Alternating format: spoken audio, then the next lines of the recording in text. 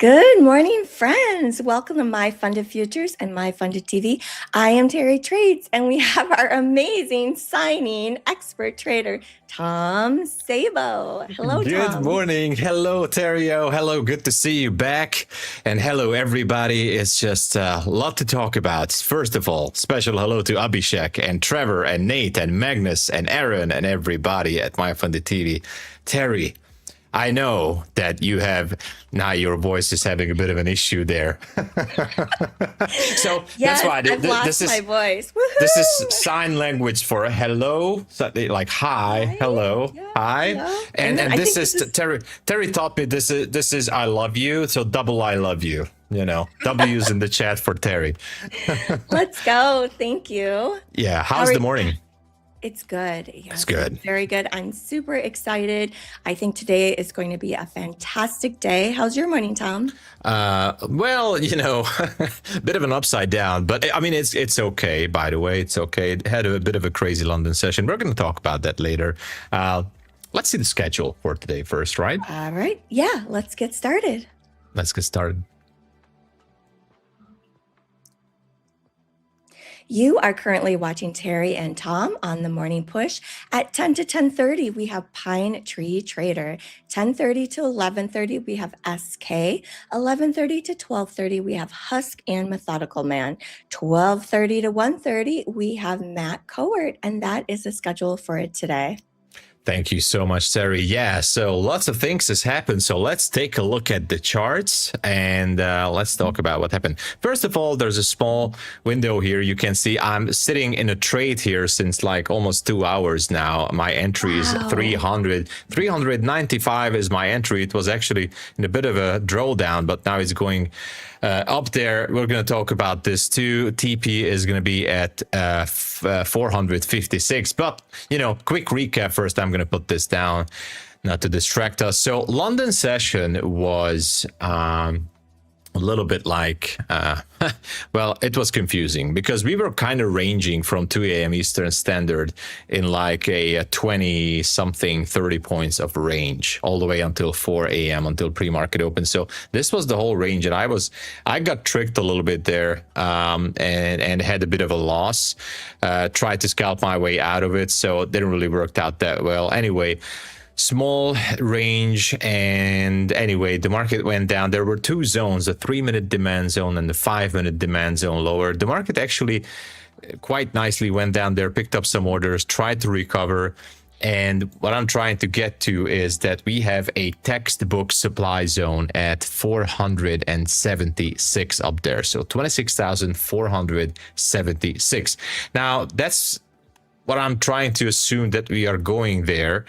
But first, the market went down, swept Asia low at 390 and trying to slowly recover. Partially the reason for my long entry was an inversion gap down there at 640 and then another kind of inversion gap. But anyway, kind of hoping that we can push it through all the way back up to like the 650s, 650, 460s, 470s, all the way up there to get closer to that 5-minute supply zone. And of course, we have the 500 level, which is again a nice psychological number. But to understand the whole concept, we really need to go into the higher time frame right now. So let's just see what's happening on the daily. Look at the daily chart, guys. So it's actually unbelievable what's happening here. So on the current contract right now and this is micro Nasdaq, we're just going higher and higher, and we have that high. We have a swing high at 562 up there, right? So it seems like that the market really wants to go through there, and we have an all-time high based on this contract in futures, which is 859, so 26,859 up there. So, you know, and then let me just switch to the weekly. Look at that. Like I'm still kind of amazed. Like we had this push here back in, I mean, last year, 25, all the way from April. Look at this push up to like the Christmas holidays, and a bit of a ranging there, and then down. But these last 3 weeks, including this one, we just actually slicing through these lower highs, and I just feel like that the market right now really wants to make a new high. So anyway, using this concept or anticipation, I'm just thinking that maybe we could see a possible further push to the upside, and this was just another confirmation that, all right, let's give it a go and let's try to get this trade running. We'll see what happens, but yeah, I'm definitely bullish. I'd love to see that 476 up there. And let's look at gold just quickly. Gold is a bit of a disappointment here, so not much is going on. Sweeping some lows here on the 5-minute. And then also, I feel like gold also wants to get back to that 5K level up there, 4,900 first. Yesterday, I would say gold was pretty much in a range, and ever since then, it's just, congesting into a smaller area here on the 5-minute. I don't see any supply or demand zone that I really would like to go with. I was looking the 5-minute, the 15-minute for intraday levels. We have some I would say point of control areas or congestion areas. Let me just put a different colors. So here and now here is another congestion, and here now. If there is no space in between, like I would say the volume profile traders would call it low volume nodes. So that's not really happening in between all these levels. It's pretty much just it's a no-go for me. So I'm not really going to go do anything about gold, not even scalping. If I look back, nothing has happened since 7 a.m. here on gold. So let's just leave it at that.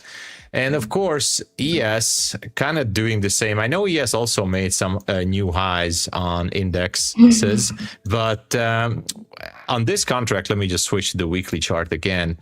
On this ES micro futures contract, we have a high at 7,094.25.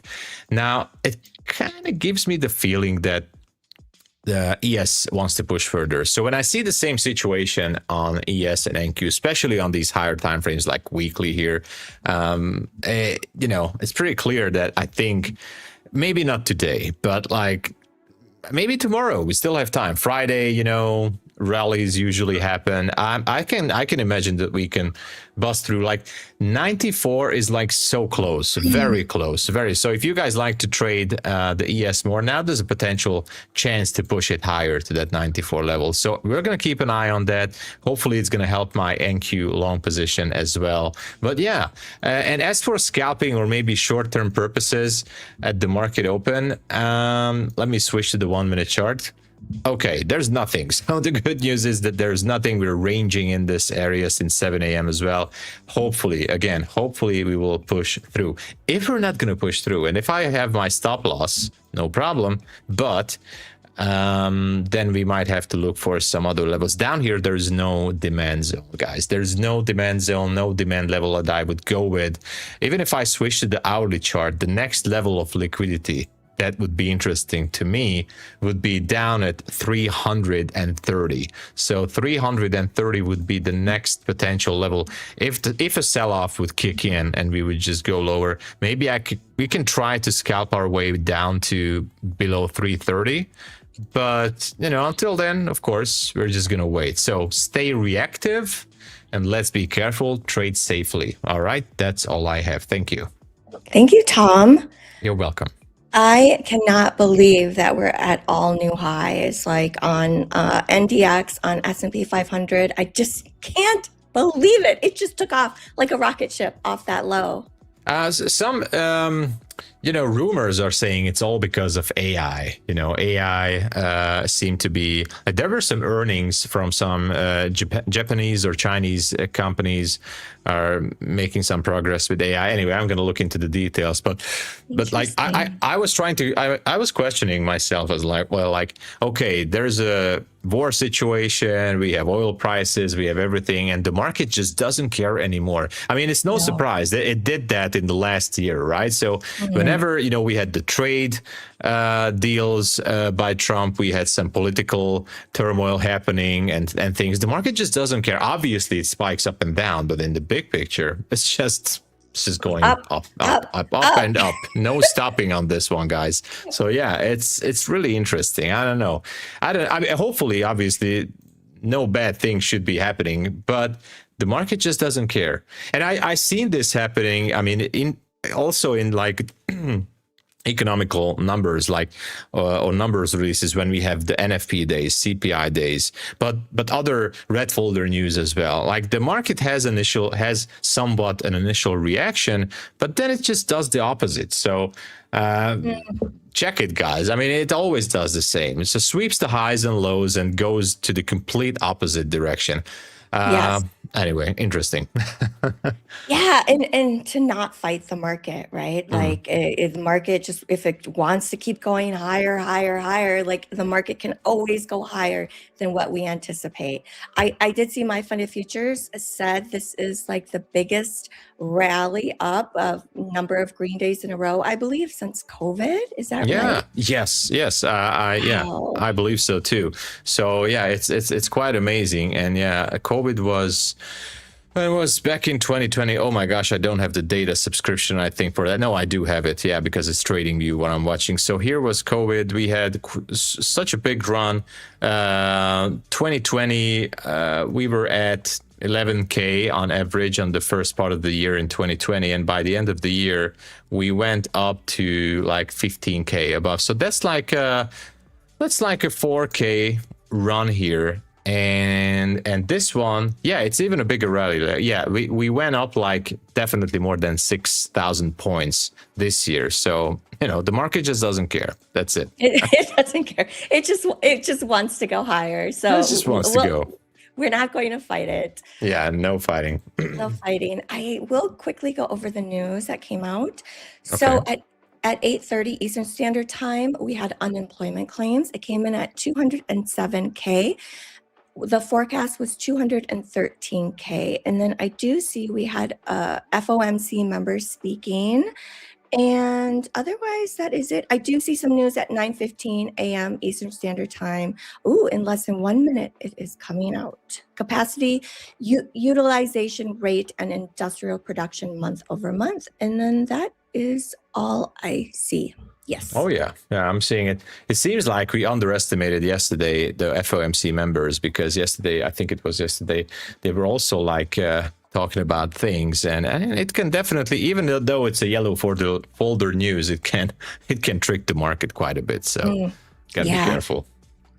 And then I do see it just overall, the resurgent demand for technology stocks boosted by U.S. shares is to fresh highs, fueled by growing hope that Washington and Iran may extend their 2-week truce. So that is from Financial Juice. Some juice for ya. Yeah, some juice for you, and which is actually a good news. Obviously, we are slowly. I'm also reading the headlines here and there in London session too, and there's slowly some quote unquote positive news headlines coming from Iran and the current government. I don't know, obviously, how things are going to turn out, and nobody knows, I guess. But at least the attacks are not happening, as far as we know, right? So we'll see. Yeah. Okay. Yeah. We shall see. We shall see. Speaking of seeing, how are we doing on the likes? Oh yeah, let's see those numbers, guys, because we got to keep on track. Let's see. All right, we are having 98 likes. I'm gonna go with 100. All right. So thank you so much for those. That is amazing. We have 344 viewers. Thank you so much, guys, for pushing it. The routine for every single session is to get those likes to 200 by 10 a.m. That's the first part of the task. And of course, if you're watching us on X or TikTok, please make sure to hop over to YouTube, smash that like, make sure to subscribe, of course, because we're getting stronger, bigger, getting closer to 70K. We have lots of ideas. What type of dance should I do? But that's going to be a later topic. But also more rewarding for you guys. We're all gonna try to get the biggest giveaway for you guys, if what's possible. I'm definitely gonna call Luke about it, and hopefully he will be even more generous than last time. So yeah, let's smash it. Let's get that 70K subs in. Let's go. Yeah. I did send Tom a short of the dance, the double Dutch dance. Oh my gosh. Yeah. Oh my gosh. Yeah. That If is. you haven't seen it yet, it is so good. It's just gone viral. And what do you think about the dance, Tom? I think it's doable. It's something, but I think that if I do that, I'm going to lose a lot of subscribers on my personal YouTube channels. No, people would love it. They would love it. Yeah, but it's a cool one. Maybe I should practice that. Yeah. Okay, so maybe it might be that one at 70K subscribers, or it could be the Pulp Fiction one. I love the Pulp Fiction. John Travolta makes it easy for me, so I still would like to go with that one. But yeah, I like that one a lot. I'm actually waiting for the debate because tomorrow is our next debate, and because you won, you promised you're going to put a red wig on or something and do some cheerleading singing for us. I just wanted to remind everybody. I'm going to put my hair in pigtails, and I'm going to come up with a new cheer because we won. Team Terry. Oh yeah, we have some new cool topics for the debate. Yeah. So we are up 3. I'm up 3. Tom is up 0, and we're debating again on Friday tomorrow. So make sure you don't miss our show. It's going to be fantastic. I think this time, Tom, you can pick the topic because you've been so gracious. You've allowed me to pick every time, and you've allowed me to go first, which is very nice. It's fine. Ladies first. You can always pick the topic, so it's completely okay. Actually, I'm gonna find some really good one. I know we have a few ones, but tomorrow is gonna be great. I promise. Okay. Yes, and also today, you guys, in about 30 or so minutes, Tom and I will be discussing the topic of daily loss limit, like setting that loss limit for yourself and what you should set it at. I did see a question in the funded chat in the Discord for MyFundedFutures as someone asked, what do you guys set your daily loss limit at? And I think that's a great question. So we will be discussing that in about 30 minutes. But before the market's going to open, let me quickly go over some promos and some news for you. So currently we have the rapid plans. It is all 20% off. Those are our daily payout plan. It's a 90-10 split. Also off of the pro plan, it's all 30% off any of the pro plans. And if you're a new trader with MyFundedFutures, it is 50% off of your very first pro account. You can pick any of them. If it were me, I would pick the 150K, the Big Daddy account, because those rarely go on sale for 50% off. And of course, always, you guys, no matter what plan you pick, always use code YouTube. Every time you use code YouTube, it does help to support our channel 1,000%. It's working. Our team is growing. We're able to add more content. We're even adding long form content. So thank you so much for every time you use code YouTube. All of us, all of the hosts, we appreciate it. Thank you. Exactly. And of course, not just content, but we are looking for stories. We're looking for new experiences. And if you feel like you would like to share your journey, maybe your first ever payout here at MyFundedFutures or your trading journey, we would love to have you here live on MyFundedTV. So if you feel like you'd like to tell us more, please apply for a form. It's going to be pasted into the chat. So please apply for that. And maybe you feel like you'd like to join our team here at MyFundedTV. We are expanding, getting bigger, better, stronger, and we're looking for some new hosts, energy, and more co-hosts. Energy, good vibes. And if you feel like you have what it takes, maybe if you don't even have a big social media following, that doesn't matter. Apply for an interview, and we will love to have you here with us at MyFundedTV. Thank you, everyone. Absolutely. You might surprise yourself, even if you think, oh, that sounds really interesting. I think I could be good at that, but I'm not sure. You might surprise yourself. You never know. We take chances, right? As traders, we take chances. Oh, yeah. And, guys, life is about chances always. You take a chance when you eat something or when you ride a bus or where you ask out your girlfriend or boyfriend, whatever. It's all about chances, So take your chance and go for it. Yeah, let's go. Also, very important announcement regarding the treasure hunt in our shorts. So in our shorts on YouTube, on Instagram, on TikTok, on X, there is still hidden treasures, discount codes in all of those shorts. I just got knowledge of that it continues. So the treasure hunt continues. Make sure you check out all of our shorts to find that secret code for a nice fat discount from MyFundedFutures. Oh yeah, go for it. Yeah. And Yeah. I do love this. But there's so many different type of discounts going on and giveaways at MyFundedFutures, MyFundedTV as well. And yeah, stick around for the whole session, not just a session, for the whole stream, because lots of surprises happening. You know. Yes, and speaking of surprises, this is another update I wanted to share with everyone. If you didn't notice, when the form drops, now you have 1 minute to get your name on the form to win a free account from MyFundedFutures, and then the winner will be announced right away instead of having to wait throughout the stream. So MyFundedFutures listens to your feedback, and the feedback was that we want to know right away if we're winners or not. So there you go. Thank you, MyFundedFutures, for the free accounts as always. So make sure you keep your eyes peeled to chat, because anytime when it drops, you have less than 1 minute to get your name on there, and then you will find out right away, which is awesome. Oh yeah, go for it, and lock your eyes on the chat, because you gotta react quick, like this. You just watch it. Don't care about the charts. Just watch the chat. That's it. It's such a great value to get an account for free. And you know what? We did have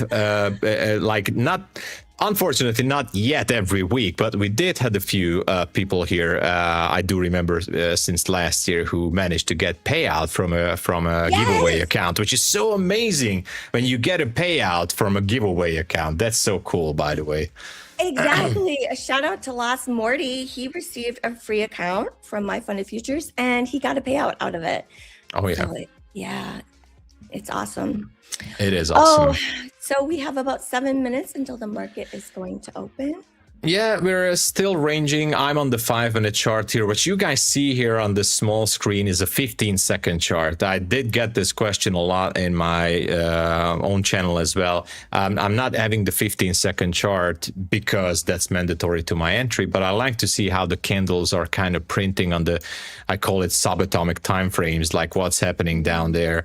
Yeah, nothing special about that. This is mainly for me to see how the trade is going on. But like currently, I'm definitely like trying to put together something on the 5-minute chart. I don't really like this area, this congestion area. It looks very bad. And to be honest, and that's not good for my trade, but it looks a little bit like kind of a sloppy situation. So I can imagine that the market is just going to go lower and lower, and we're going to take out that sell side at 330 now. Hopefully it's not going to happen, but usually when this takes so much time, it can happen. So market open, I am hoping a very strong push. I really want to see that, a very strong push higher. Push, yeah. Are all of the people who sold, they're just chasing the market back in? They don't want to be left behind? Maybe. The thing is, and this is just something I'm trying to anticipate and hoping for, that everybody is kind of seeing what's happening on those higher time frames. That's why I talked about it earlier. Like, okay, we are so close on this current contract in futures to those highs. So let's just try to push it a little bit further, especially ES. So I think right now today ES is going to be the driver and NQ is going to be shotgun. As soon as ES goes through that high, which is going to be 7,094, we could see that so-called SMT divergence, whatever. So what I'm going to put an alert to like 7,000 and whatever 92. And if ES is going for that level, be careful with the longs on NQ. We could see a possible drop down. So yeah, I think ES wants to go and make a new push, and NQ is just following through. So we'll see. Yeah. All right, we shall see. You've traded all new highs markets when it's making all new highs before, right, Tom? Yes, I traded. We've seen Starship Enterprise there, so everything. There's nothing out there, by the way. I did put a Starship Enterprise on my chart because nobody has ever been there before, and I was like, this is impossible. Like, if we are in no man's land, like that is truly no man's land. Like, how can you trade? Because I got this question: how can you trade above those levels? Right? I honest answer. I don't know. Like, I really don't know. If you are super close to a round number, that's the only thing that you can go long, right? But Yes. otherwise, nothing. There's nothing out there. So, Yeah. yeah. I've known traders that will just sit it out because it's not their trading style. They look for levels to the left on the chart, and if we're making new highs, we don't have anything to trade off of as far as previous levels. So I have heard some people will just say, "I'm just going to sit it out." Yeah, we need to. Sometimes there's those days when we just have to sit it out. So, But not Tom and me. yeah, I mean, We always trade the open. No, we are guys. We're always gonna be here. We're always gonna take the trades, and not you know why we're taking these trades, guys. We're not taking these trades for the money or for the setup. We're doing this for you. Fame, or for the fame. We're for the fame mostly, yeah, but for you guys. Yes, absolutely. But honestly, really, I haven't really. Before I wasn't here on MyFundedTV, which I'm really grateful for. I wasn't really trading the 9:30 open. So even on my channel, I was like, okay, let's wait until 10. I was even started to stream somewhat before 10 because I didn't care about the 9:30 open. But we're having such a great time here with you guys. And by the way, and not that I want to brag about it, but me and Terry, we are having some really good levels pointing out even for ourselves, and I'm kind of seeing some of my accounts getting some extra profits there, like only from the market open. I'm like, that's so cool. So we're having some good levels here. Exactly. I have said to myself, I should only trade on the open with Tom and on stream because I do so much better just trading all together here than off on my own. I kind of do some silly things, which we will talk about in about 15-20 minutes about a daily loss limit, which is so important. It is important. So many ways to do this. Oh my gosh, it's almost market open. 45 seconds, 45 seconds. So let's hold our breath and let's count down and let's start to pray and let's just, whatever. Let's just have a good time. The best way to have a good time in trading is like just size down your position, and it's going to be so cool. Then you can enjoy it really much, because if you size it down, it's not going to hurt your emotions, even if it takes you out. So yeah, let's hope. I'm kind of hoping for a 25-point push higher, and then I'm good. So good luck, everybody. Buckle in. It's 10 seconds. My gosh. Oh, it's pushing. It's pushing. Go. Come on. All right, pushing. The market is open for business. Let's go. Not my yet. God. Not Soon. yet. Soon. Oh, no, look at that. Look at that. Unbelievable. Unbelievable. Market is open. Market is open. Yeah. Oh, my gosh. It was so... Oh, my gosh. It just missed your TP. Are you kidding me? Yeah, I know. I mean, it's so typical NQ. I can't believe it. I can't believe it. Now, what do you guys do when you have a situation like this? You know what you do? You just forget about it and you keep moving on for the next trade. That's what you can do. Exactly. This is a tester position. This is your probe trade. You taught us. Somewhat about. Yeah, it's almost like a probe trade for me. And oh my gosh, I was so close. My TP was like almost like 2 points. Well, 3 points and 2 ticks away. Well, whatever. It is what it is, guys. I feel like now we're gonna sweep the lows at 364. So unfortunately, my stop is gonna get. Well, we're gonna have days like this as well. It was super close. Exactly. This is just one trade out of many. This is the probe trade. Oh, yeah. Okay, let's see. This high is 453. So far, the low is 380. Quite the range. I think it should be taking out the low and my stop loss as well, because there's no other type of liquidity down there. Yeah, it's already going down. It should take out 62 now. Sorry, 64. Yeah, almost out from the position. Thinking to close it down and save a few bucks, but I'm all right. I'm going to take the full stop here. Yeah. Okay. It is what it is. We're it opened gapped higher. It has almost filled the overnight gap since yesterday's closing price. We're about 10 points, 8 points away from closing. Let's check on YM. YM is making new highs. It is pumping. Oh, wow. Now, some of you guys might ask me, like, why don't you close it, Tom? I'm going to tell you exactly why. It happened to me too many times. The thing is, I'm going to gladly take the full stop on this because it happened to me so many times. I close it down and Murphy's Law is going to skyrocket back to my TP. And I hate that. I hate that feeling so much. That's such a bad feeling that I would trade that feeling for a full stop loss anytime. Actually, I would trade that for 2 full stop losses anytime. So I would rather have my stop taken out and then I can look for another setup, obviously. So, you know, it makes it easier for me to move on. That instead I could have, let's just anticipate that it's going higher. I could have closed my trade at 370 and now I would be going crazy. Like, oh my gosh, now it's going back to break even. So no, I want to take the full stop loss on this one if I have to, and I would be a happy trader. But yeah. You know yourself well. You know that you would rather take the full stop, because if you don't take the full stop, the opposite is horrific. You would rather oh my gosh, full stop. Exactly. And I think this just brings us to those answers that we talked about. Like, you got to find the answer in yourself. You got to look into yourself and ask yourself, like, what is that trigger? What are those situations that brings out the worst of you as a trader? Like, for me, those triggers, one of those triggers are these situations. And I'm still trying to learn to deal with it, but you know, it's going down again, but I'm perfectly fine with the outcome.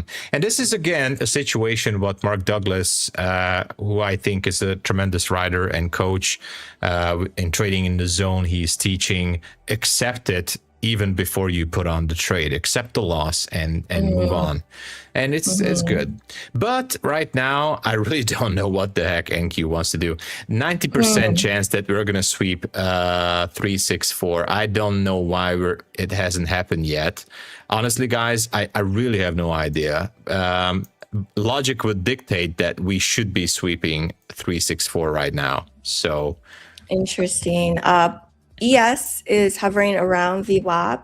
YM is above VWAP, and NQ, we are trading below VWAP. A little bit disjointed. Yeah, so ES also kind of hovering around this level, trying to push it a little bit higher. I'm kind of hoping that ES, you know, hopefully bulls will jump into ES and just, you know, push it up there to the 80s or higher, and then NQ can quickly follow. But you know, ES doesn't really want to drop, and I still think that ES is driver. So we'll see. Okay, we shall see. I will take the 5-minute orb if it breaks on the sell side. All right. So I have a stop at 365.75 to sell. Okay. It really looks amazingly good for a sell. It's just ready to waterfall down. And we talked about the 330 level. I think it should be taking that if it goes down. So yeah. This is the 5-minute. Let me see. Yeah, the 1-minute is actually looking really good for a sell-off. It's almost like a bear flag situation. But yeah. It should be breaking down any second now. Any second, it should be breaking down to 360. There you go. All right, let's see. Almost out from this position. Oh, okay. I'm tagged in on the sell side. I got taken out from this one, no worries. And now 330 is the next level that I would be looking for. 330. Let's see what 330. happened. Okay. Yeah. The first 5-minute candle was almost 100 points, not quite, right? High, low. Yeah, almost 100 points. I think I'll go for about 40-ish points. My entry is at 365. I'm short 40-ish for about 40 points would be what, 2.5? Okay, I'll put it at 2.5. Let's see. The 1 minute does look like it wants to go lower. We swept the low here. Are we going to reverse? That's also a good question. Or are we... Well, we have the 350, which is, again, like a round number. Some small swing lows there in that area. I don't know if we can get it or not. But very interesting levels for sure. Maybe the bulls are just tired. Maybe. It's possible. It is possible. Maybe they're just tired and they need a good nap. But if we tag the 330, I might still gonna be look for a possible reversal. Okay. And I'm still not, into the bearish bias yet. This is for me is not enough. Again, we can definitely sweep that 330, but I would be careful holding short positions, especially if it starts to create a structure. But on the other hand, let me go to the 1 minute again. Okay, so the 1 minute already created a structure here on this bear flag. So we already have a structure, and let me put a line here. Okay, there's a line. Okay, now we wicked higher. Now, I know it's only the 1 minute. Oh my gosh, is it gonna go back up there? Yeah. ES is it checked below VWAP and then it bounced right up. Now it's above VWAP. Oh my gosh. Again. Okay, this is just a liquidity sweep. So far this is not an up close candle, which is still a good news for the short positions. No up close candle here above this structure. So this is not a structure shift. I mean, technically yes, but otherwise not, because the body of the candle has not closed higher above that 402, which is the swing high. So this is still good for shorts. Actually, it could be even better for shorts if it's closing. Yeah, it's closing as a bearish, almost like a bearish pin bar. So it should be dropping down to 330. I might even jump into a scalp. Yes! I don't know. Join me. I'm scared. So much more fun when you're in the same trade as me. It makes me feel secure. Yeah, I feel the same way too. That now that you're in, I can jump in safer. But what should I do? I'm still kind of thinking. The longer I think, the train is going to leave the station without me, I feel like. But yeah, there you go. We are testing yesterday's highs, I see.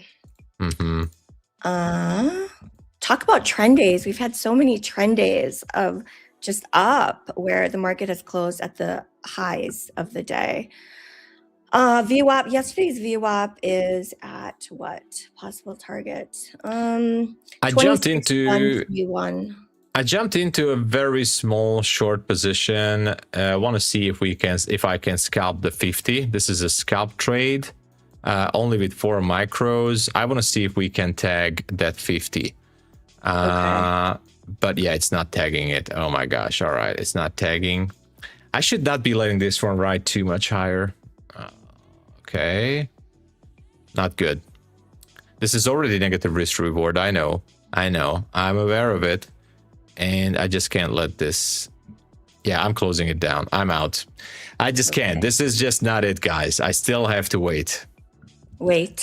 Yeah. Still have to wait. Yeah. It's been tricky. It is tricky. So yeah, even if I would jump in for one more trade, that will be an extremely low risk situation. Bears are definitely trolling us here. 26,400. It's back. Bulls are pushing back.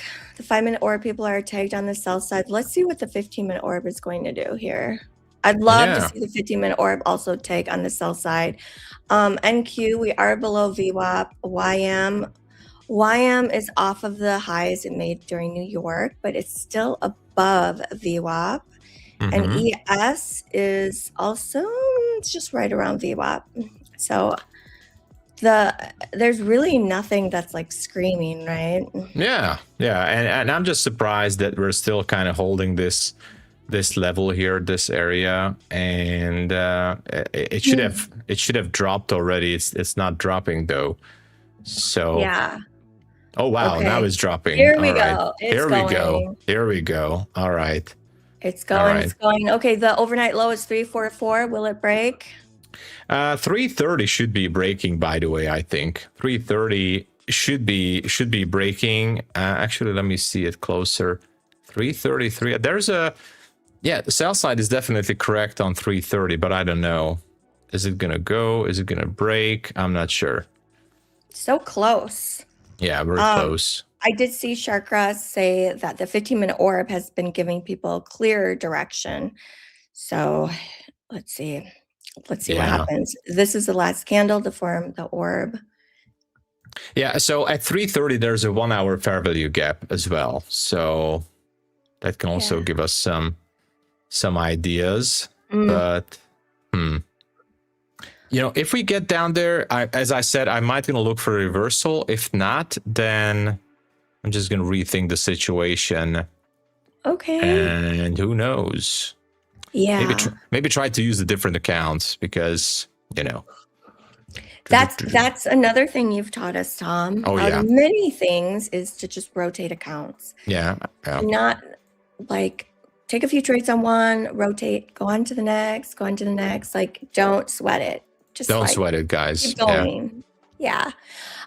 So speaking of that, because that is part of risk management that you do, let's talk about a daily loss limit. Yeah, that is super important to have a daily loss limit. And of course, there's different type of scenarios you can use the daily loss limit, like per account or overall. So it depends on strategy, depends on how many hours you spend with trading. But yeah, so lots of different angles to look at this. Yeah. I'm curious, everyone, all the traders who are listening, watching, type in chat. Do you use a daily loss limit, like one that you set yourself? Type in Y if you do, type in N if you do not. Yeah, like daily loss limit is obviously it's super important, and there are some features that TradeAway or at MyFundedFutures, if you use the DX feed connection, then on the dashboard, you can actually set yourself up for the daily loss limit as well. But now I know TradeAway also have this feature built in.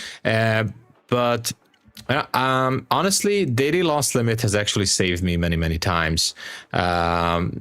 Not saying like for some traders, it could be a bit of a setback. So when you were using those type of accounts, MyFundedFutures has no more daily loss limit, which is, by the way, more freedom. But we have these tools that you can use, obviously. So daily loss limit overall saved me many times. I do remember I had a MyFundedFutures account. I was down. I was only having like I was having $180 something of drawdown left, and I managed, and I had daily loss two times maybe on the same account. And I mean, anyway, that was back then when MyFundedFutures were having a daily loss on the core accounts, I think, and then managed to get 2 or 3 payouts from the same account. So actually, it could be a lifesaver sometimes. But daily loss limit, it's not just about the P&L. It's always about confidence. It's always about your conviction in your trading model. So your biggest asset, as we said many, many times before, is your confidence. Yeah. So if you go on tilt without having some sort of a daily loss limit, then you might think that, oh, I just lost that eval or that funded account, but the biggest problem is that you're losing confidence. You're losing that self-belief that, oh, I can do that. This is the way I should do this. Losses are always going to be inevitable. That's always going to happen. But when you let yourself break that daily loss limit rule, that's the point when you are actually going to cause the biggest damage, which is the damage in your confidence. So if you have the ability or the extra money to purchase, like, not just one evaluation account, or you can, maybe you're able to get 2, 3, 5 evals, maybe you have fundeds. I realized over time that it's always such a good thing to rotate those accounts. For example, this account, I'm down almost $500 for today. I'm done on this account. It's okay. It's fine. Perfectly fine.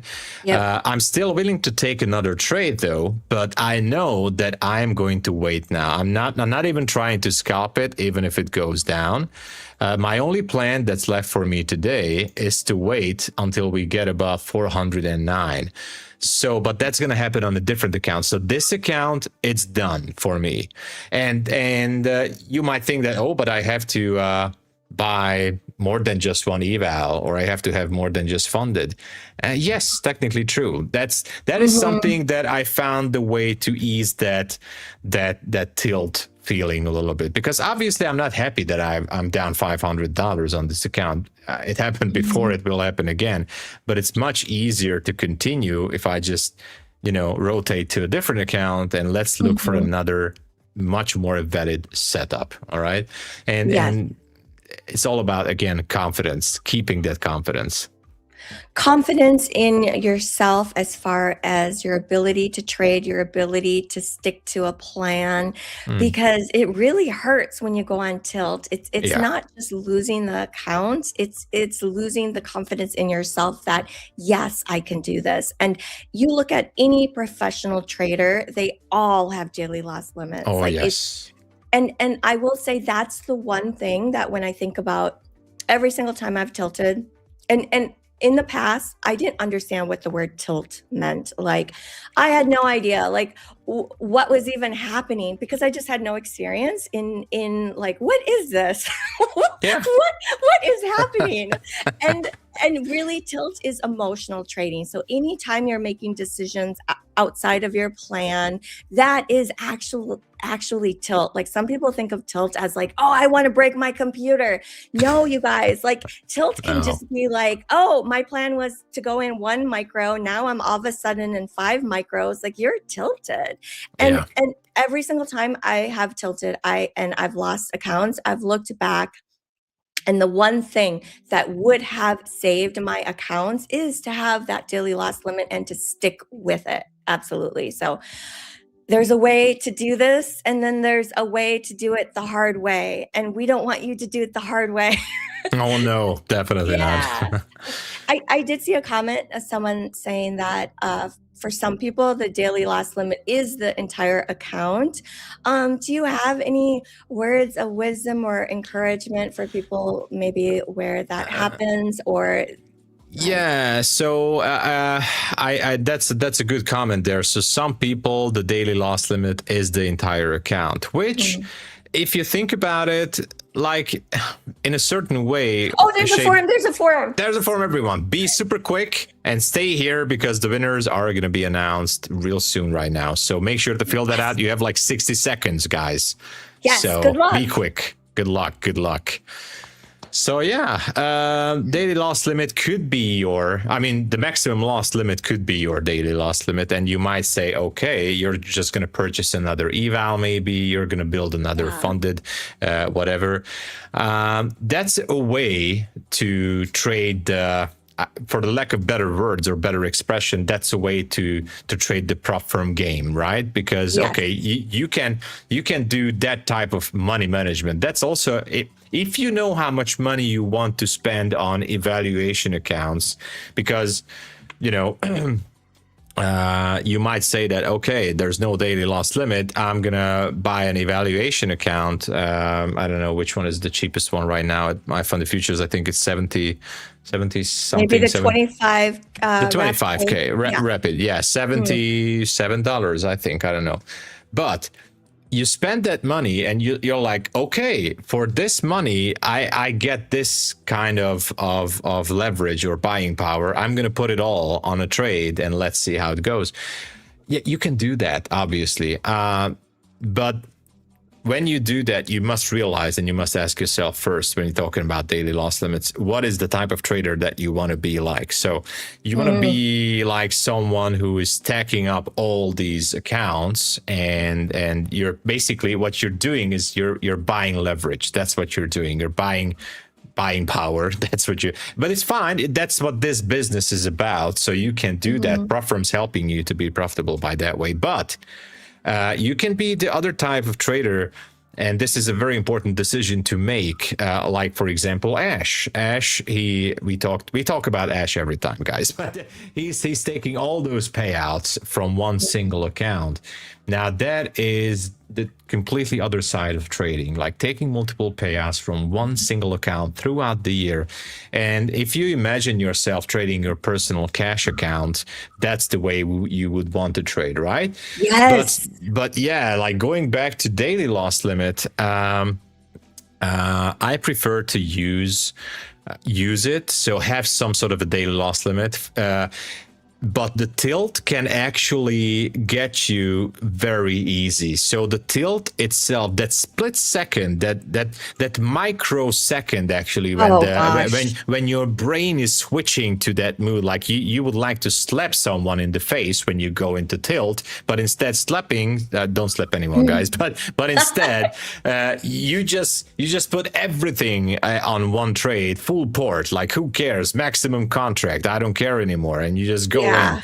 Now that split second when you make the decision, when you click that mouse, that's not it. That's not you. That's not what you want to be or what you want to become to be as a trader. That's not it.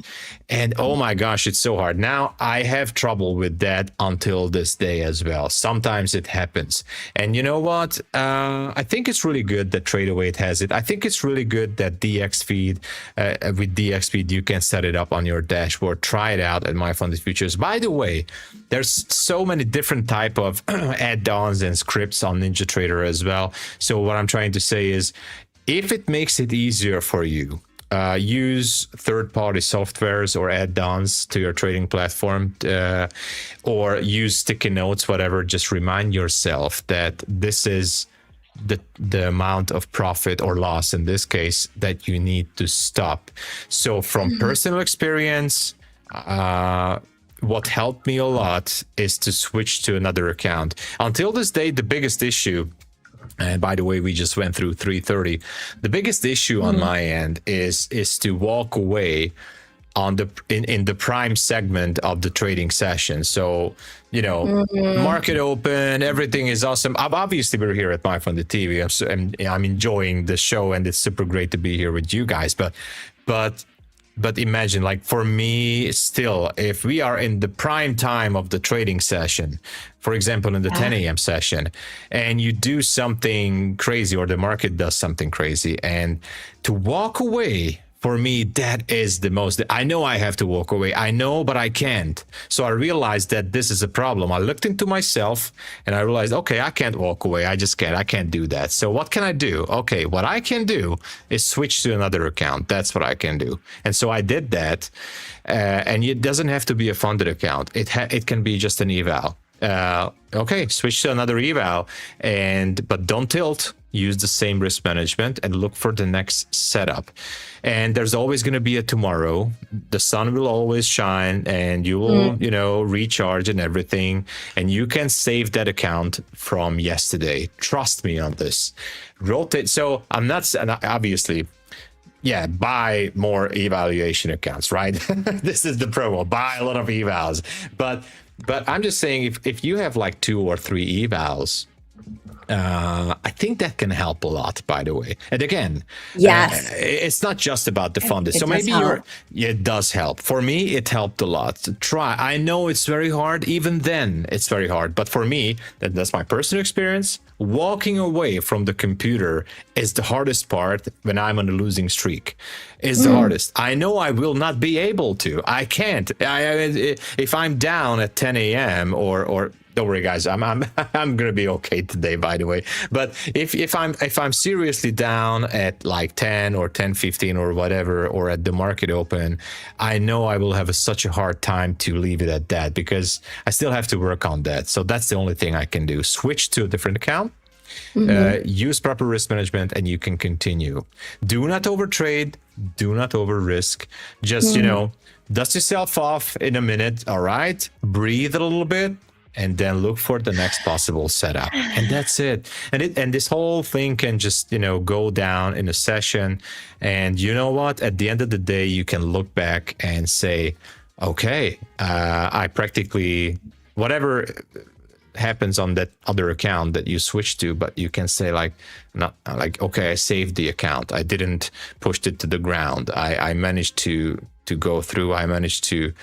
You might That's a huge accomplishment. Yeah, a huge accomplishment. At the end of the day, you are saving that confidence. You're saving your conviction in your trading model, because the market is always going to do completely the opposite what you've learned or what you've seen. There's always so many surprises from the market. But I think it's so good that we talk about this, because we need more talks about these kind of mental awareness or psychology topics. I think it's important. Definitely. I have another question, Tom. Sure. How do you determine how much you should set it at, your daily loss limit? Do you go by a percentage of the daily total daily drawdown you have, or? Yeah, so I do love the 50K accounts, though. Although I always like to have the every now and then 150K account, but like my brain is wired to the 50Ks, and so. I would say if I'm down $500 on one particular account, that's a red light. Like, okay, this is it. This is because I usually risk like no more than $200 or $300 on a funded account. That's the maximum. I try to go with 100, 150. So if I'm down 500 or a little bit more, that's already telling me that, hey, you did something stupid. Like, for example, in this occasion, and I'm not gonna be unhappy about it. The scalp trade, which I did the second time, because I could have held it because we actually went down to 330. But what if we would have just skyrocketed up to 450? That would have been a disaster. I had to cut that trade. But the trade itself, for the second time after the stop loss, I'm gonna be honest with you guys, that was a mistake. It was a mistake to enter to the trade without any more confirmation. That was only based on intuition. But I know I made a mistake. And let's just move on to the next setup on a different account. So about $500 a day on the 50Ks. Oh my gosh, I talk too much. It's already less than 1 minute from our segment. We love it when you talk, Tom. Oh my gosh, I'm sorry. We love it. No, we love it. Everyone, W's for Tom. Let's go, everyone. But guys, just, so awesome. Trade small, and don't worry, it will be fine. Yes. Okay, we have Pine Tree Trader on deck here. What a wonderful day. Thank you, everyone, for joining us. I do see that we hit over 200 likes. Let's go, everybody. This was such a great achievement. Let me give an applause for everybody. You guys are amazing.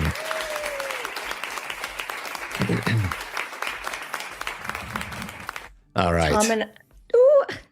My letter came off. Code, they're all falling out. Code, YouTube always, guys. Thank you so much. Tom and I will be back on tomorrow for our Friday debate. We shall see what happens tomorrow. Thank you. Oh, yeah. Please give a very warm welcome to Pine Tree Trader. Bye, guys. Cheers, everyone. Bye.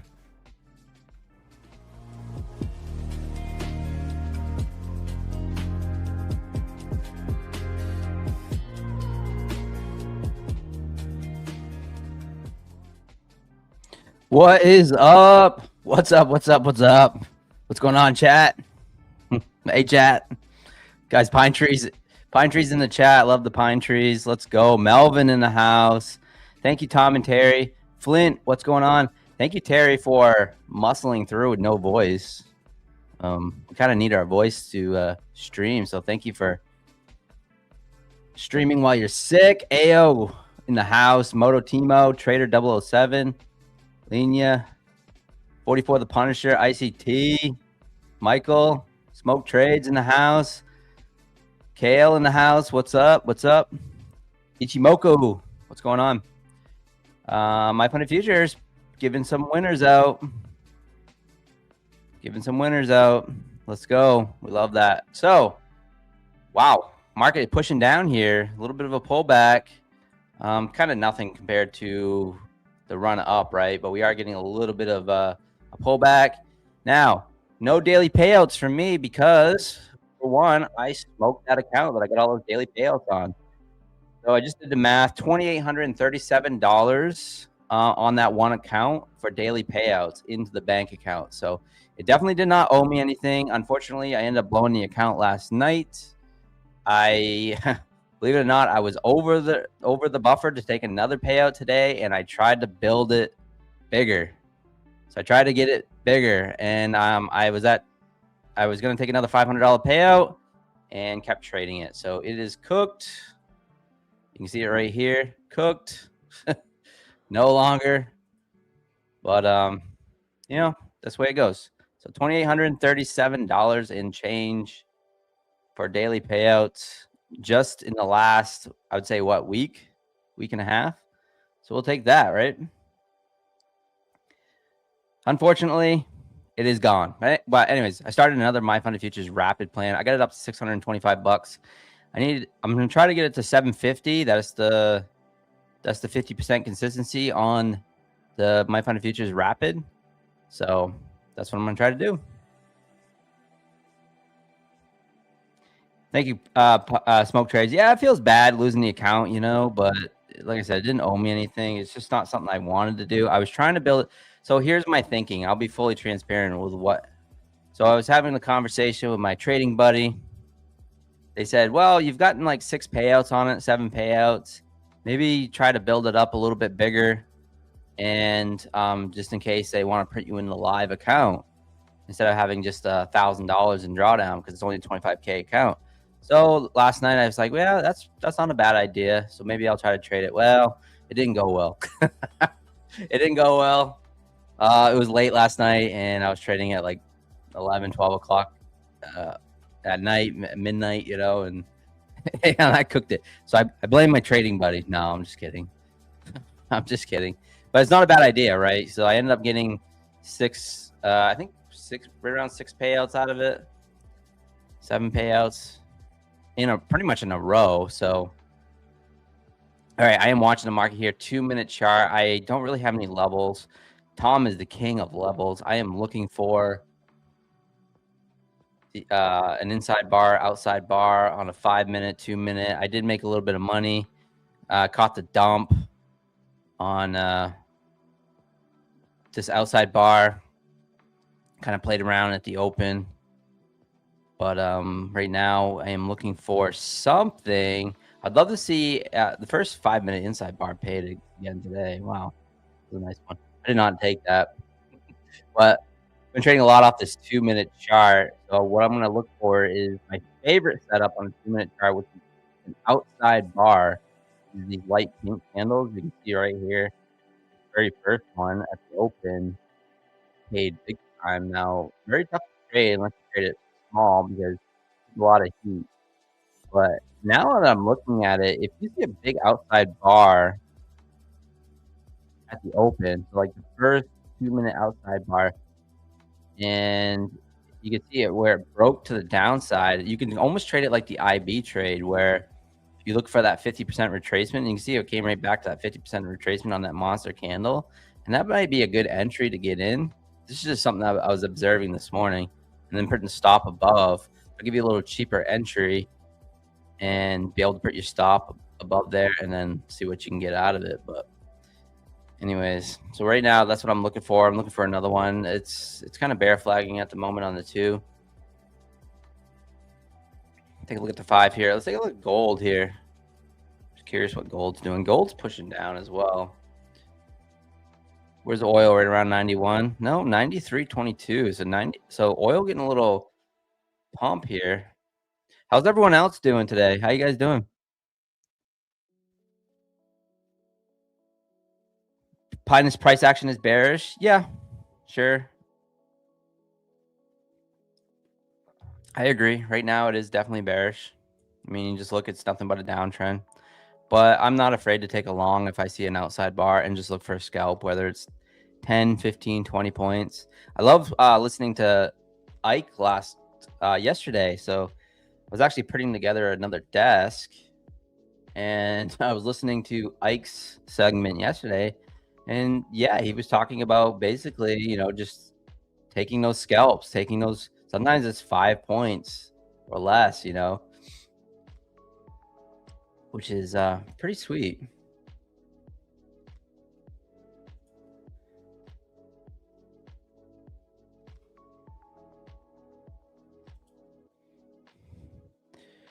All right, 26,350. Push it up to this 50% retracement on this line. Do I try this little pine line scalp? I'm only looking for, you know, right around 160, 170 bucks to get 50%, and then hopefully pass this account. So I hit 50% today, then maybe I can pass the account tomorrow, activate it, and then work on another daily payout and get some more of my money, get more of that money.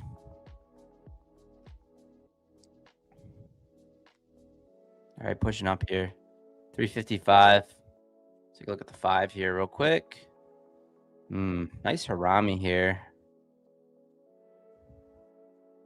So if I look for a scalp off this 2-minute line, it's literally going to be a scalp, just like a few points, like 10 points.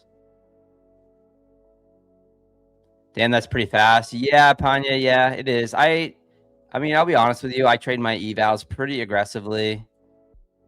I'm going to look for a little trade here. See if this line holds. Look for a little scalp. 3 micros. Ooh, got an initial reaction off it. Ooh, and it busted through. Still holding here. Stops up at that VWAP.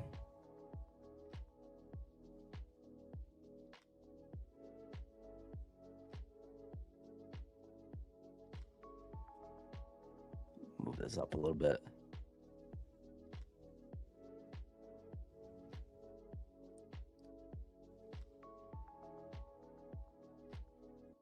Just look for the 10 points. Stops at break even. Stops at break even. All right, bang, 10 points. All right, 10 points off from that.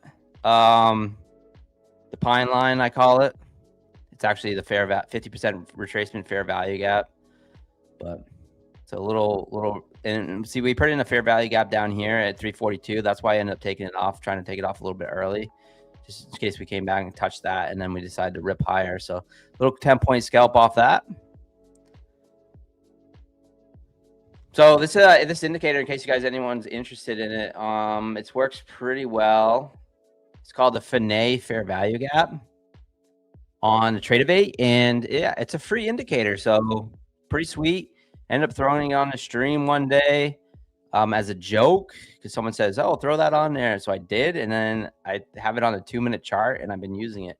I also like it on the 5-minute gold chart. It works really well. Here's a test right here at 525 gold. Maybe let's try it again for the stream, right? I'm gonna get to 750. Maybe we get it. Getting a little push up though. I know that the thing about gold is that it loves to backfill these areas. So let's just put a sell. I need an ATM here. Something like that. Let's do something like this. All right. Trying to short here.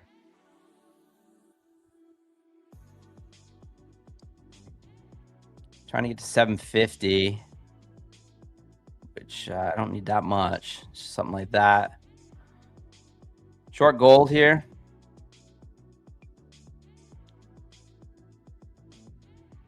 Scary trade, especially off that outside bar. So very scary trade here.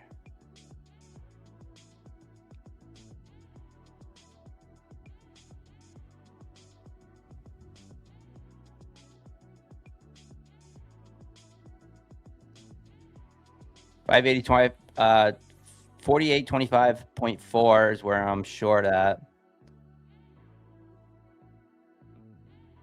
I don't really like this, to be honest with you. But we'll see.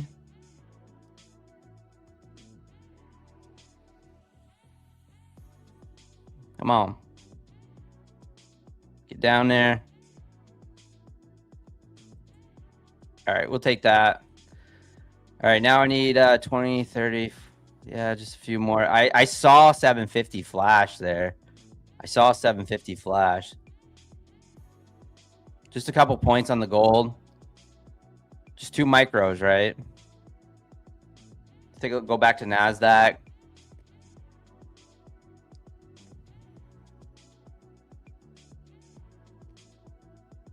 Well, yeah, I did exit a little early. I saw the 750 flash, and when I marketed it out, I got a bad fill. So I agree with you. I almost hit 50% consistency. So I wasn't really watching the trade. I was trying to watch my P&L, which is something that you shouldn't really do. But normally is you don't really want to watch your P&L. But I saw the 750 flash. I tried to mark it out, and so now I need let's see, what do I need? $30. So what I'm going to do is size down to, ooh, I like this push up here. Oh, went without me. I'm going to size down to 1 micro, try to get my $30. And then possibly, like I said, I can end up trying to pass it tomorrow. Now this is very aggressive, right? But I want to get back on the daily payout train. You guys know anything about me? I love my daily payout. So try to get daily payouts every single day. And then I can just kind of build up some other accounts.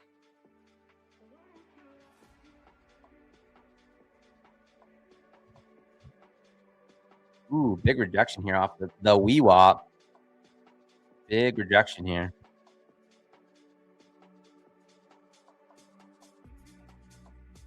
See, I'm glad I didn't hold that trade. You see what happens if I would have held that trade on NASDAQ? Just took the scalp 10 points and then it just ripped. So like I said, it doesn't really matter what direction the market is really going. Obviously, it's easier to go with the flow. Yesterday, I ended up locking in some daily payouts, and all I did was hit the button because it was just grinding higher. And I waited for a little pullback, something like this, where it kind of touched the trend line, and I just hopped in. There was no inside bar, outside bar, anything like that. Same with last night.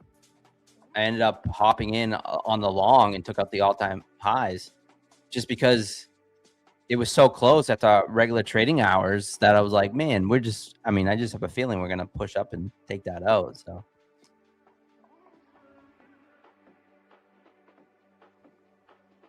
if you guys got any questions for me, feel free. It's not all about the giveaways. It's not all about the giveaways, even though I know that's why a lot of people do tune in. But if you got any questions for me, feel free to ask in the chat. And I'm going to look for a $30 trade here. See if we can hit 50% consistency. Now, this is an area where I do like to push, because if I'm up a couple $100 and it's an end-of-day account, which MyFundedFutures Rapid Eval is an end-of-day account, I like pushing end-of-day accounts until I hit that consistency mark. So if I hit that consistency mark on that day, I much rather do that. I like this long. This is I'm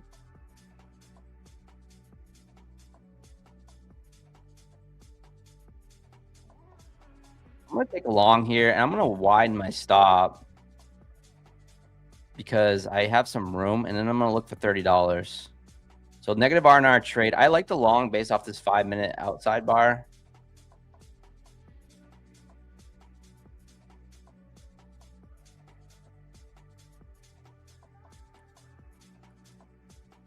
Okay, I was looking at the wrong chart.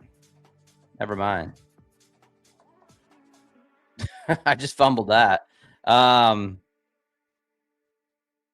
Okay, I'm still long though. I was looking at the gold chart. It wasn't NQ.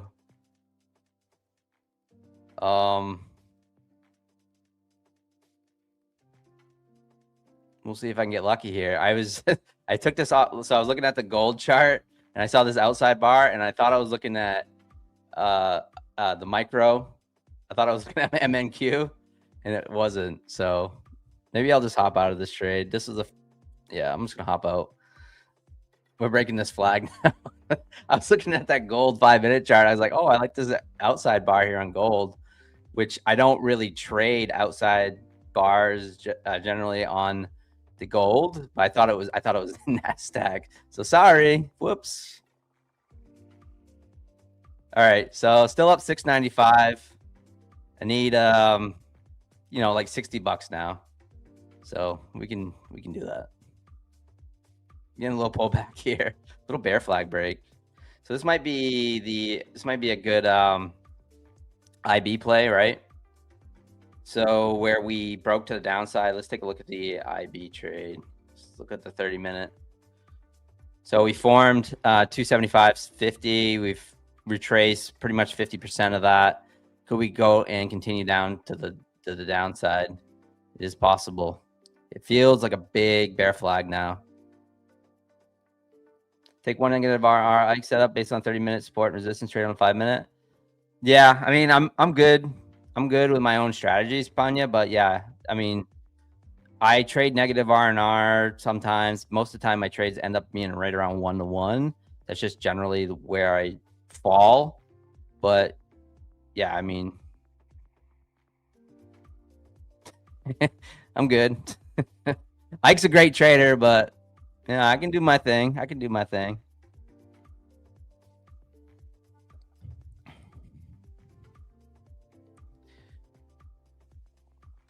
I'm not opposed. No, I'm not saying negative R&R is a bad trade. I do trade negative R sometimes. It's just however my setups fall into place. You know what I'm saying?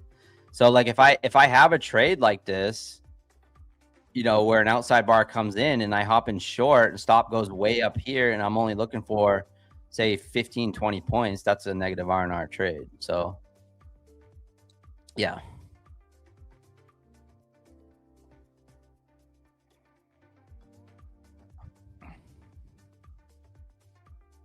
All right, we're getting that push back up here. Now, does the IB come into play here? This is what I'm wondering. Does the IB come into play?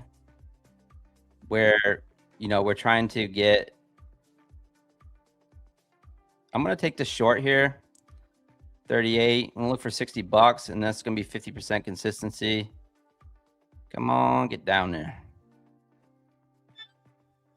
Get down there.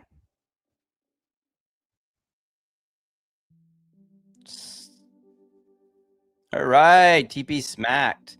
So 751.76. So that's 50% retracement. Basically took it off that, just knowing that the IB is formed that low. We came back, tested that right around just above that 50% and pushed back up on the 2-minute off this little pine line, fair value gap line, rejected, looking for that. See, 38 to 23. So nice little trade there.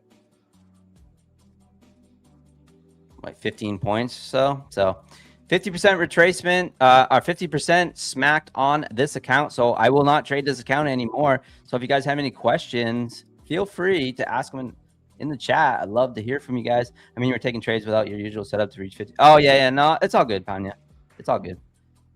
It's all good. It's all good, bud.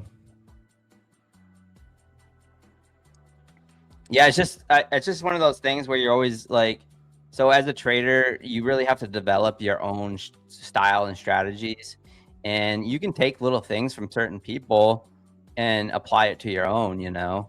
I've had many traders, some big influencers message me personally and be like, man, inside bars are fire, but they don't even talk about it. You know what I'm saying? And then, but I'll take little things off of people like, you know, like Mr. Zing bringing back the IB, you know, popularity in Ash, and or Ike talking about negative R&Rs, or or Terry talking about the rainbow trades and things like that. So I take little things from people and then adapt it to myself. Now, I never even traded off a 2-minute chart ever in my life until about 3-4 months ago, or actually basically when I got hired on to MyFundedFutures TV. So what has it been, like maybe 2 months? Wow, time really flies. I feel like I just started streaming for MyFundedFutures, but time really flies. So anyways, hit 50% consistency. And that's where, thank you, Panya. Appreciate that. But yeah, just taking those little things and applying them to your own style. And knowing at the end of the day, like I love like Ike when he talks about like, you don't need to make home runs. You don't need to do this and that. That is true. I mean, I took $2,800 in payouts just with MyFundedFutures alone. And you guys know that I get tons of daily payouts, but just on that rapid alone, 2,800 in payouts in just about 2 weeks. So I would just say 2 weeks. Beautiful, right? And it was all just little base hits, 10, 15 points, and now it's it. Now, that's just my style. If you're someone that's gonna say, all right, you just caught the retracement up here, say you went short right here at 390, and you're gonna ride it down to 275 and low or below. That's awesome. You know, if you can catch 100, 200 points, 300 points, beautiful. I'm not that type of trader. I've tried to be that type of trader and I failed. Now, last night, see, I am capable of doing it. Last night, I caught the long from the market open and rode it all the way up and sat on my hands the whole stream. If last night you were sitting in my stream, it wasn't very exciting because I was literally, I caught the long right here at 6 p.m. We put in this outside bar and I just said, you know what? I think we're going to all-time highs. And I just hopped in the long with a 1 mini and rode it all the way up. Now, in hindsight, it would have been nice to have held even further, but once we broke the all-time highs, and I actually took it to 420.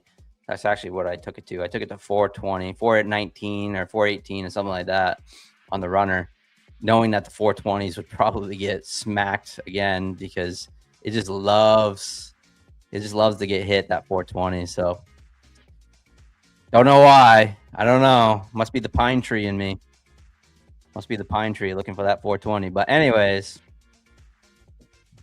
let's not talk about that. We have compliance listening. I'm just kidding.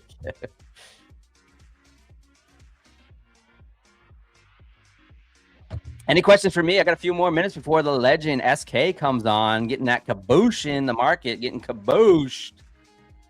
I think that maybe that, I mean, the market is only down 44 points, NQ 0.16%. So much room to the downside if it wants to go, right?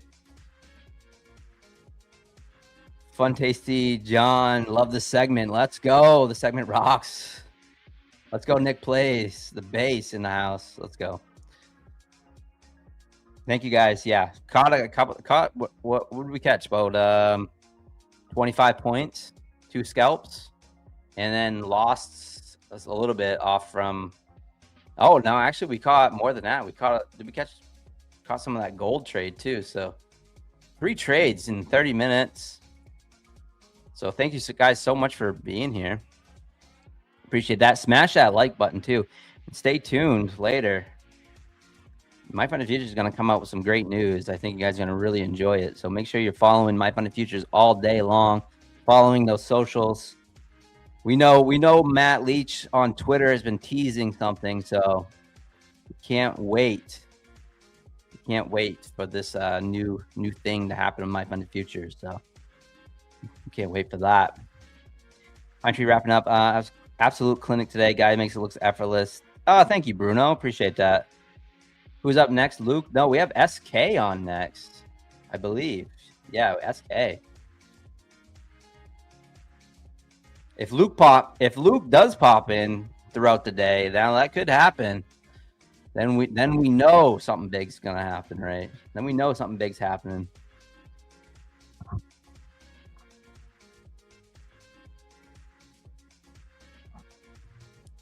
All right, market here pushing down here, bear flagging. Let's take a look at a 2-minute here real quick. Just my little, see if we can get a little analysis.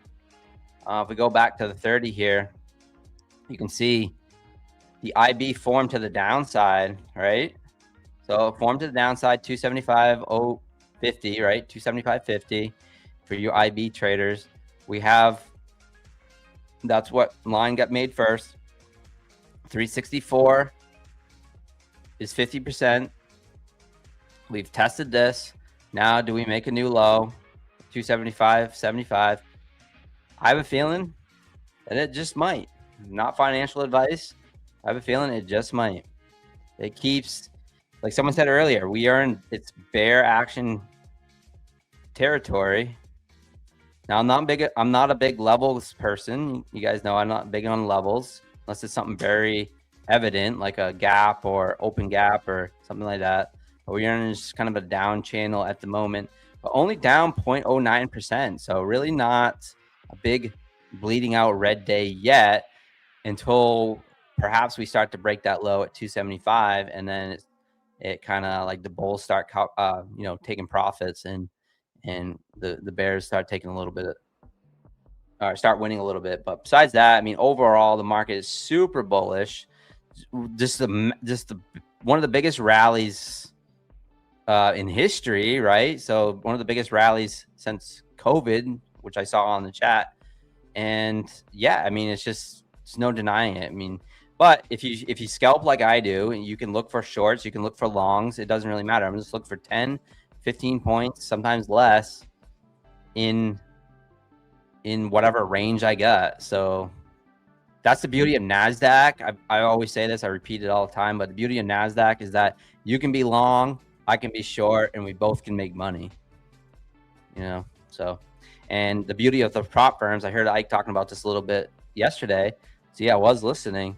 Is the beauty of prop firms is that you don't really need to take the huge base, have huge winning days. We can just take our base hit days, $300-400 a day, and take our money and leave. So that's what I'm planning on doing if I get this rapid account passed. Now I will try to trade it tomorrow and get it passed. And if I do, great. If not, that's okay. But if I get it passed tomorrow, then I can work on getting another daily payout as soon as tomorrow afternoon or whenever I pass it. So I might even pass it tonight on my own stream, which is every single night at 6 p.m. Eastern time. My own stream. So give me a follow on YouTube and X and all that good stuff. I appreciate the support. I just crossed over 7,000 subs, and I'm going on to 10,000 hopefully soon. But yeah, come join the stream. It's a lot of fun. We have I usually have around 250 people watching, so not as big as this stream, but the chat's lively. So if you're bored at night and for the Globex Open, come hang out. And yeah, so anyways, guys, thank you for being here today. MyFundedFutures TV, the best in the biz. Thank you, everyone. Appreciate it. Take care. 10K incoming. I hope so. But with that being said, let's give it up for SK, the legend. All right, guys. Peace.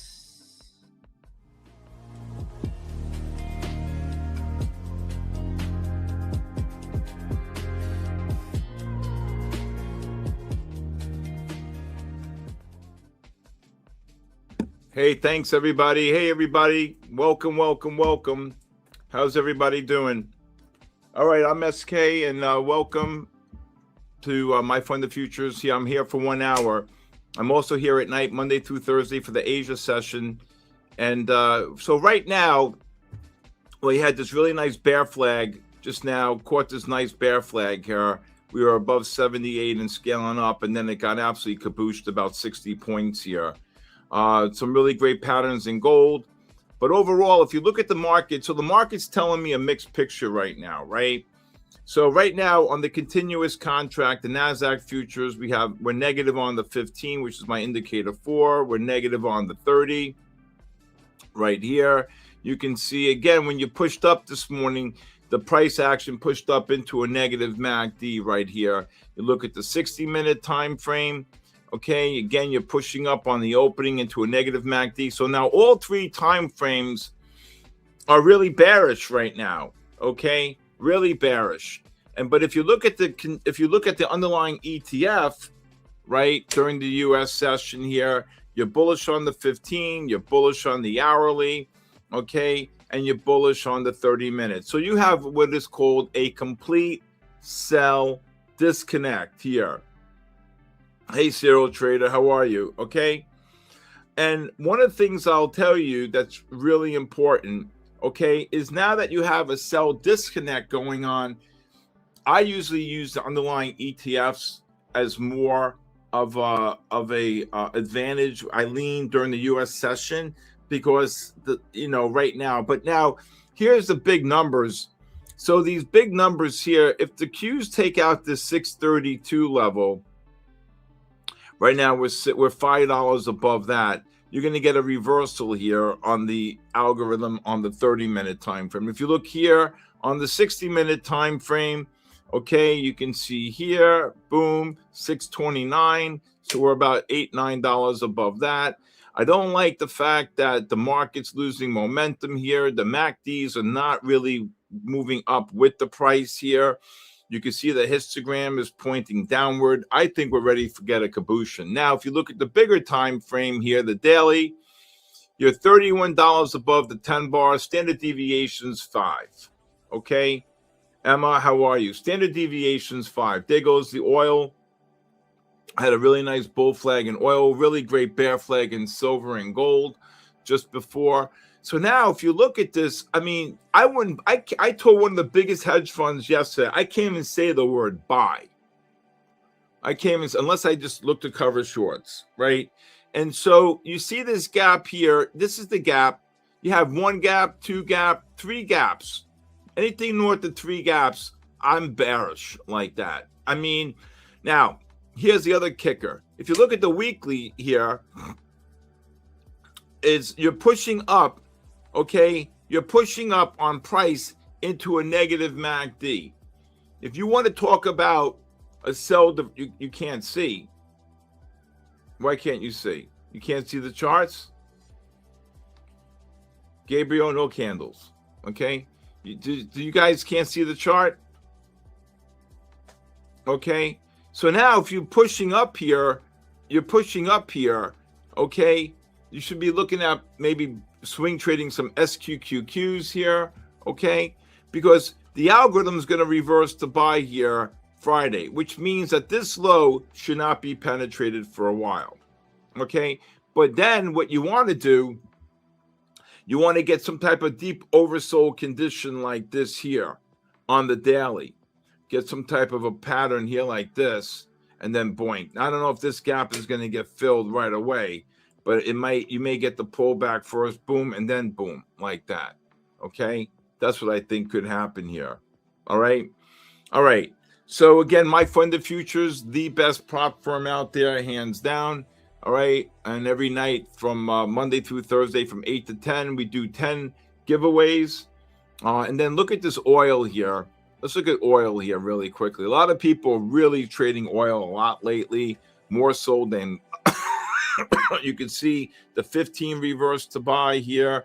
Oil's about to get a sell reversal here on the weekly. And then here, if you look, the 30-minute time frame's bullish.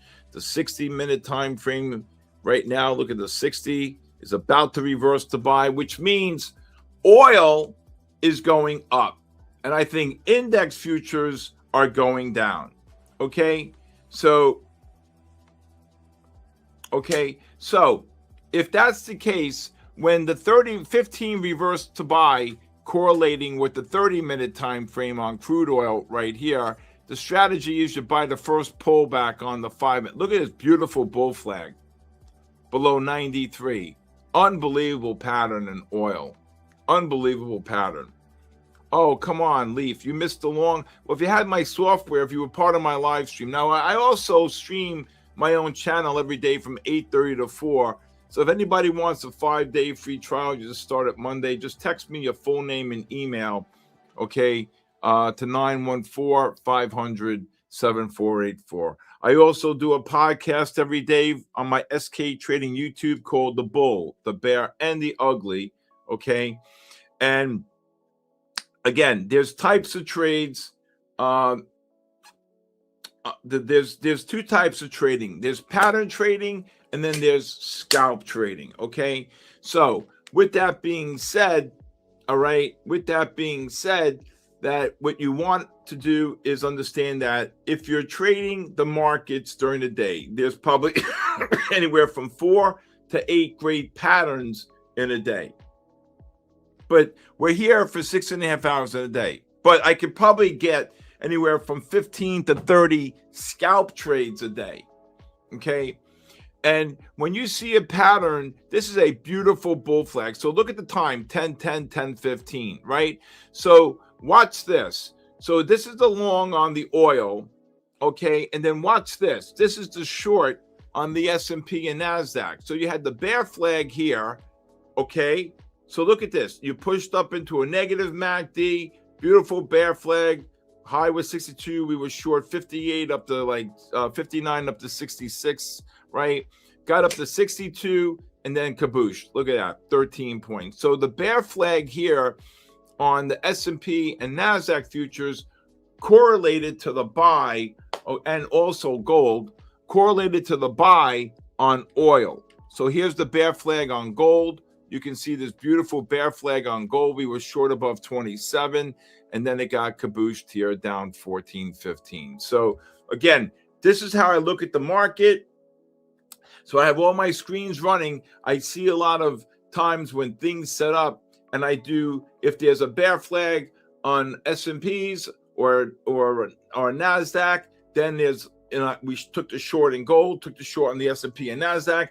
I did not take the long in oil, but I told people you got a bull flag on oil, and somebody said, should we go long oil? I said I would look to buy it here, and oil just ripped about almost 90 cents there. So again, if you look here on the underlying ETF, the spiders, you can see exactly what I'm telling you on the spiders. Normally the standard deviation on if I can get my data to work, is 5. Okay, you're 24. Okay, this is going to get absolutely annihilated right here. Now, do I think this gap is going to get filled? The high is 659.61. Well, that's roughly 37 point. That's 370 handles on the S&P. Okay, do I think that's going to get filled? Yes. Do I think it's going to get filled first? Now, here's the interesting factor. Okay, based upon my my work. If you look at this number right here, 678.36, is it higher than 674? Of course, the answer is yes, right? Okay, right? Okay, I'm going to touch on the light volume in a minute. So now, what this is saying to me is that on this drop, the algorithm most likely is going to reverse the sell first before it touches the 10-bar weighted moving average. Okay? All right? Okay? So then combined with this here, and again, when you get a buy reversal on the weekly like this, you don't get a sell reversal 3 weeks later. Okay? But this is a monster bear flag. Okay? Again, you're pushing up. You're making new all-time highs right here. The MACDs are non-confirming. I would tell you right now, okay, we're going to get kabooshed. Okay? We're going to get kabooshed. All right? Now, the fact that the algorithm reversed to buy on the weekly chart means that any oversold condition on the daily is going to do what? Set up longs. Okay? Set up longs. Okay? All right? All right. And anybody new here today? I see a lot of people from the night stream. Hey Johan, how are you? Okay. Man, it feels good not to shave. Oh, love it.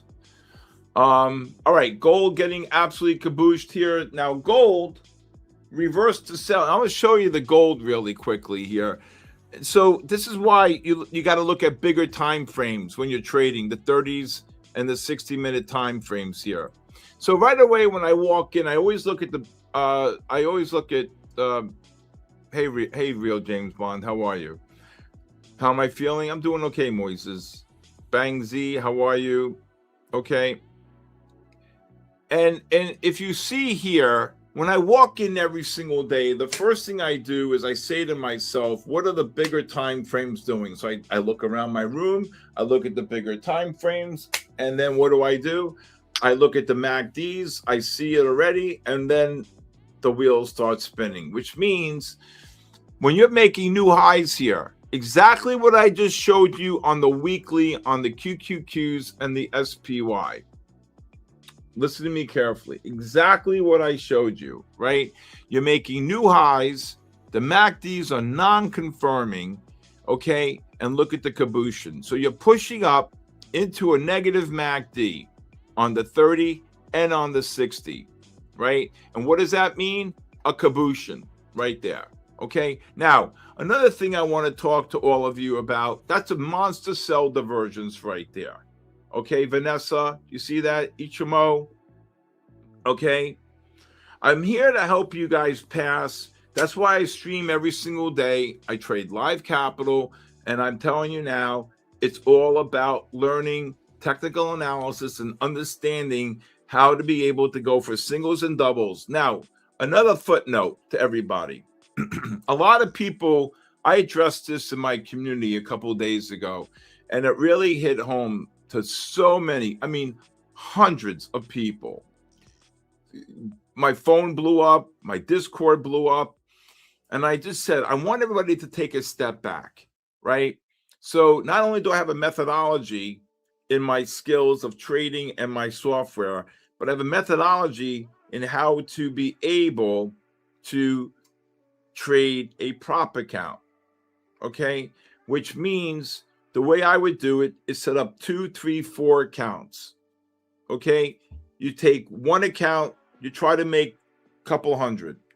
You hit the goal, you go to another account.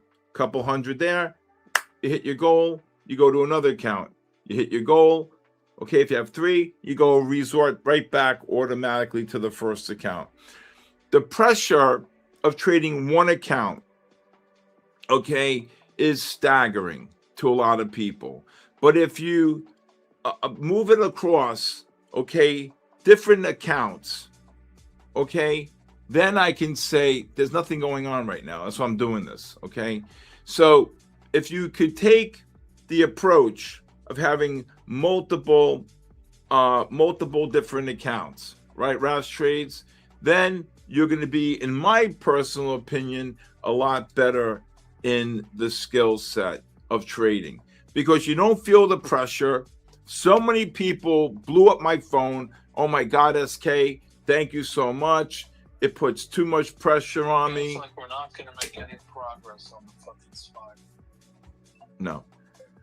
So again, if you see that, if you see trading one account, okay, it's going to, I feel, limit you, but it also gives you the less pressure. The rotation is significantly, I think, a positive approach to passing.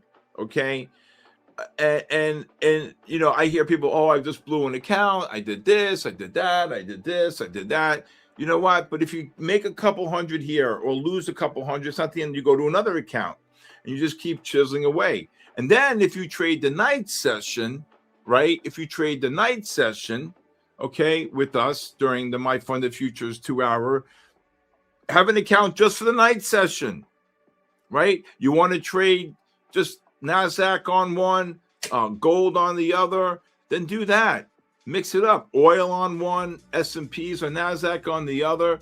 There's different ways to do this, okay? But I'm saying, okay, if you, in my opinion, again, strictly in my opinion, if you have multiple accounts, it will give you you will be relieved of a staggering pressure of trying to, remember, you have 22 business days in a month, right? If you can make $200 a day on each of those accounts, you pass the eval depending on the plan, most likely the 3,000. And then what is the other thing? You don't have to pay the fees going forward. You've already hit the threshold, right? So anyway, this is just coming from me, from years of experience. You know, again, I do not trade I trade live capital. So I just want you to realize that. But I'm looking from above and trying to help you all in a way that is going to change your life. And what you need to do, okay, is if you take this approach, right, Barbie? If you take this approach, I feel could alleviate a lot of stress on people. And I've already got to tell you, so many people have been coming to me and saying, thank you so much. Thank you so much. I can't believe it. It really has worked for me. Now, I have a gentleman here behind me. That's the approach I'm helping him with right now. Anybody who comes and joins me, I have the same approach. Now, I understand some of the plans, you can only do 2 micros on gold or silver. I think that's going to change quickly, hopefully. Okay. But anyway, I just wanted you to know that. All right, this oil gets down to the 93.35, down to the 92.65. I would look to buy this oil on a pullback. What was the low here on this oil? Okay. Again, you guys, if you like to trade oil, this is a beautiful bull flag right here on oil. Just got down to 19. I wasn't watching it, but this oil, you could probably lower it down to 65 to 25, 92.55 to 93.25 on oil. Beautiful bull flag. The 60-minute time frames at 11 o'clock, as long as we are above 93.36, which looks like we are, we're going to get a buy on the 60-minute time frame on oil. You get a buy on oil. Now, remember, when you're trading oil, you should be looking at what? The underlying ETF, the USOs, right? So you're bullish here, you're bearish here on the 60, okay? You're bearish on the 30, boom. And with the 15, you got to be bullish. So you have what's called a sell disconnect. So right now you have to wait, okay? Again, all right? And again, if anybody wants to just give me a call and talk to me about any of this, I have no problem. Okay. You know, I have people who call me all hours of the night, so it doesn't make a difference. I get no sleep anyway. So, but if you want to call me, my number is 914-500-7484. I give out my personal cell phone number because I want to see all of you succeed. And again, if you want a 5-day free trial, just text me your full name and email, and I'll send you the link for first thing for Monday. Okay, you can get it. All right. Okay. Also, you guys should be looking at Bitcoin, BTC, USD here. You know, MyFundedFutures allows you guys to trade this. This is a pencil pattern right here when the price action moves down here. Okay, and then you get the push up here. Okay, you could take that short, 73,980. And of course, what does it do? It drops 500. This is called a pencil. And especially when the push up into the negative MACD here, is this market ever going to go down? Really? Is it going to be a red day ever? Really? Okay. Yeah, well, Apple's making new lows. It's down 6 off the high, and the S&Ps are still up. Okay. No power naps. No. Okay. All right. Wow. Gold got kabooshed there. Wow. Below 4,800. All right. What are they going to do here? These 15. Look at this. Doesn't want to go down. Look at this. Look at this. Look at this. Look at this. Look at this. Look at this move here. Look at this move.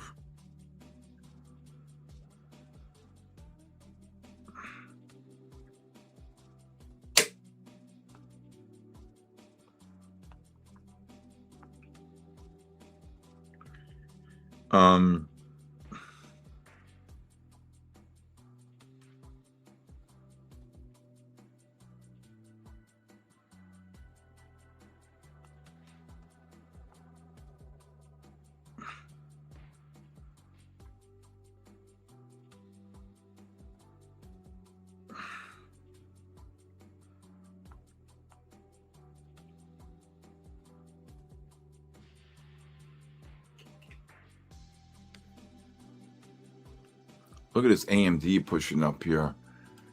Bitcoin pushing up. All right. Microsoft, AMD.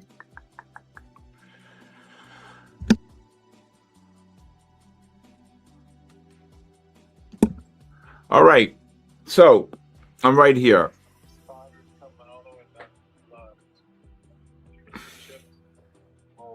Oh my God.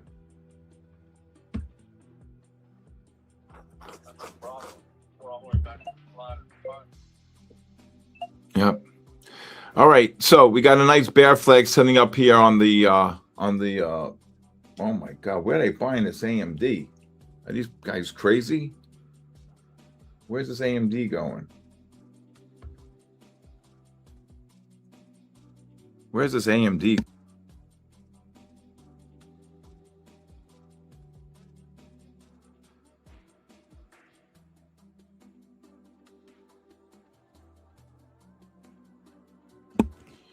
All right. Oil's dropping, gold's pushing up. S&Ps, I think they're short up here. NASDAQ, I think you got a nice bear flag here on the NASDAQ. If this NASDAQ gets up to the, I'll just drop 20 here. Oh man, AMD, what a short. Man, oh man. Okay, if this NASDAQ, you got a big bear flag here. It gets up to the 2220 level again. I just took it down. I should let the NASDAQ up here. This NASDAQ's got a big bear flag here. It's going to get killed. Wow, AMD just dropped. What a short. I think this is a big bear flag here. 60-minute reverse to sell. First bounce on the 5-minute here. Oil, if you're long the oil, just ran about 20 here on the oil.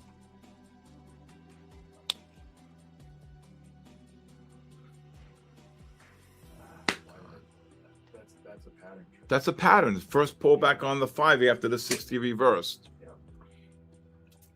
Again, once you hit your goals for the day, okay, once you hit your goals for the day, that's pretty much, you know, oh my God, look at this AMD. Oh, this guy didn't pick up. Jesus Christ, 7250. That was my number, 7250. Oh my God. All right. NASDAQ is rallying for now. If you look at the NASDAQ, you're 1,300 points from the 10 bar, the most ever. One of the most overextended. Oh my God, AMD just got killed.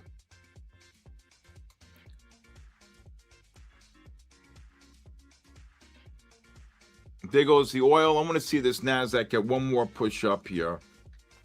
You got nothing but bear flags here on the NASDAQ. Let's see here. Oh my God, AMD. Jesus, Mary and Joseph.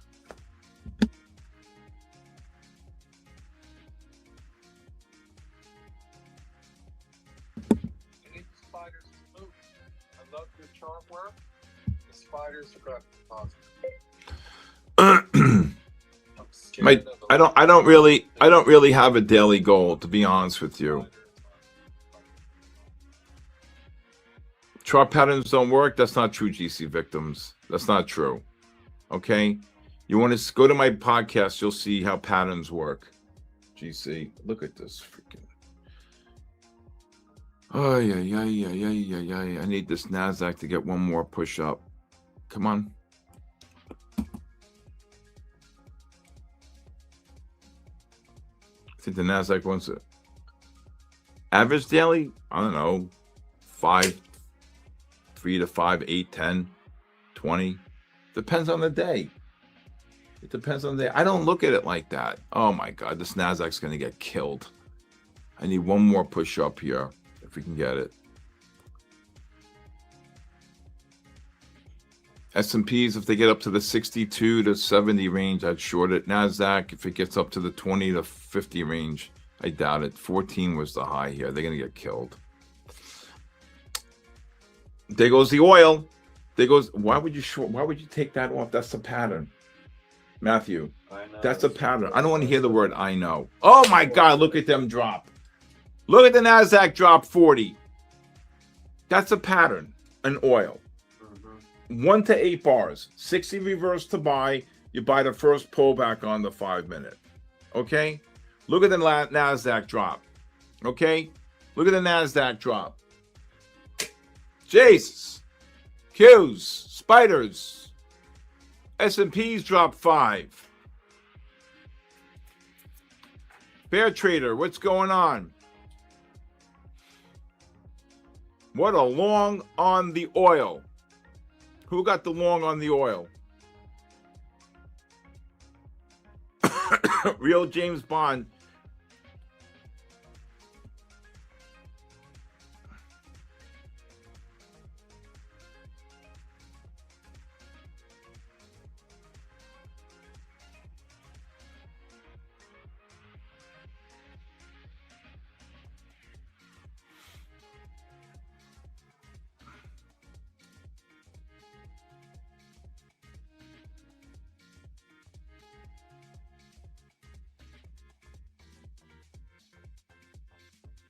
Look at this oil.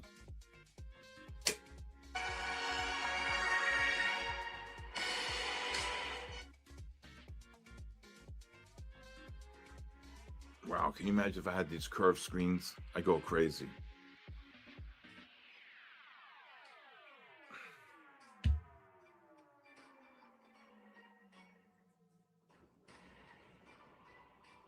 Wow.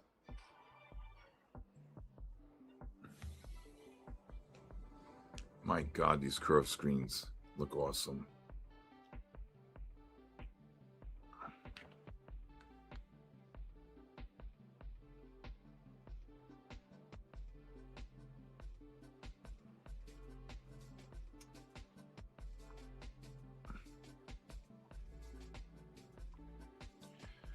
Boy, I think that gold was another good short there just now. Gold just dropped 7. You guys just did a raffle? I didn't even know about a raffle here today, just now. All right, let's see if these 15s are going to hold here. See if the NASDAQ can get one more push up. Anybody new here today? Remember, I do stream at night from 8 to 10 on the MyFundedFutures YouTube. Sarah, how are you? Sarah Eats. Gabriel Trades. B-Tree, how are you? Belgium, what's going on? Queen of Trade. How are you? GC. Trading by Sam. Moises, how are you? Come on.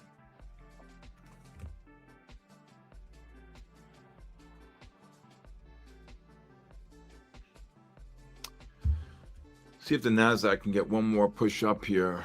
All right. Time is it? 10 o'clock.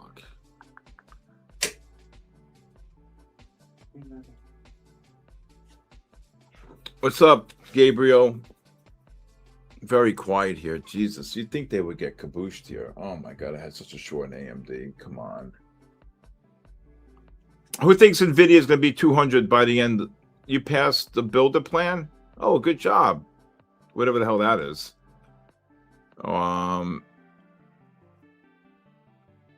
Who thinks NVIDIA is going to be 200 by the close tomorrow? Who thinks NVIDIA is going to be 200 by the close of tomorrow?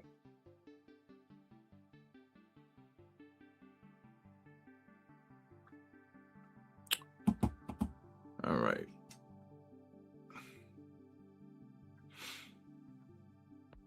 Come on, AMD. Give me one more push.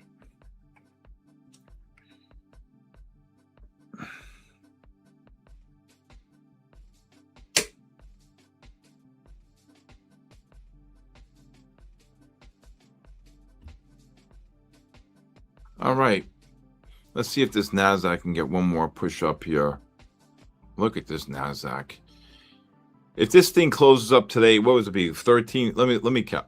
Let me count. 1, 2, 3, 4, 5, 6, 7, 8, 9, 10, 11, 12 days.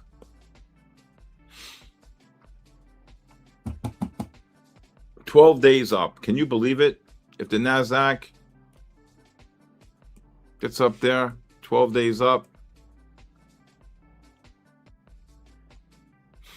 Again, if you're short this NASDAQ, I think, you know, 20 up to 50 range. Gold's pushing up here. Gold.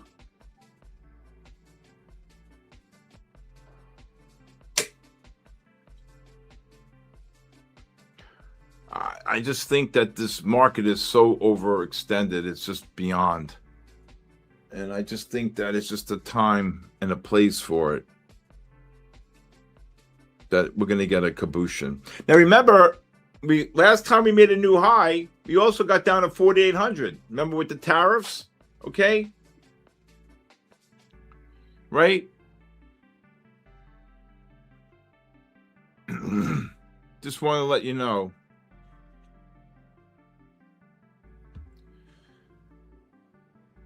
This gold I would look to short this gold here again. If gold gets up to the 16.5 to 24.5 range. Oh yeah, I've seen this like this before. And then it just gets absolutely cabooshed. Absolutely cabooshed. It just gets absolutely cabooshed here. It's gonna... Well, now I gotta get my reading glasses. I can't see the stream too well here. I'll be right back. I'm just gonna run and get my reading glasses. Just give me 1 second here, everybody. I just gotta get my reading glasses. I left them in the car. Just give me 1 second.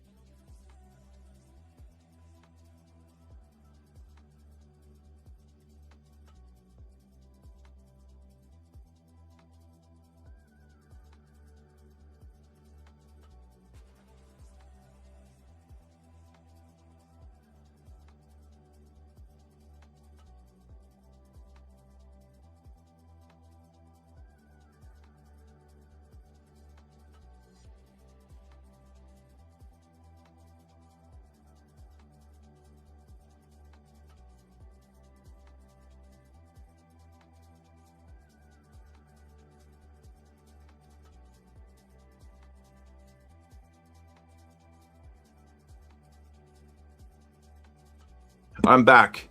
All right. Let's see. Oil's dropping. Gold's pushing up. NASDAQ pushing up off the 15s here. Let's see if we get another drop here. Grand bargain. An end to blockade. Don't you think you got to sell the news, though? Don't you think it's already in the news here? Right? Turn it up. Okay, look at this. MACD's turning up. 30's turning up. All right, I would short these. All right, gold. I'd be staying short here. You short? Yep. Where? What average? 21.9. All right, good. Good. Add. Okay, good. S&Ps. I'd be short here. 67 to 75.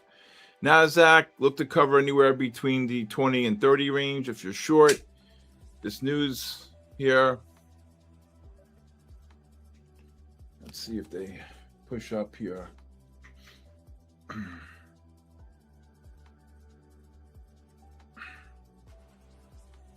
right, this gold's kind of heading up. Should I? No. 13. Yeah, sell some more. Sell some more. All right. It's okay. Just shot up with this news, though.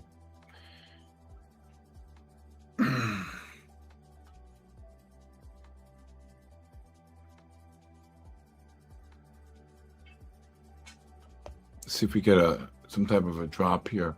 How many are you short? 21 at 23.3. I saw a little bit more here at 28. Okay. That just fell off. Okay. Just cover up break even. Okay, so something with the obviously with the negotiator or something here. I mean, how much it's already accounted for.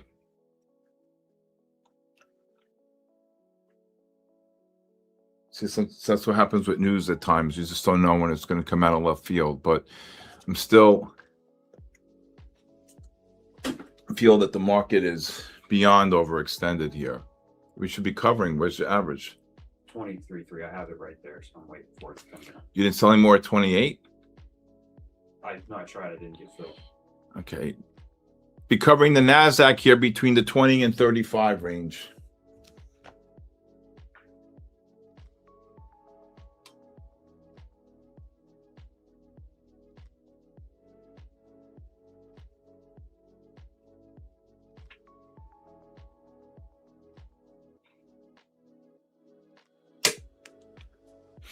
I just more 28. So I've got more 28. What's your average? 23.9. That's it? Yeah. You can let her in. 23.9.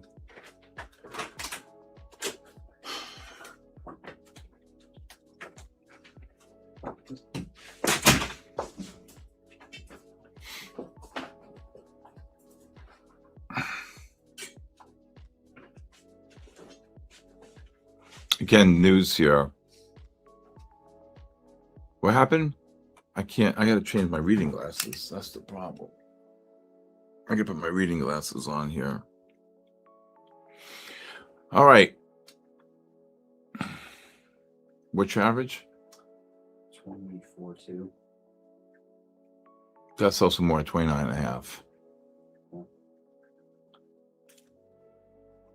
Unbelievable. 12 days in a row. Yeah, this is a good one. This is going the wrong way. So I'm trying to get out of it. You'll be all right. Okay. What's the high in AMD here? Oh no, what did I just do to my chart? I just did something to my chart here. It's gonna blow it. Yeah, it's getting close. To blowing what, the account? Why, just short more? I got nothing left. I mean, I can, but it's just blew the whole thing. The Lucid? Yep. All right, let's see here. All right. Let's get another one.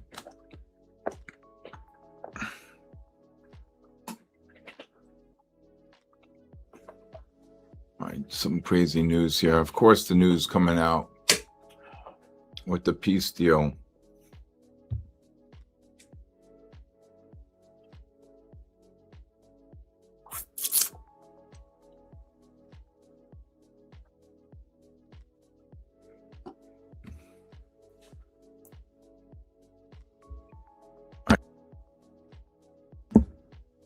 Yeah, I still have. I have another Lucid still. All right, start shorting it then up there, 31.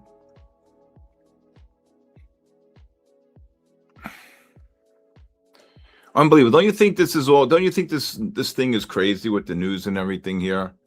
I just say this is enough, really. You don't think that they already know that there's going to be a peace deal? Right? Start shorting here. Yeah, I would. Yeah, 32. Right?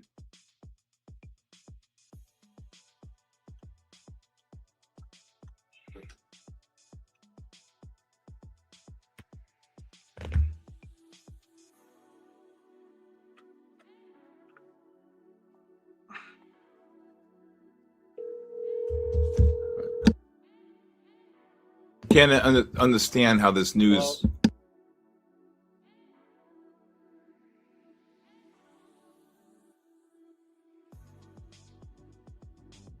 I don't know. I don't get what just came out here, but I would be scaling into shorts. You're making new highs, non-confirmations here. Okay. Making new highs, non-confirmations here. NVIDIA making new highs.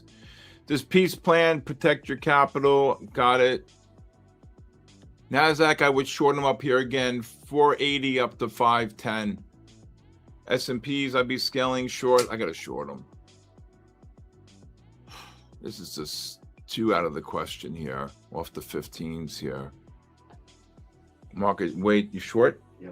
All right, keep going. Okay.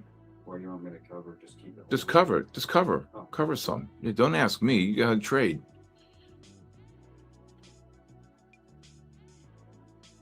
I think the market's going to drop here.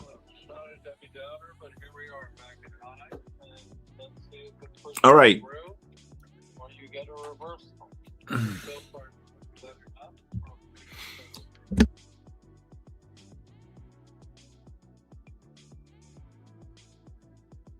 NASDAQ just dropped 15. S&P's dropping here. Gold dropping.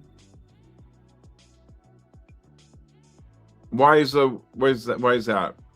All right.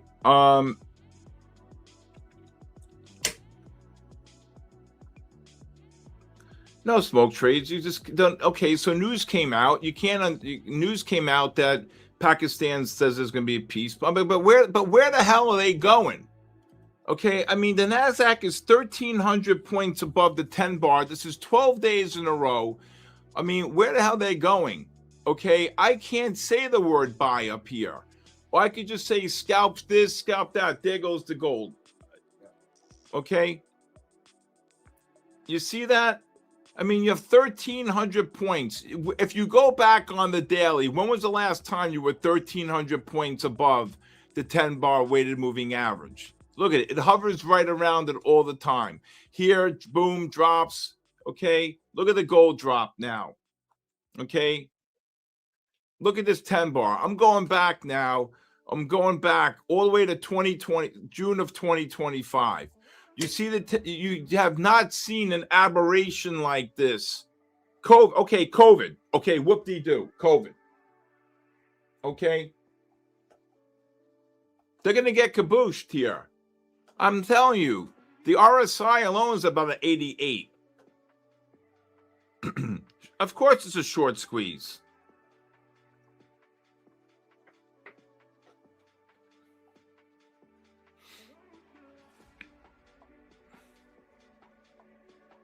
This NASDAQ, to me, is, look at this gold. Now, you probably, you got to go, if you're scalping, you're doing too much on the bottom. You got to go 2, 4, 8. You know what I'm saying? I went 1, 3, 4. How'd you get 25 then? Because it ripped against me, man. It ripped hard. I know, but how are you scaling? How hard it went. I mean, shit, this thing went all the way No cursing, please. Okay. I mean, it went all the way up to 130. Yes. Okay. And the range, you know. Yeah, but you have to put a stop in then. So if the range is 16.5 to 24.5, your stop is what? Well, I asked you if you want me to stop it out, and you said add more.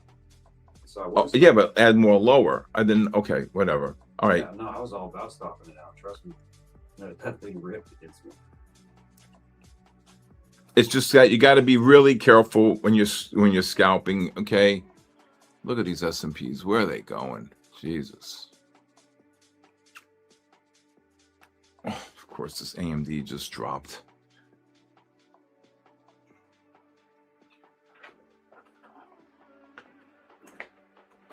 I think since 2009, I think it's the most consecutive. Nobody's fighting.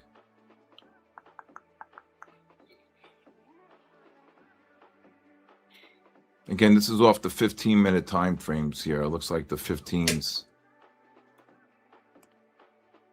Look at this, the 15s here on the NASDAQ or the spiders.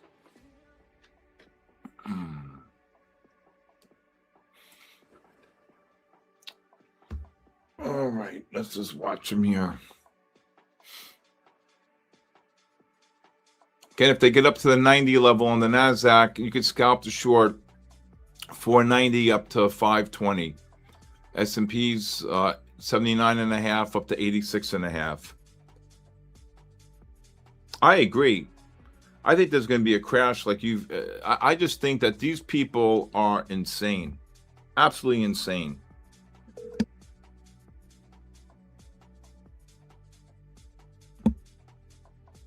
Hello.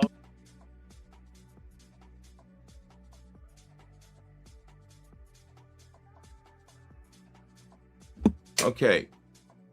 I can't even say the word buy here. So this was the 15-minute time frame, it looks like, that got oversold. But of course, the news comes out.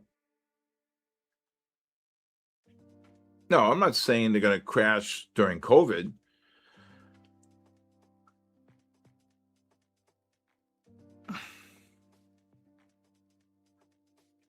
Well, I'd like to see a nice pullback on the daily.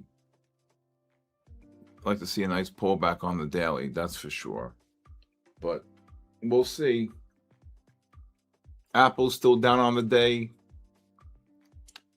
S&P should drop here. NASDAQ should start dropping.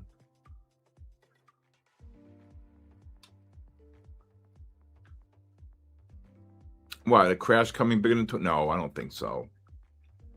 I would like to see a nice, decent pullback. 400K, what's 400K? But no problem. Okay, I still think you could scalp the shorts here on the new highs. You have non-confirmations here. If you look at the 30 and the 60-minute time frames on the S&P futures and NASDAQ futures, you're not making, look at this. You're pushing up to new highs. You got non-confirmations here. Look at this, boom. Look at this, boom. You're pushing up into these negative MACDs. This is not going to bode well here. I'm telling you. Oh, I'd love to see 20,000 on the NASDAQ. Absolutely. They'll all have a heart attack. Trust me. They'll have an absolute heart attack if that happens. Right? They'll have a heart attack.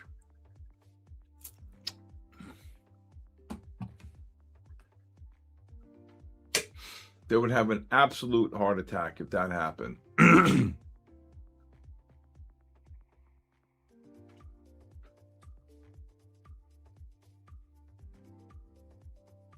Again, Professor, right? Why are you not stopping up 600 then switching to a different account? Professor. 30K before 25K? I don't see that, Stephen. I don't see that. They're not going straight up like that. No, I can't see that. All right, this gold's starting to drop here. Just dropped 7 off the highs. Are you short? Are you doing anything? Well, and then the other thing, I mean, S&P, Yeah, where are you short? What price? nothing right this second. You just covered? Yeah. Okay.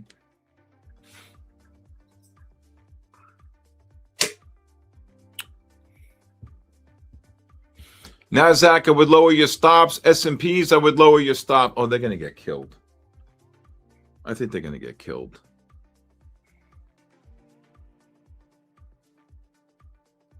I think they're going to get killed here. All right. We only got about 10 minutes here. Remember, S&Ps dropped 4. Gold dropped 7. NASDAQ, kaboosh, just dropped about 16 on the NASDAQ.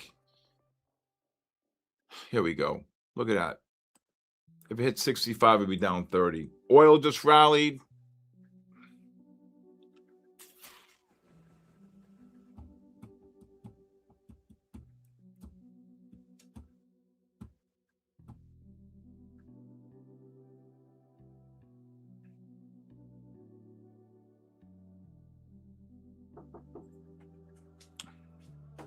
Gotta unlock that. Sorry.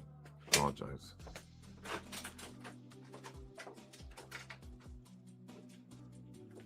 All the Trump haters are short? No. I don't know about that, systems.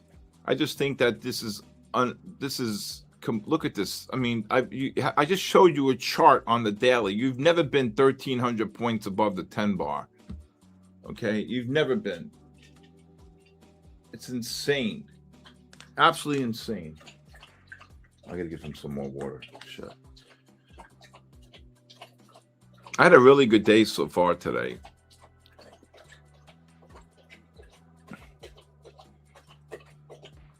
He just drank the entire Atlantic Ocean. Listen to him. Do you hear my dog? He just drank look at him. Let's go, everybody. Yeah, you know what you're seeing here is an anomaly, right? Everybody got caught short here, thinking they're going to 6,000. You got this big spike up. They started short covering here. 12 days up in a row. Not me. I've been doing this game too long. And I've seen the new highs. I also seen them hit 4,800 about a few months later. I'm not saying that's going to happen now, but obviously you knew that once they knocked out the military and everything. Here's the big question is, he's thirsty. You ain't kidding. The real question is, how are you going to get out of there? They're about to execute these 4 women. 4 women. They're going to hang these 4 women. The radical people. How are you going to get out of there? They're just going to keep killing their civilians. And the civilians are not going to fight because they're fearful. They don't have guns. They don't have ways to fight the army. Right? So that's what I'm saying here. NASDAQ was just trading, 26,280. Just rallied 200 points like nothing on the news. Right? So that's what all I'm saying here. It's hard combat. I agree. All right, I agree. Hard combat. I'd short this NASDAQ here, 26,500 to like 40. 26,540. I would scale into the short. Where's AMD? Look at this AMD. Oh my God almighty.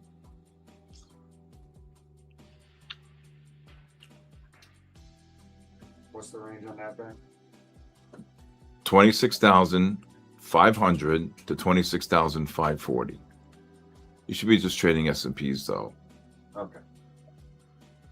S&Ps, you could short them again, 80 and 3/4 up to 87 and 3/4 if it gets up there.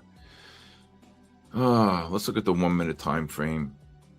See what this thing does. Oh, boom, kabooshed. There they go. Kabooshed. I love the 1 minute. Look at that. Missed it by $2. Just dropped. Anybody trade the 1 minute time frame? Anybody?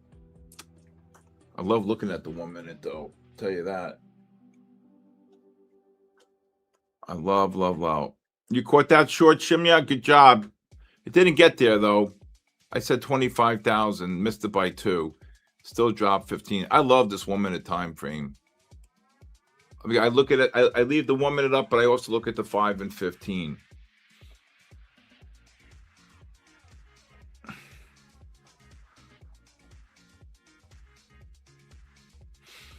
Yep. Anybody new here today? 1 second. No. 1 second. No. 15 second. I think that's a 15 second here. Ticks 15 second. Let's see that. Watch it blow up my machine. Yeah, I can't handle it. Go back to a 1 minute. Can't handle it. How many giveaways were there today? I did 3 minutes. Great. I love the 3 minute. I think the 3 minute time frame is one of the most powerful time frames here.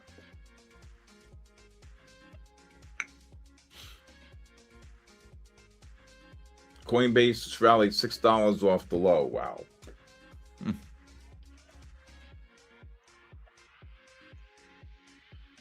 All right.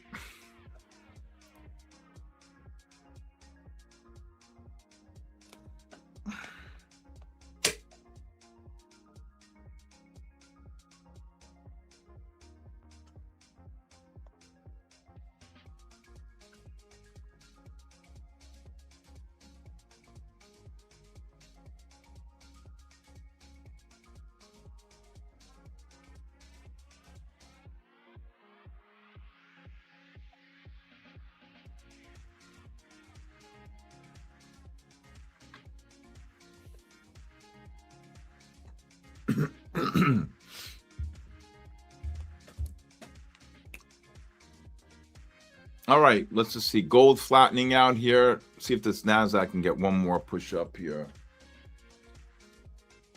AMD hit 99. Apple can't participate here. You got AMD making new highs here. Russell oversold on the 15s. These 15-minute time frames did it again.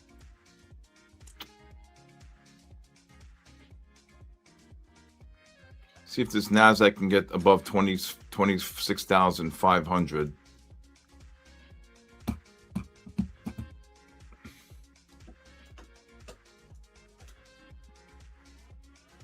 If you look at the, here we go. Let's see if it touches Shimya.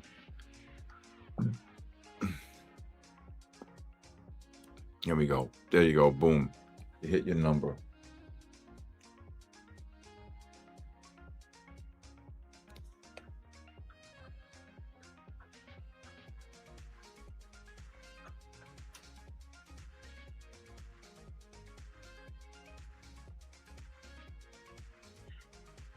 All right. You could just scalp the shorts here. Here we go.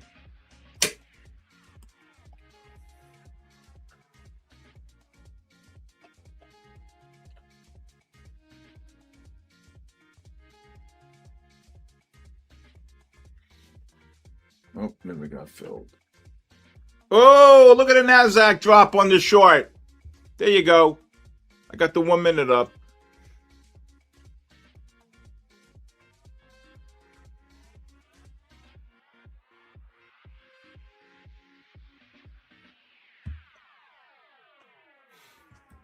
I shorted again here. 26,500 to 40.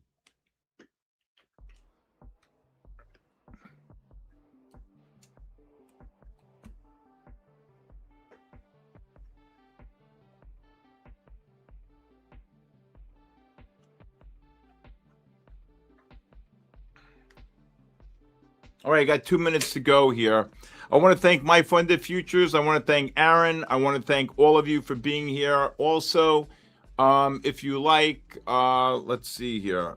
I also will be seeing you tonight on the MyFundedFutures 8 to 10 Asia special, Asia session. Okay.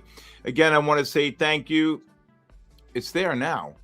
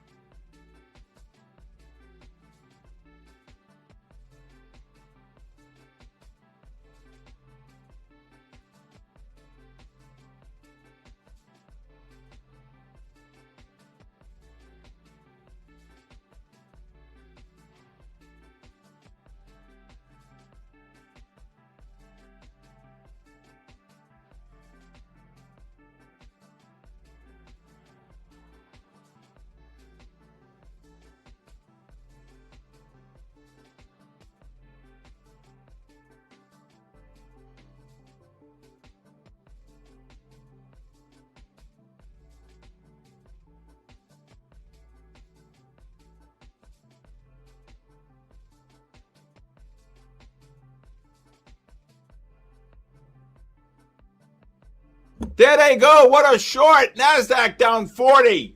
Oh, they're finished. Yeah, baby. That's what I'm talking about, the London close. All right, good night, everybody. I'll see you tonight. God bless you. God bless our troops, and God bless the United States of America. I'll see you tonight.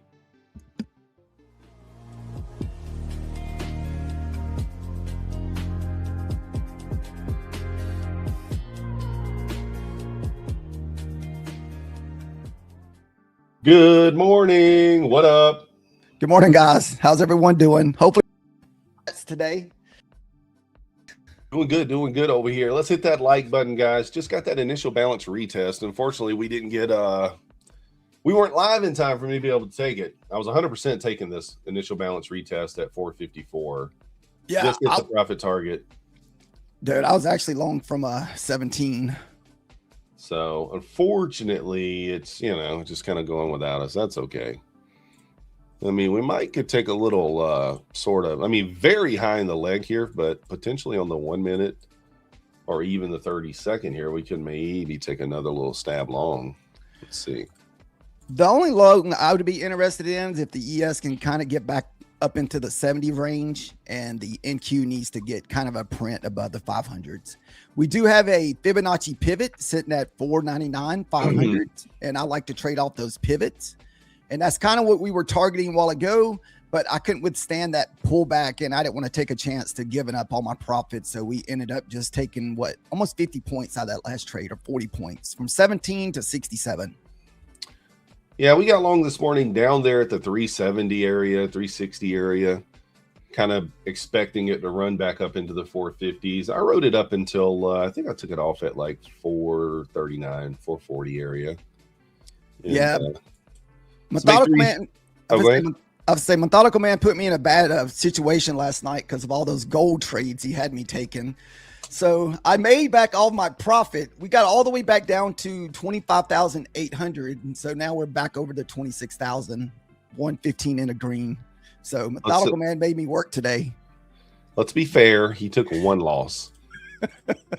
One loss with the 3 contracts. And let's ask him why he took the one loss. Methodical Man's girlfriend wouldn't hold my hand, and I closed it. He moved the stop. Had he not moved the stop, he would have been banging. I mean, come on. I know, but I just couldn't take that chance, man. I just could not risk $300. So one of the things Husk is not realizing is he was already risking $300 because he was in 3 micros, right? Tell him, guys. Tell him, guys. So true. You got to accept the risk when you get in the trade. So, goodness. I'm knocking down to the 1 minute chart here. I'm fully expecting this thing to just blast off here and run that 515 area. I would have loved to have taken that IB retest there. I like that trade a lot, but unfortunately, we weren't live, so I didn't take it. You know, that's the rules. Them's are the rules. Them's are the breaks.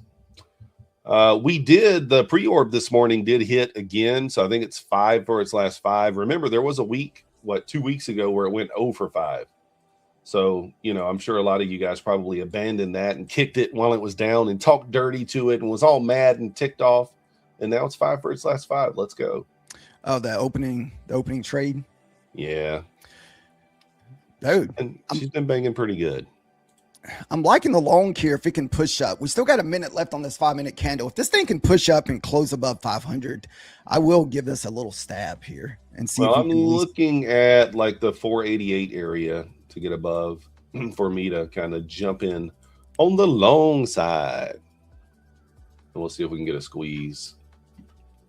I would like to target the 518 though. I'll probably just I'll take some off at the break-even point.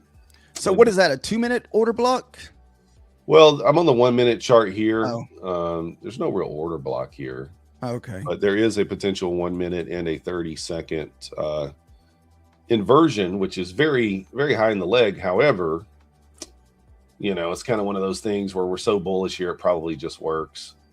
So I think I'm gonna go 2 micros on it. I think that's what I'm gonna do. And we'll see if we can push. If you guys haven't already hit that like button, guys, we didn't even have 300 likes yet. Yeah, we need about 20 more likes, guys. 20 more likes. I know you guys are better than that. All right, I'm long here too. Look for that run into 515 here. Stop to break even is going to be right there at 503. So, and we'll see if we get a squeeze into 515 here. It's kind of the idea. Actually, 504.75 on the break-even stop on the runner. Want to see it expand above that high. I just really want to see a little expansion there. I'm going to go ahead and trail my stop up here to break even. Should hit. Should hit there. Come on. Oh, come on. I was going to take the 10. You got to be kidding me. No. I was going to take the 10 points on the first one there. Just locking the 10 and then it. Yeah, I was hoping this little order block would save us here. So a little annoyance there, but that's okay. We'll give it a moment. We shall give it a moment.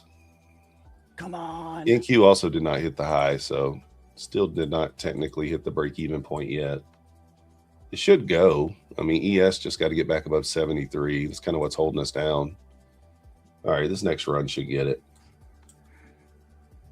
Next run should probably get it here. Come on, let's go. Squeeze it. Squeeze that thing. No messing around. I know if it gets above that 504, I expect it to kind of give us a little quick push. Yeah, there we go. Let's go. That's exactly what we were kind of thinking there. Just had to be a little more patient. You know, sometimes patience not in my bag. It's not always in my bag. Not always in the bag. Let's get back on our 2-minute chart here. So nice little squeeze there. Let's see what that gave us. Maybe $40 or something like that. I don't even know. Hey, $77. I like it. Next level up there, 579. Is Trump talking? I don't know. Is Trump talking? He might be. Maybe Trump gave us the little push that we needed. Now, Husk. All right, we're long too. Now, how's Husk in the same trade and didn't say a word? Well, you were in the trade. Remember, I said I was going to get long above 500. Husk is in the same trade, didn't say a word. Good job. I said it before we were talking. I said above 500, that pivot. Anybody hear Husk say he was getting long? Nobody heard him. Did I not say above the pivot, guys? I'm like, above the pivot at 500 was my go-to level. Rude. Trump sleeping now? I don't know, maybe. Doing good, gamer. How you doing? Other than Husk shenanigans over here. No shenanigans. Shenanigans all the way. I expect nothing less. No, come on. Don't give me a nasty wick here after we are already up 50 freaking points. That's kind of now, Husk. The real question is, are you on the right account? I think so. I keep looking over at it. That's why I keep looking to the left. I'm like, am I on the right account? I'm looking for the 25K. I'm like, okay, we're there. Yeah, Husk does not wear pants, Eric. He is a jorts man. He loves the jorts. What do you mean by jorts? You mean cutoffs? Yeah, shorts that you just. Oh no, we buy cutoffs straight from the store. We do not cut them off, guys. Let's go, Tris. No, I'm just kidding. I know Husk did say he was going to go long above 500. I'm just simply stating the fact that he never said he was actually long. Although, if you go back and listen to the stream when I was in there, I could hear the pitch in his voice. So I knew he was in a trade. I knew he was in there. Guys, you get 50% off the pro plan and 30% off if you're an existing customer. Use code YouTube. We did also launch the builder account today, if you guys didn't notice that. You get 40% off that account using code YouTube. Check out the builder account. Does look pretty interesting. I currently only have 4 accounts for MyFundedFutures, so I'll probably pick up one of those builder accounts as well. I'm not quite sure which one I'm going to do yet, so we'll make a decision on that today and go. Keep the curtains closed. That's right. He's got to keep them closed. Come on. What's up with the nasty 40-point wick here, guys? See, Michael heard it too. He said your voice was a little pitchy. It gets a little weak on the I'm in long. the high pitch. Getting all excited. No, on that pullback there, you were like, oh no, because it almost hit the 10 points. So you're giving it a little room here. Yeah, you know, it's just staying right under the that whole number there. So right under the pivot. Man, it really tried to trap the bears today, didn't it? Like it filled the gap, pushed a little lower, allowed the ES to kind of fill that daily gap too, and then it's been just back to that grind up since then. You know, can't really complain about it, but I felt like today's price action's been pretty solid. What'd you think about it, Husk? Yeah, well, yeah. I mean, I'm green all around. We're green on the fundeds. I mean, that's what matters the most, you know. I did take a small red day. I can't talk. Red day last night on the gold trades. First trade was a winner. Second trade, I DCA'd in at the second ledge, and I held it for nearly an hour, and it got back to basically break even on the night, and I just took it off. And then, of course, when I went back and looked at it this morning at 12:15 this morning, it would have hit the target, which would have been like another hour and 45 minutes after I closed the trade, and it never would have hit the stop loss. So last night only offered a couple of trades, really offered 3 entries on gold, and that's it. That's all you got. So I'm looking for support to hold up here on the 500s. Leaf, you got your stop loss at break even. Let's go. Did you short or are you in the long as well? What'd you say you're looking for over there, Husk? I didn't catch that. For the 500 to hold up here. That and the ES to kind of, because there's a lot of consolidation from the ES overnight in this area. This is pretty much your London consolidation from the ES. What's the next level on the ES there? 87? That's what I kind of got marked out. 86. Gold was nasty today. Yeah, gold, I mean, it looks all right to me. We literally just swept the overnight low on gold. I mean, just a few minutes ago. So actually, yeah, I guess it did sweep it earlier. A little dumpage on gold. What time was that? Right at 10 a.m. Right at 10 a.m. gold had a bit of a dump. I would be interested in the 48.10 area on gold. 48.10.4 specifically. If we can get down there, I might look for 5-point bounce on gold. We're getting a decent little push down here on gold right now. So we'll kind of see what happens. I do not short gold. I only long gold. So not a bad idea. You want to see ES hold the 73, 74 area here. If it can hold that area, then we get this next little shove higher. We'll see what happens. Yeah, I was running back into that 5-minute order block. That's why I liked that long while ago, once it popped those 93s or 90s area. So I think this area holds. I don't think we get back below the 50 here. Guys, we're running another form at 45 after. That's in less than 2 minutes. The builder plan, guys, let's go over the builder plan here. $2,000 max loss limit plan, $92.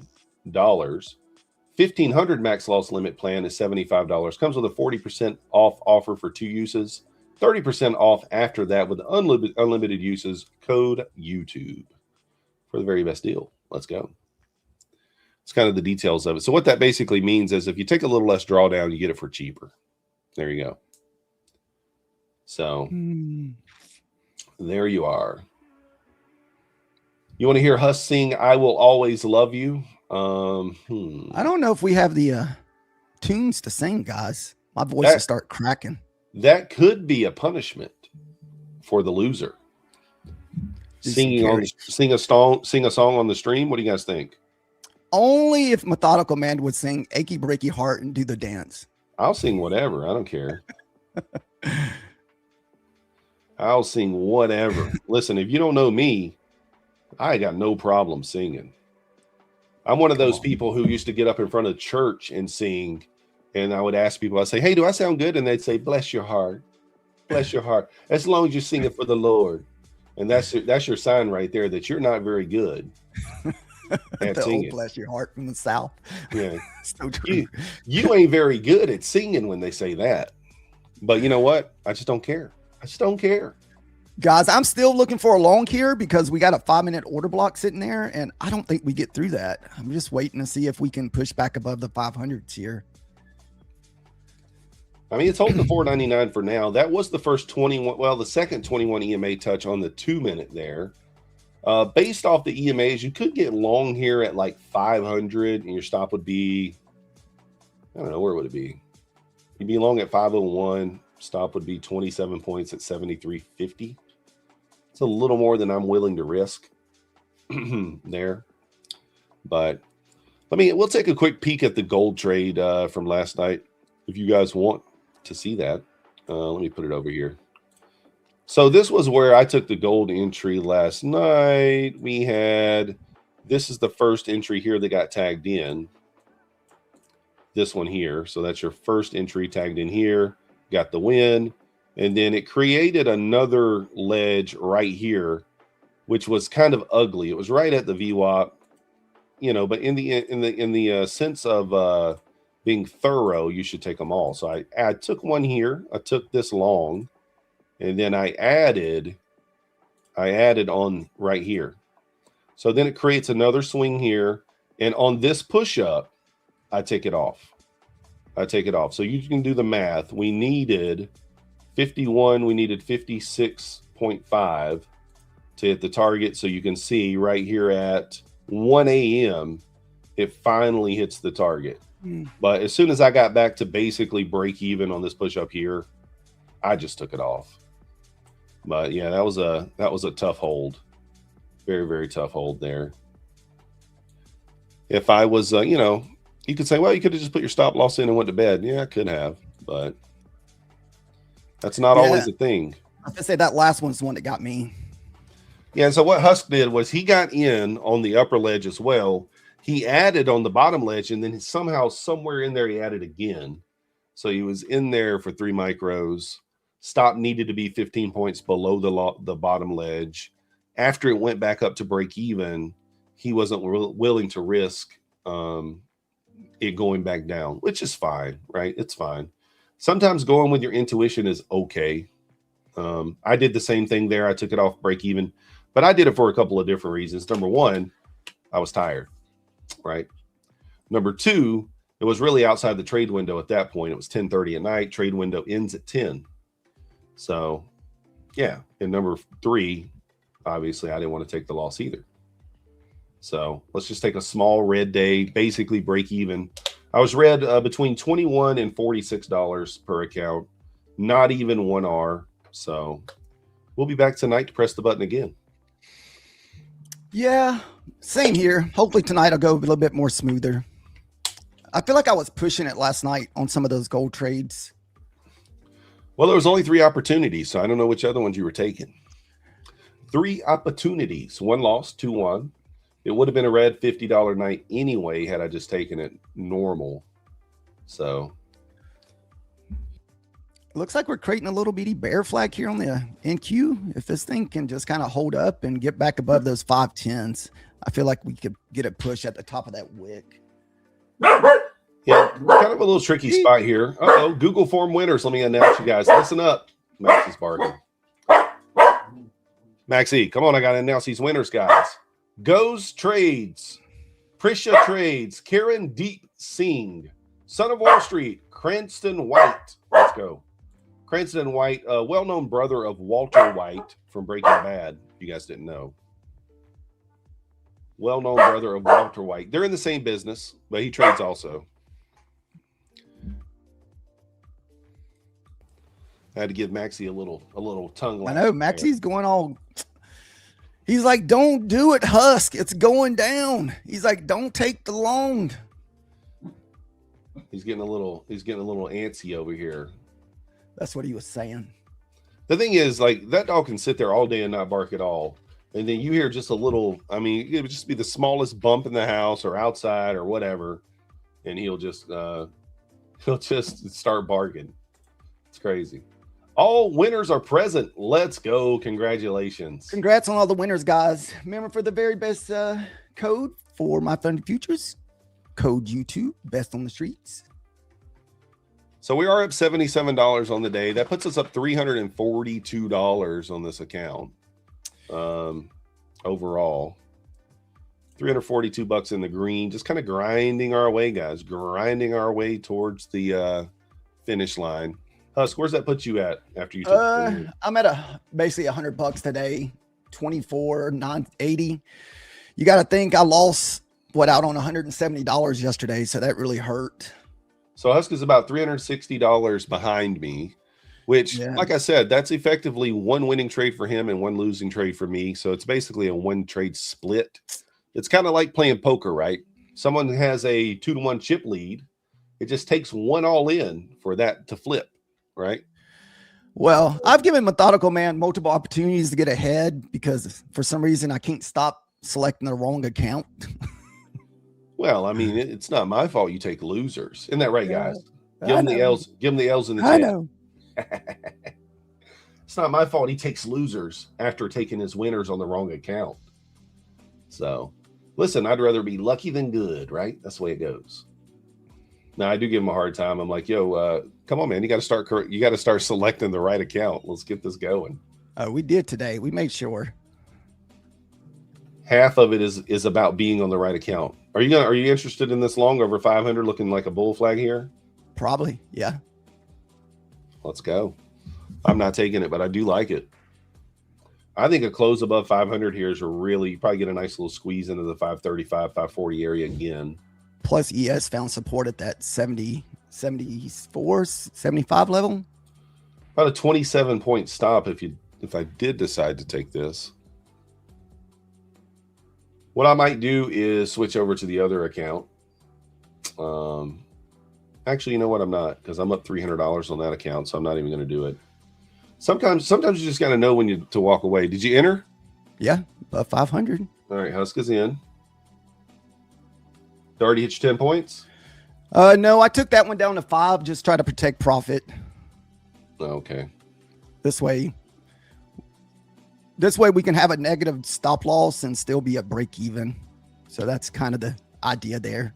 I think you should put your stop at swing, my personal opinion. Well, I cannot risk a freaking 30-point pullback. Well, you just did one micro though, right? Well, I am now, but I started off with 3. Oh. So I started off with 3, took 2 off at 5. This way I can still have kind of a negative drawdown and it still kind of be a break-even trade. So basically that's the idea there. Yeah, I think if he gets, I would probably think 50% of that wick that you're looking at there, kind of like 525 area. I think if we get above 525, you might get a little pullback at 525, but then like it really should continue on here, 540 plus. I think you can really target up there if you wanted to. I just think your stop might be a little too tight. Personal opinion. Well, if I'm already up $100, man, I just cannot risk. So, you know, we could get one of them tweets or some kind of news or, you know, y'all see Methodical Man over there trying to talk me into negative drawdown. Well, I'm just trying to talk you into putting your stop where it needs to be so that you can actually make some money on the trade. I know. That's all. I know. Listen, I don't want to just blow Husk out of the water. We want it to be a battle, you know. I never root for anybody to lose. I just know your stop needs to be below the swing. Yeah. Based on you know, what I know about how this kind of setup works here. You expect the entire kind of low resistance liquidity little trend line that we created here to be ran, all of it. If you look at the ES here, there's nothing holding the ES down from making new highs here. I mean, there's no reason that it shouldn't, unless it just doesn't want to, right? So in my opinion, I think that you got to have your stop at the swing, and then you just risk the $60 to potentially make another $60 or $70. Not a bad idea. Let's see here. Because what would your stop be from here? I guess it'd be 29 points. Well, I'm already sitting on a 15-point stop loss. We re-entered back above 500 here. Oh, look at him. He already re-entered. Why'd you do that? Well, I thought we were staying above 500. Remember, 500 is kind of my line in the, you know. Line in the sand, the 500s. Yeah, you got the 9 EMA right there at the 500 as well. I mean, I don't mind this. I mean, we can risk the 20 here. I mean, that'll just, I guess, take our profits back away here.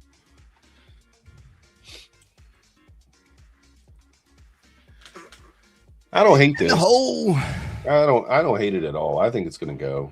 I think above 520 here, 525, this thing gets a little squeezy. I may even enter on my other account. I actually didn't take a trade. If I can get the other account open in time, I'll take it.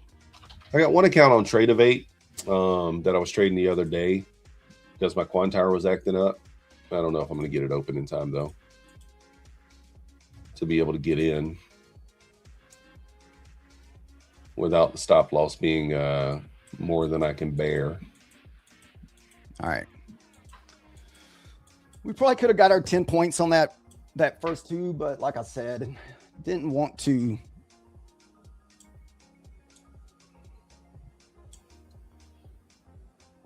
All right, let's see kind of what happens here. Still pushing. Come on, Hulk. Show us the goods.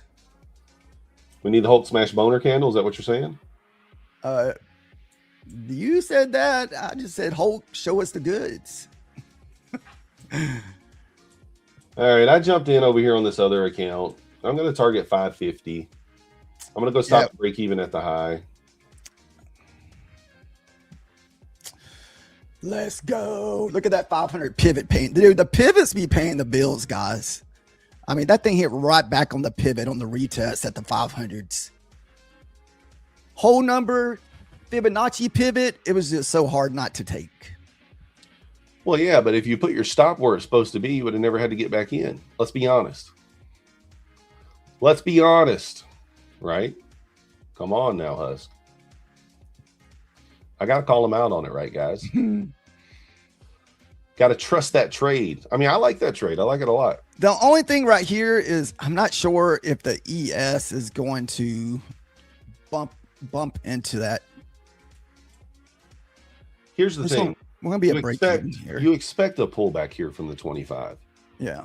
That's about 50% of that wick right there on the 5 minute. We expect a little pullback. So I'm okay with holding it through that. And then, you know, that next little shove through there should go. It should go.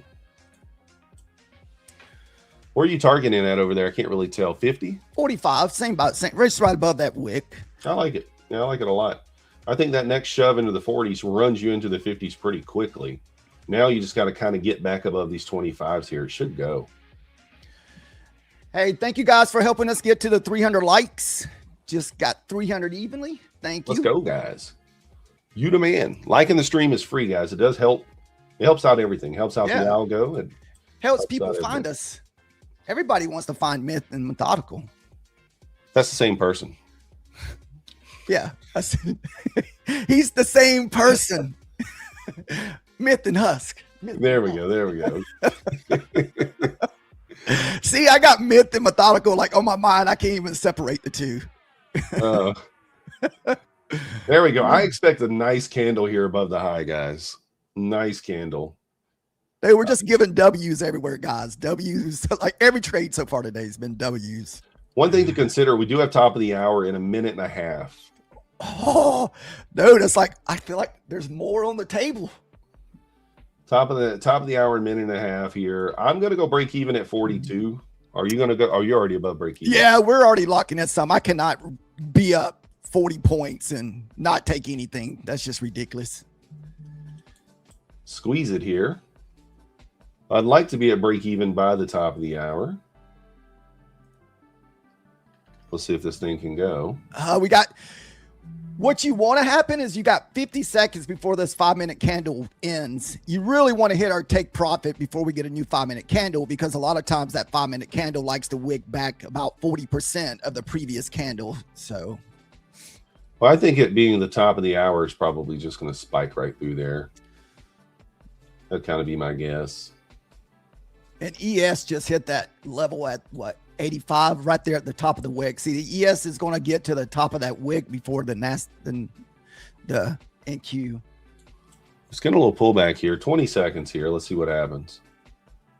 I still got my stop where it needs to be. I haven't moved it to break even yet. I got a worse entry. Obviously, I had to get my chart open. See, this is the point, guys. I was already up $300 on one account, and I'm up 77 on the other. It makes no sense for me to press the button on there. So I had to get to the other account in order to take the trade. So here's the top of the hour, new 5 minute candle, new hourly candle. Really kind of muted. Let's see if we can get above 41 here and squeeze.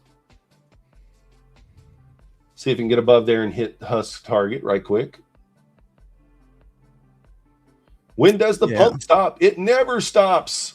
Dude, we're talking about the NASDAQ. Once this thing gets a taste of those all-time highs, guys, it wants the all-time highs. All right, let's see if we get some expansion above 42 here. It's kind of what you want. I'm going break even now. I don't want to see a bearish reaction off this. Yeah, no, we just ran that wick. I'm going to go to the bottom of this 5 minute candle that has no wick on it, so it could come back. I can't. You want to see it just go here. I moved my stop. I'm locking in some profits too. Nice. Nice 45-point trade on that one, guys. And here we Back go. to back days, 50 points yesterday, 45 points today, guys. We've been banging out the big trades during this lunch hour, which is very difficult. Not going to lie. Very difficult to trade during this time some days. See if we can hit my target here. I'm looking for 49.50. So it didn't hit it yet. I don't know how much room I'm going to give it. I might just take my 20 points, but we'll see. I actually may move the target up here. I'm going to move it up to 60. Yeah, if I didn't mess up yesterday's count thing, I should be at 256 right now on my 25K, but I lost out on $170 yesterday with that big trade from yesterday, guys. Unfortunately, I was on my 50K when we took that, and so we missed out. Guys, do you hear the excuses? I told Methodical Man I would give him a little bit more buffer. This way I can chase him down like the Patriots did the Atlanta Falcons in the Super Bowl a few years back. No. Yeah. Up 28-3. That's what you're saying? Yeah. ES did hit that key level there, so maybe I should take profit. All right. So that's going to be it for the challenge account today. We're up 195 on the challenge account. So nice $200 day. ES hit that 7087 almost to the tick there, so it may just stop me out here. And I might even try to jump in on this 50K if this can pull back and retest the top of this leg here down in the 500s, because this is pretty normal for us to pull up and hit the 50, then pull back into the 25s. Oh, sorry about that, guys. I forgot to click the wrong button again. I want to see if we can get the squeeze into the 60 now. I think if we get one more shove higher, we probably can. Being a little bit greedy here with this, maybe, you know, it's 1 micro, so even if it comes back and stops us out, it's all right. I think the next shove above 50 here should get a squeeze there. Yeah, if we squeeze above 85, 86, man, we could get a big pump here. I really wanted to hold past that, but I just didn't want to fight those 80s. What next level on the ES is up there at the 104 or 704s or 7104? Is that above 87? I guess so. Yep. Yeah. Just got to breach that 87 for now, though. All right, let's see if we can pop the 50 here and go. If we get above 50 here, I'll probably move my stop up to this swing here at 27. We'll see if it wants to go. I don't really see too much holding it down here. I mean, if ES can pop that key level, then we should be all right. Just pop it up there. Get it going. Back above the high would make a lot of sense just to get some continuation. Do we have anybody else holding longs? Pump it like no tomorrow. Let's go. I'm with you. If you're holding, what target you looking for? We're looking for higher, higher, higher. That's it. Give us some numbers. Give us some numbers. We're looking for levels. So that's a bad sign there. ES failed to make a new high there. NQ failed to make a new high too. Let's see if it can do it on this next shove. Yeah, but even if ES cannot get above this 85, man, it's got what? 1, 2, 3, 4, 5, 6, 7 candles on the 5 minutes back there at the 75s. So I feel like even if we did pull back, it's just going to be bumping heads with those. Well, that'll probably stop me out though if it goes all the way back to 75. It's 10 points. Oh, yeah. I didn't even realize that. 10 points would get me out there. Pretty wide, pretty wide. I need right. to pop the 87 and go. I mean, we could just take some profits here. We could just take them and look for a re-entry. Nothing wrong with that. Nothing wrong with that at all. What I probably will do is lock in 10 points. Let's lock in 10 points here. How deep did you go in on that one? How many contracts? I just went 1 micro because it was a chase play. Oh, okay. Yeah, I think I should have been in at like 4. I should have been in at 501. And I got in at 515. So, oh, yeah.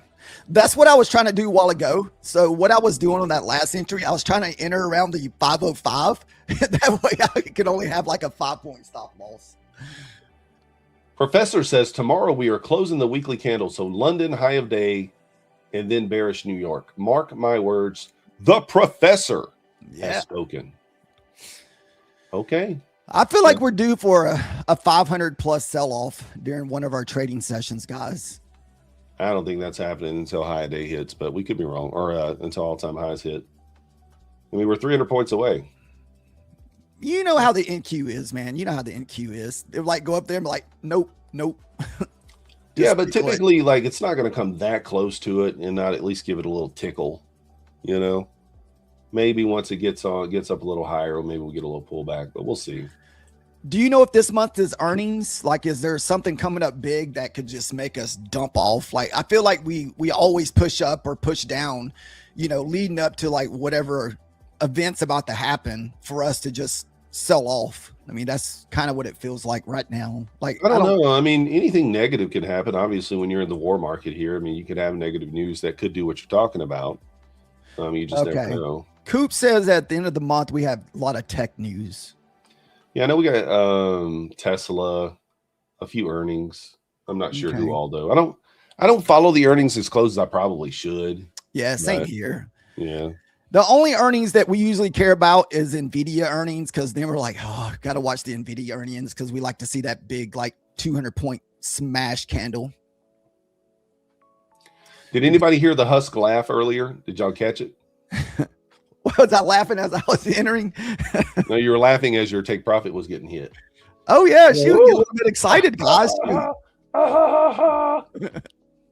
Get a little excited about the take profit, you know, hitting our 40-point winner. They love the Husk laugh. Got to get in there with it. Nice.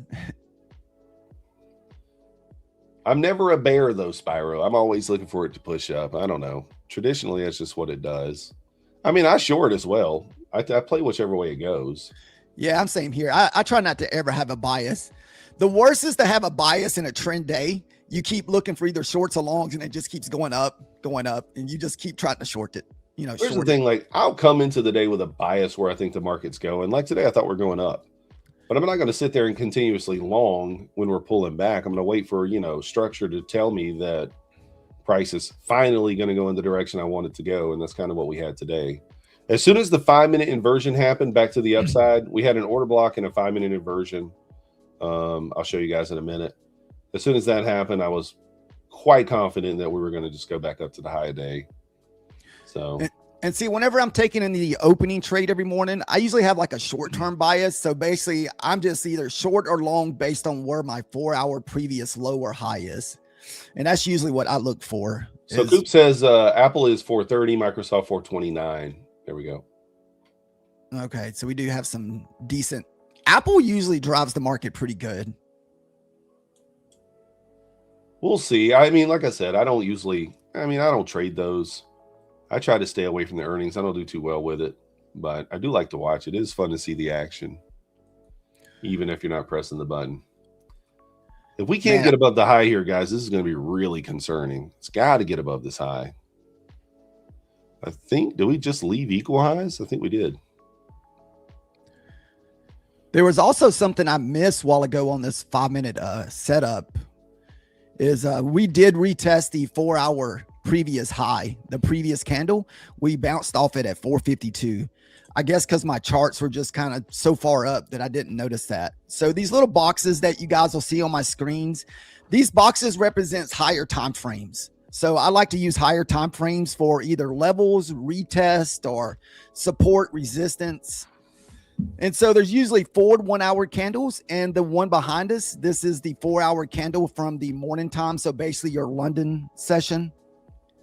And so you can see that we had a nice retest of this 4-hour candle here, or, you know, right below the 4-hour candle before we started moving up.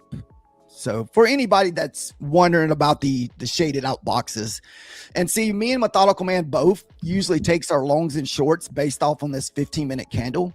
So the ones that are in color, like the gold and the yellow, are gold and orange. Those are 15-minute candles. And that's usually how we based our entry on in the morning time. So basically north of the 15 minutes, we're long. Below the 15 minutes, we're short. Yeah, I took the pre-orb this morning. It banged for the 2R to the short side. It opened up outside the range to the upside, and then I've been very careful on the pre-orb dropping my orders when it opens outside, because normally I'll drop the order right away, but I've been giving it a couple of beats, you know, like I kind of want to see it retest the midsection, and to like the last couple of times it's just blasted right through there. So been a little more careful with it, but you know, we're doing pretty well with it. Can't complain too much. I have $200 from payout on one account, Nice. using the pre-orb, and I think $400 on another account. So we're right there, one trade away. But you know how it is when you get one trade a day, one trade away. Tomorrow's trade will probably lose. Well, man, look how many. What is that? I need what 26,250. I've been stuck at 26,000 for I swear 2 weeks. I cannot get that last $150. So Back above the high here, Husk. Let's see if we can squeeze. ES is not above the high yet. So I think we squeeze. I think this is a little 5-minute Sabo box here, honestly. And that's something that happens on the 5 minutes a lot. If you look at these little boxes or, you know, these little levels like this. I'm locking in 20 points here. Really would like to see it just push here. We don't want to see it back inside the range. We want it to just go here. Get through the 50 and just go. The problem is the ES is tapping. Sorry, guys. ES is tapping its head on the 87. So Yeah, so this is kind of what we mean by the little Sabo boxes. You get the 2 or 3 candles in the Sabo box and you take the break out of the box. So this is kind of what's looking like it's happening right here. I want to see it hold above 43 here. Back below 43, I'm going to get stopped. My stop's at 35.75. So Oh, Methodical Man's in a trade. Okay. yeah, you didn't know that? I'm still in that trade you were in from earlier. Same. Oh, shoot. I thought you got out of that trade. I'm still Yeah. in it. Methodical Man's in a trade still. We are still holding, guy. Remember, I moved my target up. All right. What are you targeting? The 75 or 80? I'm looking for 60. Okay, you're 60. Yeah, just looking for 60. I don't know. Most times we get above 50. You know, most time I like to target like the 70s to 75 for that first hit. I'm going to take just kind of the easy target here if I can get it. But it's not looking good right here with this push right back into the range. That's not a great look. Push back into the range. No, thank you. I'm going to be trading gold mostly on this this particular account. I forgot to trade it last night, so it didn't take the loss. But we're locking in $40 or so right here. But this will be an account I'll be adding to my gold, to the gold group. So that's what we're doing. So what are you up over there, Husk? About $200 today? I'm up 195. 195. Let's go. Yeah, we should have closed in on Methodical today, but man, that mistake is really costing me from yesterday, Methodical. So what does that put you at as far as your balance? 25,080. But if 2580, I'm at 25,342. Yeah, so like I said, if we didn't mess up yesterday, we should be up 256. So we should have basically filled in that gap pretty good the last 2 days, because we made close to $400 in the last 2 days on this account, or not this account, but overall in the last 2 days in this trading session. But I don't even think that's the first time that I've been on the wrong account either. It seems like I've done that quite a bit. Oh yeah, for sure. I mean, that's the only downfall when you're trading like 4, 5, or 6 different accounts, man. It's so easy to be on the wrong account. The worst is when you're actually on minis and you're supposed to be on the micros. That's even worse.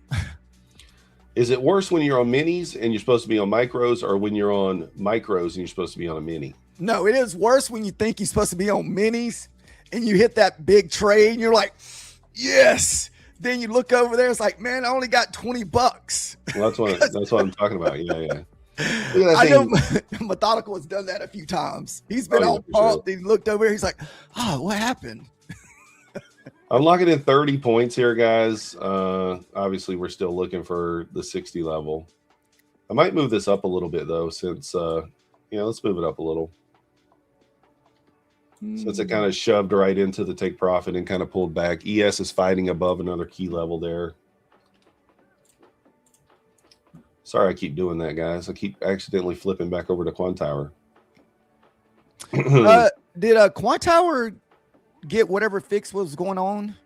Yeah, it wasn't Quantower. It was one of my indicators was corrupting my Quantower, so I had to take the indicator off there, and now it's working fine. Now, is that the one with all your ES levels? Yeah. Ah. So I don't know. I got to figure out another way. I'm going to reach out to the person who built the indicator, and we'll see if. Well, there's always Ninja. I haven't had any issues with it on Ninja yet. Yeah, I guess I could do that. I don't have Ninja open all day though. No. I don't typically close Ninja after I take my opening range trade because I take it on using my Replicanto copier, and then I usually close Ninja for the day. So did any of you guys follow me in Myth in any of these positions today? Of course not. Nobody does that. Oh, man. They took their trades on their own accord. Own accord. Can this thing go 43? It might go down. I don't know. We'll see, Corb. I mean, I don't know, man. This thing looks like it wants to just take off. I might even continue taking and moving the target up. Yeah, if the ES can break back above 90s here, it's about 3 points away. So 90s, 92 is the next resistance. So if it gets through there, you're definitely going to get that 71 push. I think I'm going to move this up to, we'll move this up to 75. I probably get stopped before he gets there, but because I'm trailing pretty hard here. Oh, dude, nice. Someone made $2,000 in profit today. That's awesome. That's amazing. I don't ever make $2,000 in profit, guys. I trade small on most of my accounts just because I'm using 25Ks and 50Ks. So to me, to make 2K, I would have to be way over leveraged. And most of the time when I do that, it's a loss. And then we're like sad because we lost our account. So that's usually what happens to me if we do that. Leaf says Husk and Myth are like Tom and Jerry. The problem with that, Leaf, is that we already have Tom and Terry. So Terry. I think somebody already came up with that with Tom and Terry.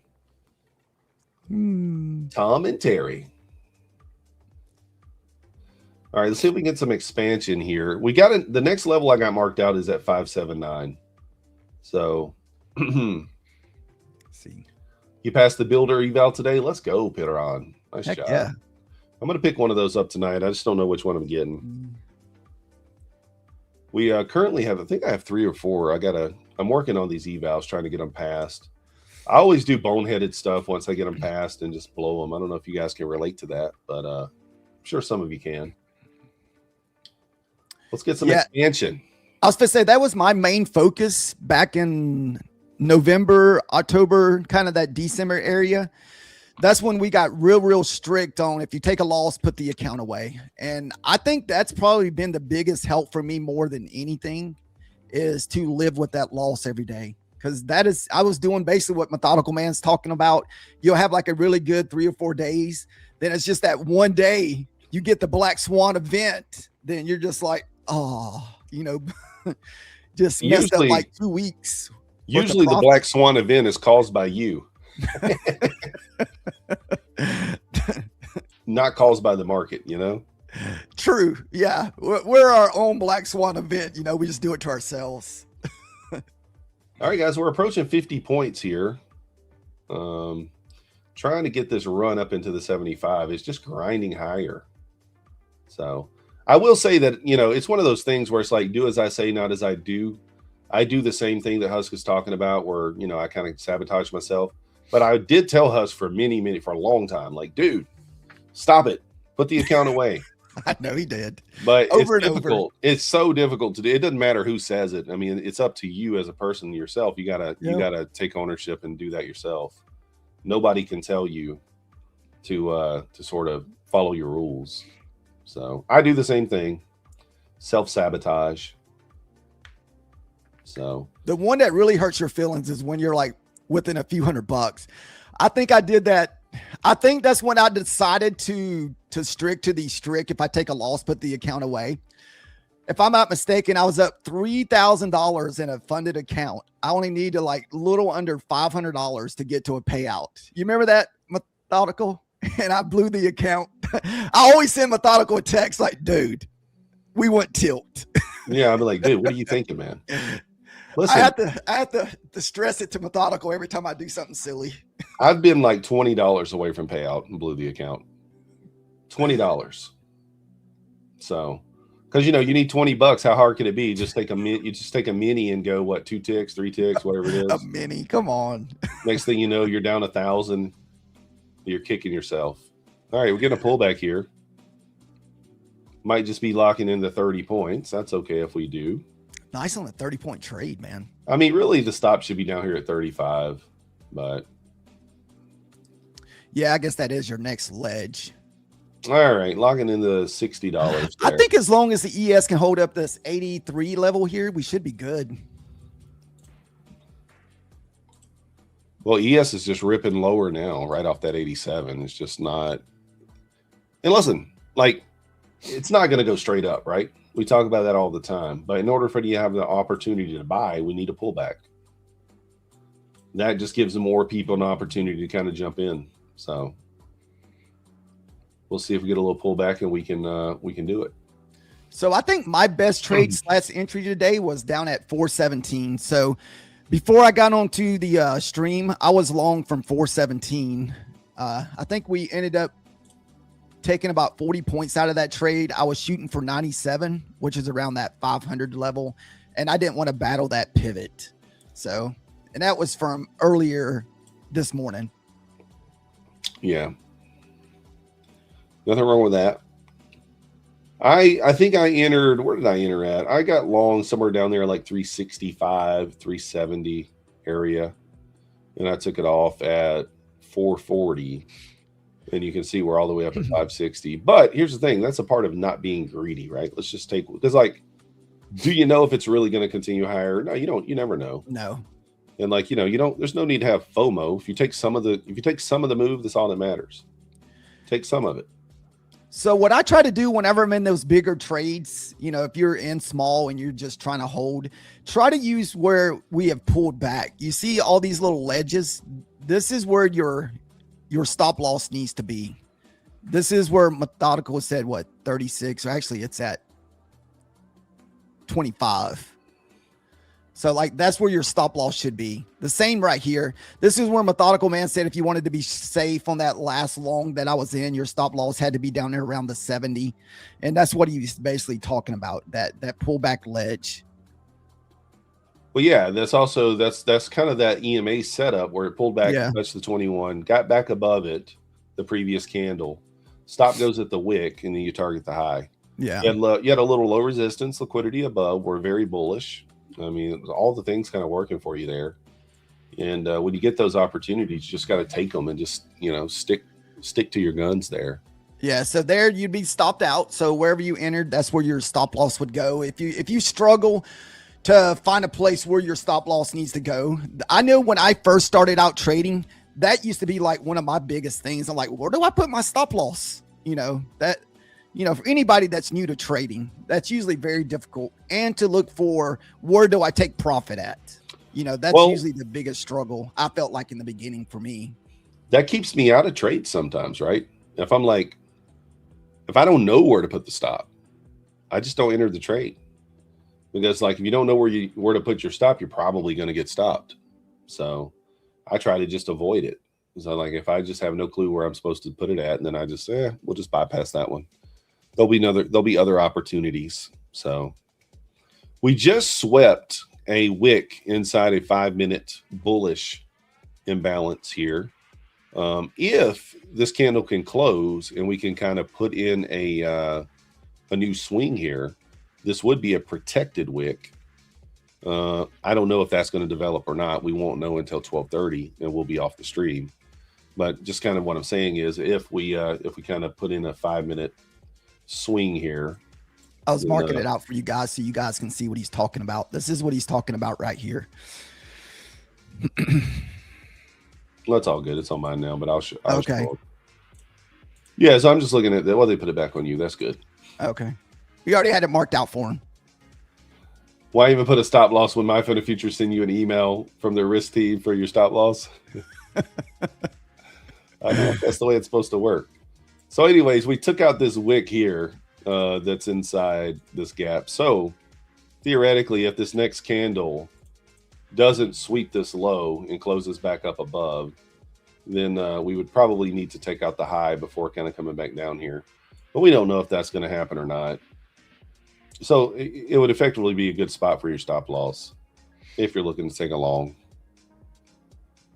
But we're very high in the leg here. Very, very high in the leg. We're going to need some sort of a pullback to really, you know, to really kind of take a long that makes sense, right? I mean, heck, we could pull all the way back down to the VWAP at the 420s, potentially. Also, guys, if you're joining us, don't forget about the builder plan that MyFundedFutures started today. It has a what, $2,000? Is that $2,000 stop loss? Is that what that is? So a max loss limit of $2,000. Max loss, okay. Also, there is a secondary option that's a little cheaper with it. It only gives you the $1,500. You got the $3,000 profit target. No consistency in the eval, so you can pass it in one day. $2,000 max payout, and I think you can get paid every 48 hours, something like that. Yeah, that's pretty wild. So use code YouTube. You can only have one of those accounts at a time currently, so just keep that in mind. Okay. Took a 1K payout relying on the MyFundedFutures stop loss. Hey, however you want to trade it's up to you. All right, where you want to put your stop loss, how you want to use it, that's up to you. You got to decide. We can't help you with that. So yes, pushing back up here, kind of pulled back, tested that 80 level, pushing back up. Let's see if it gets back above 87 and can finally get a little momentum to the upside. Definitely doesn't look like a lunchtime reversal's coming, but who knows? We did kind of build. I mean, like, look at this on the 5 minute here, guys. I know this is a crazy 5 minute trend line build up here. I mean, that's just, I mean, price can just run right back through that if it wants to at some point. So that's what we like to look for. I'm not one of those. I just assume buy the dip until I'm proven wrong. So guys, we do got Matt coming up here in about 2 minutes. So get your sunglasses ready. Hit the like button, subscribe if you haven't already. Husk, let's where are you at total on your P&L, and what is your balance? 25,080. So he's at 20. No, I thought you were higher than that. No. Okay, 25,080 still. I mean, well, you got to think, dude. I took a loss 2 days ago. Yesterday, I didn't get the $180 that we made because I was on the 50K. So. Oh, I didn't ask for the excuses. I just asked where you're at. Well, I was explaining to you why we were in the predicament we're in. So I'm at 25,342. So we're still about I don't know, a couple $100, $240, something like that. We'll get there. 280 bucks away from each other. Hey, I got to give him a little ribbing, guys. If I don't do it, who will? You know what I mean? Yeah, we're not stressing it. Got to give him a little ribbing. So honestly, Huss called me the other night, guys, and he was crying.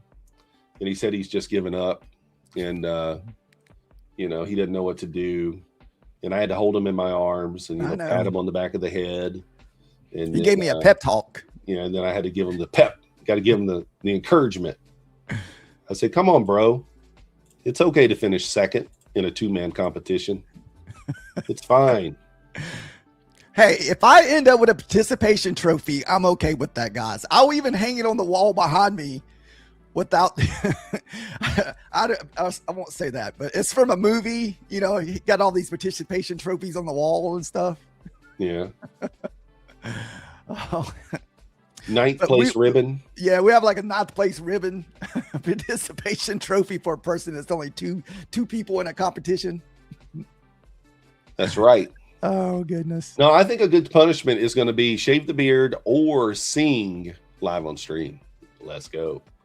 I think we're going to put those against each other. I know if you guys help us get to 70,000 subscribers, you know, Tom Sabo is supposed to do a little dance for us, so we could probably throw a song in there with him. I think if you get to 70,000. The thing is, Tom's been talking about streaming from the hot tub and wearing a monkey suit and this, that, and the other, and I ain't seen him do nothing yet. Nothing. He's not taking it. He's not done any of the punishments he's supposed to do. Tom and I, we've had battles before, and he's lost. And he still has not done the punishments. So I don't know what's going on with him. Does Tom still got your picture up in his kitchen? Well, I don't know. I mean, his wife had hid it from him. He found it in the trunk of her car, and you know, all that kind of thing. So I don't know what they do with the picture of Methodical Man in the privacy of their own home. I can't control. But that being said, guys, Matt's ready. We're going to get out of here. We do appreciate you guys watching. Once again, hit the like button, subscribe. We'll see you next time. Thank you, guys. Electric veins in the night. Feel the pulse, feel the vibe.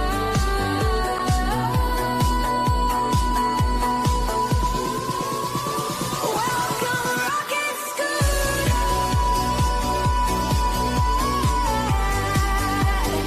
Burning trails where you're. What's up, guys? Welcome to the show. It's good to see you all here. My name is Matt. I am the host of Lunch Money with Matt here at MyFundedTV. Guys, what is up? Thank you for those rocks in chat. I love you all to death. That's so nice and sweet of you. Good to hear from all y'all. Got my green juice ready to go. Mark's been crazy. I've made no trades today. Nothing yet. I'm sort of recalibrating after like my thesis was proven wrong. I still think I'm right, but I don't know where I'm right from anymore. I think maybe after expiration, we'll start to see those mechanics of like where the market's gonna kind of become rational again. I don't know, but I'm doing this what I call recalibrating. It's a technique that I, somebody said recalibrate. That's kind of neat. I always say like resetting or kind of getting back in sync with the market's what I said. What we thought was, the market was trading a little bit lower because of the bad GDP numbers and all that stuff since last year. And then all of a sudden the Iran war squeezed it out. And then when the peace deal came in, we squeezed to the other side. My theory with this is when you think about it, the market normally will just take bad data and sort of just trend down much faster, except we didn't do that. We had like tech was kind of winding up a little bit and still staying solid, even though everything else was selling off. And we had that sort of October, November, December, January, February, March, where the market just, it was kind of like trading up and down and like compressing further and further. It wasn't ever just outright crashing out. Remember, it was like up and down and up and down. Kind of made me think of like really compressing a spring. And then finally, once that pressure was let off, the spring exploded to the upside. It really feels like that's what actually happened. And so we are absolutely just running everybody's puts out of the money right now as expiration day is tomorrow. And we're finally starting to see some volatility for the first time in a while. And I think that maybe if not tomorrow or Monday could be a place where we do peak and sell off. It looks like even as of right now that I'm sitting here, the market is just taking a V to the other direction. So ever since I started trying to take some short plays to bet that this was peaking out and selling off, it has not been like the easiest market to predict like where and what. Look, something's happening right now. How crazy it is, right? That they're squeezing that out right there. No clue how to trade this, but what I'm saying is I feel off sync, right? So, well, that probably means something there. Let's take a look. Gulf and European officials see us needing 6 months for the Iran deal. Okay. Is that going to crash the market today? Who knows? Who freaking knows? I don't know if that has anything to do with maybe that's a dip to buy. I don't really know, but same as yesterday. Yeah. Either case, right? The good news is no longer going to spark the market up higher, but the bad news is going to drop it pretty low and give you a dip to buy. I think this is probably still a dip to buy. I haven't abandoned the idea that the market's still looking for higher highs. A little stop hunt there, yeah, probably. Yeah. Anyways, I think that the wound up, if the idea was we had been trading really quickly since like October, like if October would have peaked and then like November was like this and then December was like that, then after Iran, like we probably would have just been up here and then sort of played out. But the fact that the market was like this and then like this and then like this and then it finally went like that and then the news came out, it's like all of this compression just sort of like, it's like everybody that was buying puts for like the last 6 months betting on bad economic data just got squeezed all at once. And I think that's really what's causing this, because you can see the mechanic of the movement. It really is short squeeze. I'll teach you a way to tell the difference between short squeeze, an actual genuine long market. Here's some rules of thumb for you. How do you know if the market moves because shorts are being forced out of the way or market's moving because people actually want to jump in and buy? It's very simple. Imagine a news event, right? And the news event causes the market to go higher very quickly and then stabilizes after that. That's what a news event looks like. Say CPI, everybody buys really quick and goes like this. CPI just doesn't be like mild and then take off, right? It usually moves very rapidly. Fed, same thing. So you'll start to see on a chart is that the market moves and sort of slows down by the end of the day. The news is less impactful towards the end of the day. And you'll start to see the volume also is high at the start of the event, and then the volume sort of like tapers off by the end of the day. When you look at the chart, when you look at the price and the volume together, it makes a giant capital C. C for coward, that's my name. That's it. Easy way. When the chart moves this way and the volume moves that way, it's a genuine long interest in buying. Now, another thing is that when the price moves this way, however, where it means it speeds up as the day progresses, the other one was it slows down as the day progresses. That's different. This is what a short squeeze looks like. There's no news to cause it to move. It just moves because the person in front of them bumps into the person behind them. The example I like to say is imagine like this sort of there's like a bridge, and all of a sudden, it's like one of those old, rinky dink. It covers like a canyon. It's like a bridge with wooden planks. It's got a rope on either side. You got the canyon here and the canyon here. You got a bunch of people like walking on this bridge. Then all of a sudden, the first person starts to fall through a hole because they weren't looking, and they fall, and then they reach out and grab the person behind them, which yanks them forward, who reaches out and tries to hold on and grabs the person behind them and yanks them down and yanks the person. And it causes a chain reaction where people that were minding their own business, doing the right thing, somehow get yanked into the peril of the first trader. And so that's what a short squeeze is. Everyone's like, people that are short here, really good, not as good, shorting at the last minute. Then this person falls off the bridge, knocks this guy over. Then he has to fall off the bridge and knocks that guy over, and et cetera. And these people are like, hey, I was safe until you bumped into me, right? So a short squeeze accelerates because it's a snowball, like rolling down a hill. It gets bigger and bigger and bigger as it goes. So what it'll look like on the chart is that price will sort of curve and speed up faster. At the same time of it going higher, volume will also go up. Here's an example today. Today's movement was short squeezing, and volume also went up at the same path. Volume gets bigger and bigger and bigger.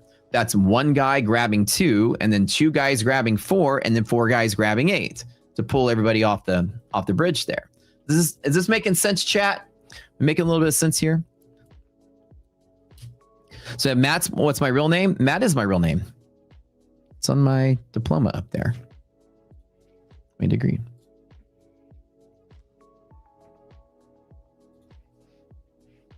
I've gone by my middle name ever since I was a kid. John's my first name, but I've always gone by Matt ever since I was a kid. The family tree in the history of the Cowart family tree has always been firstborn is John, but a lot of us go by our middle names, like sometimes in life. So my dad wanted me to have the family name, but my mom wanted me to be Matthew because that was her dream to have a Matt. So I've always been Matthew. Am I Jewish? No.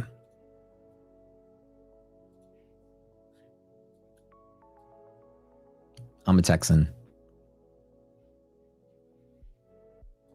Texas is my hometown, my home state, my religion, my country, all of it. In Texas, we think we're our own country. Do I have any Polish in you?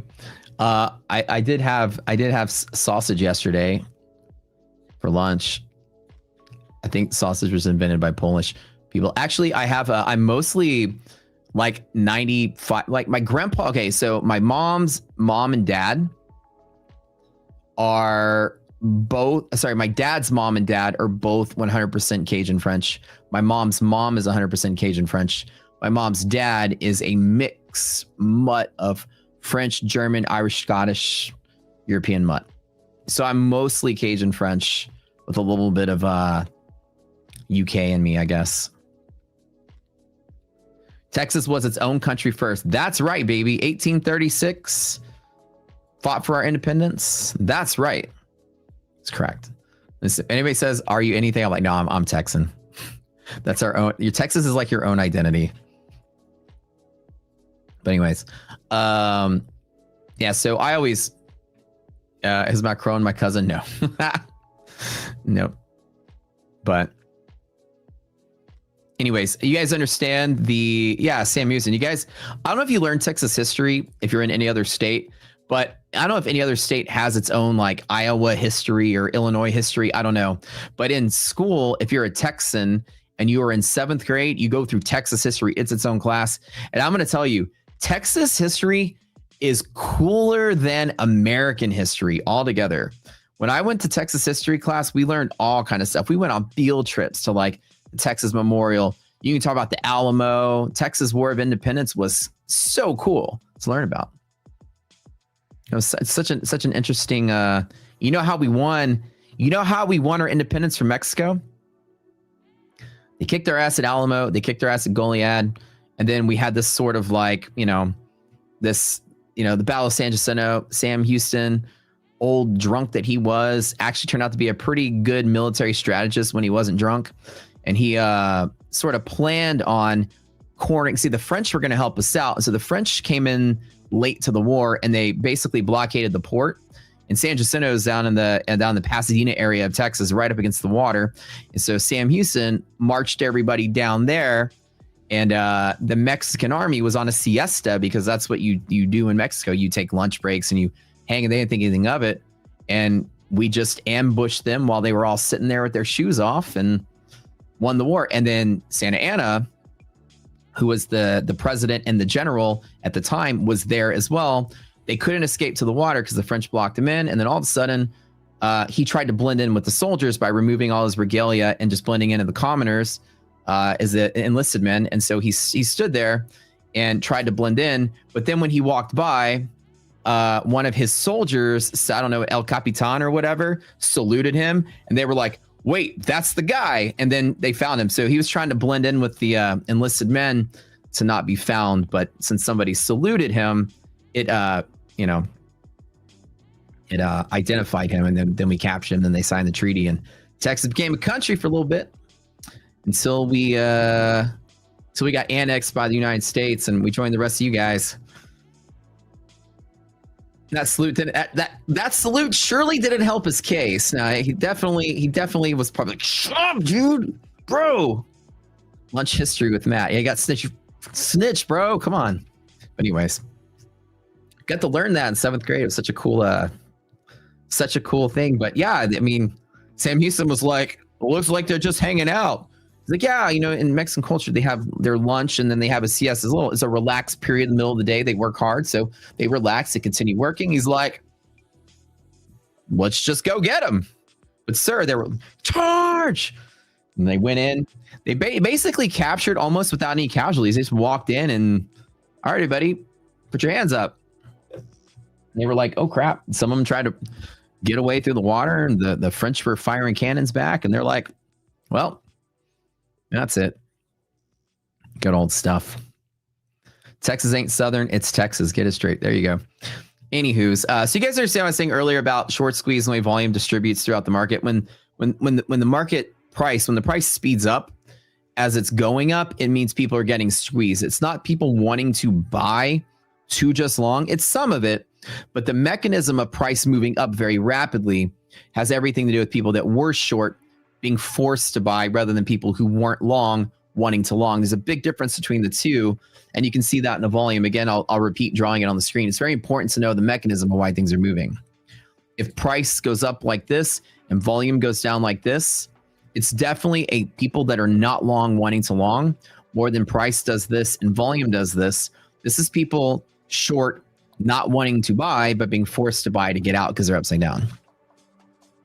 A lot of this movement has really been short squeeze, and it really makes a lot of sense because just in general, you can just see how quickly it propagated.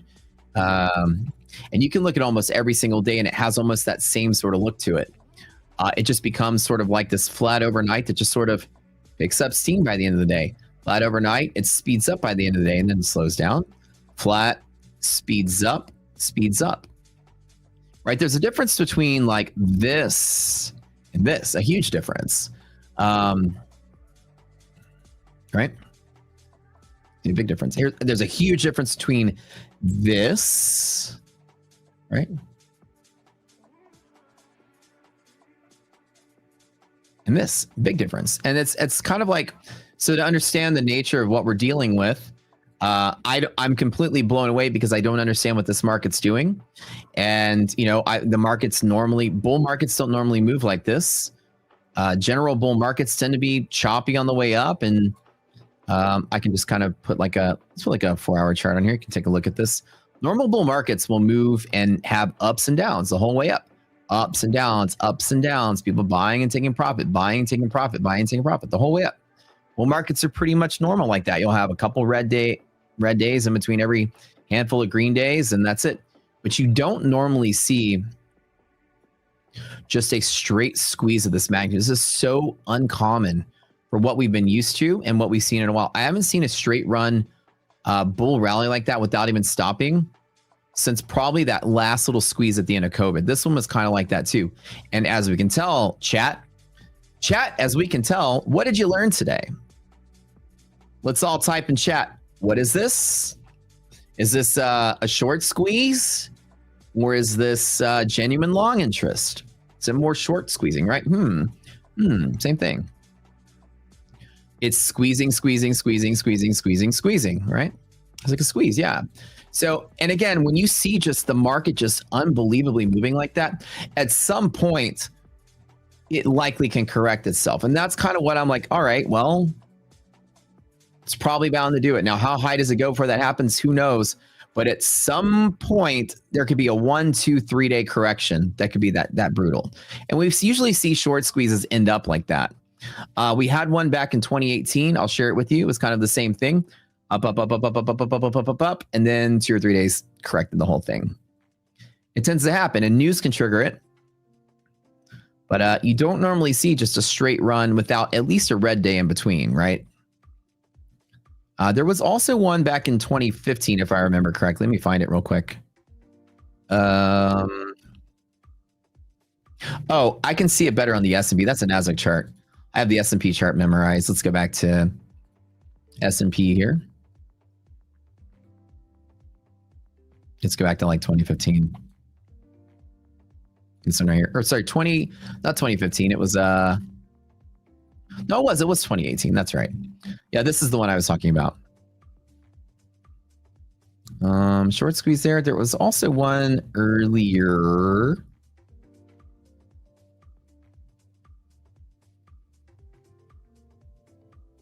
Oh, it was like this. Hold on, wait.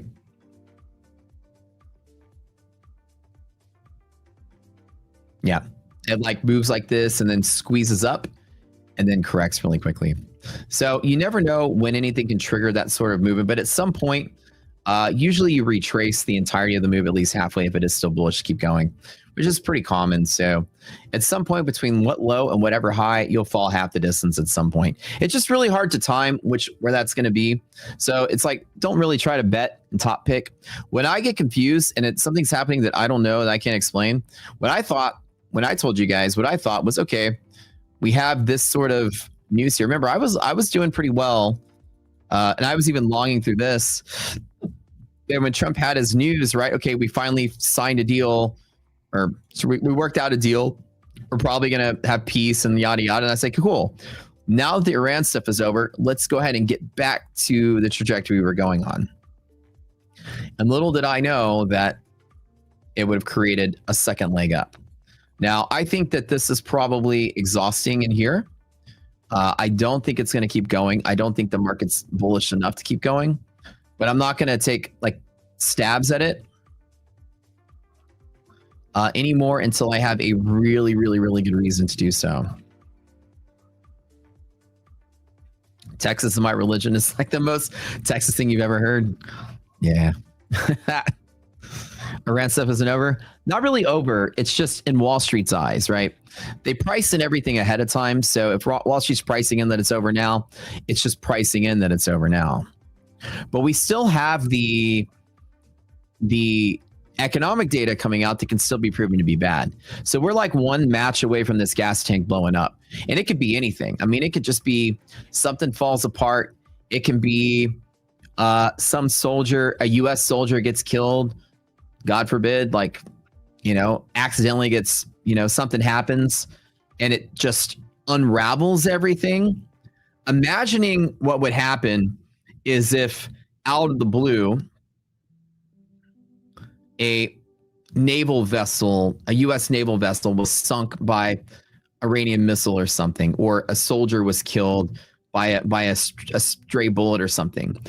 The market is so squeezed up that it would fall so hard and trigger a circuit breaker on just the slightest bit of news. That's how wound up it is right now. That's why I'm so scared to, you're like, why aren't you jumping in on the long? And that's why as well.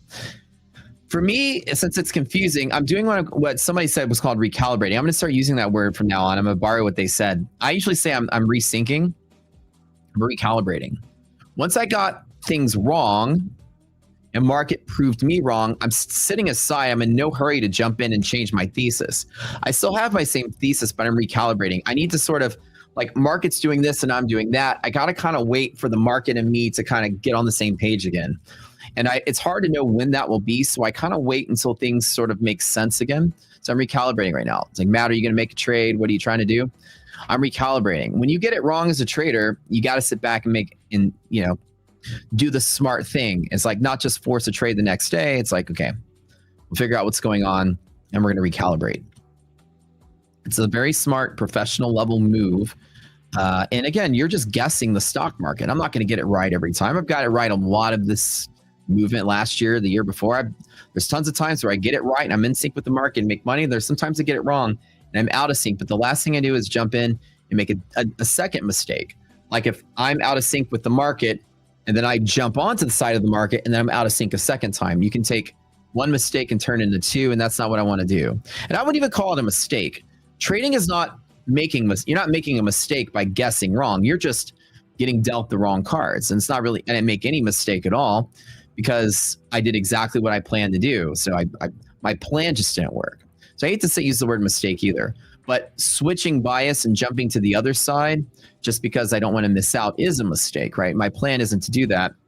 And I feel like whenever it does stabilize, then I have, okay, my thought is, where's the top? Because I am ready to sell off into the next big earnings news event, whatever, because I still think the data is going to come out bad and any catalyst will unwind this and drop us quick.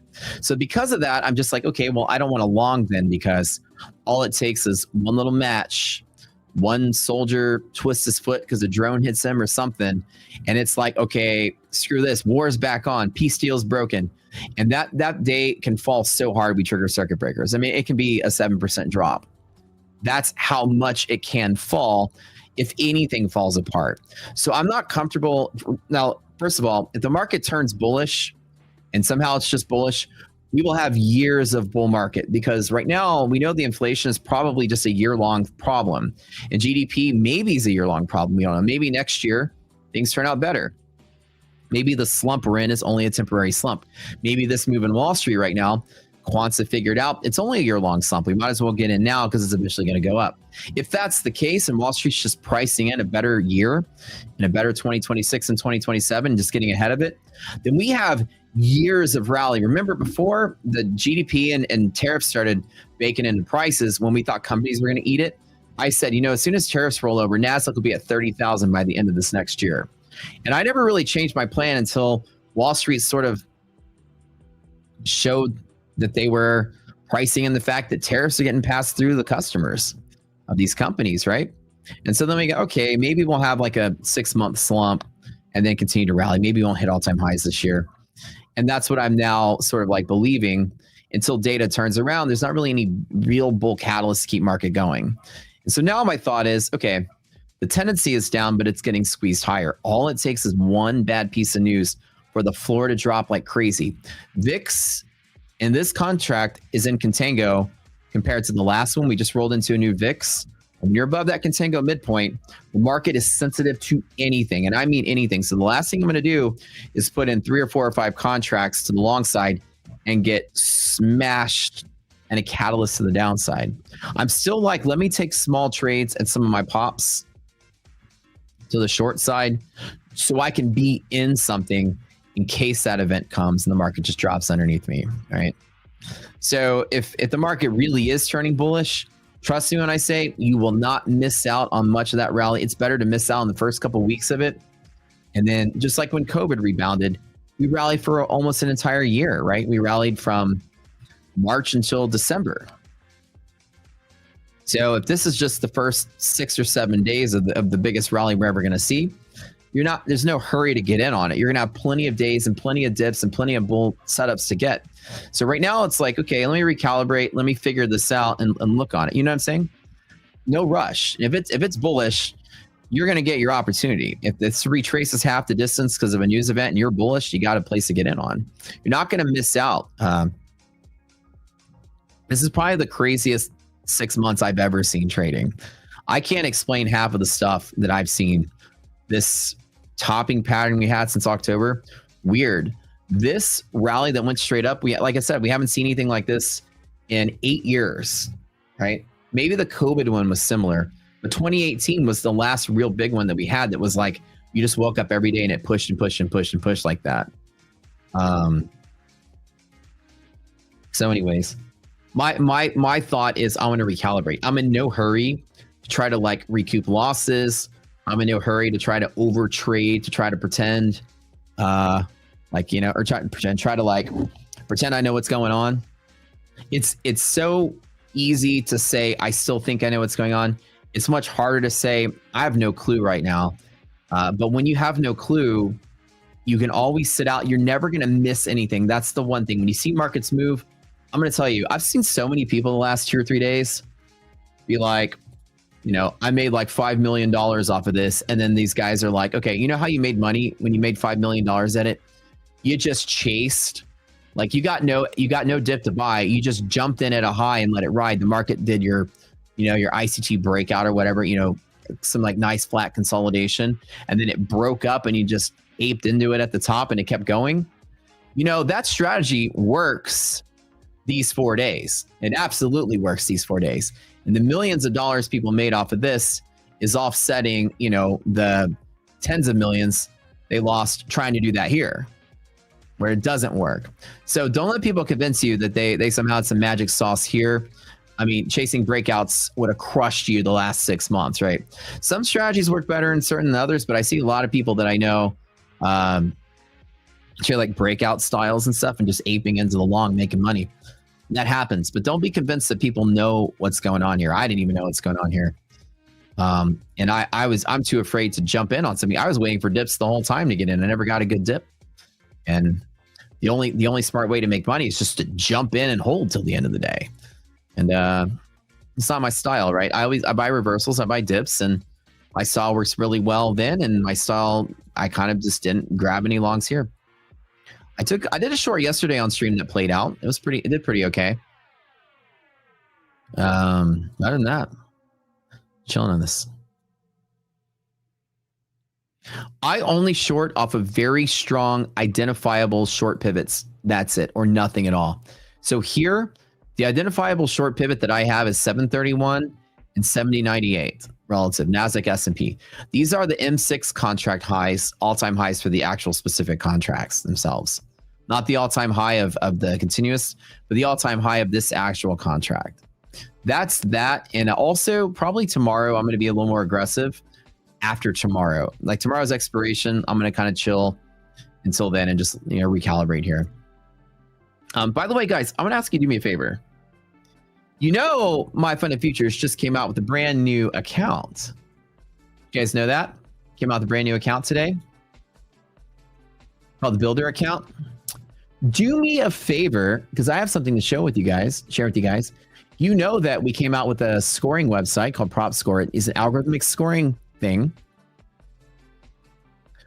PropScore is something that looks at every single account of every single firm that comes out, and it puts all the data into an algorithm that looks at everything from drawdown per price, price per time in market, return on investment, all the different rules, difficulty, failure rate, everything, and gives that account a score and plus the price and the payout structure and the payout restrictions, everything, and lets you know how good that thing is just based purely on the math of the account. Would you like to know when a firm comes out with a new plan, how good actually is it? Do me a favor. I'm about to share with you, because it's new today, what the builder plan score actually is. Now, do me a favor, guys. Oh, wait, they're dropping the link here for the form. Do me a favor. We have a new Twitter account. You guys, I'll give you a minute or two to go fill out the form before I drop my link. Chat, hit that form really quick for the giveaway. Let me show you something pretty cool. We have a new Twitter account, guys. It's here. I'm going to spam it in chat really quick.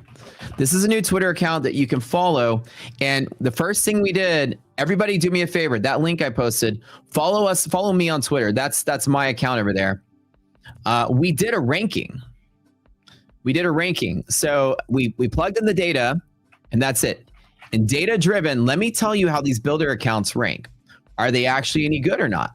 So let me show you what we got. So this is our new Twitter account. I appreciate you guys. Give us a follow. We just got this thing started.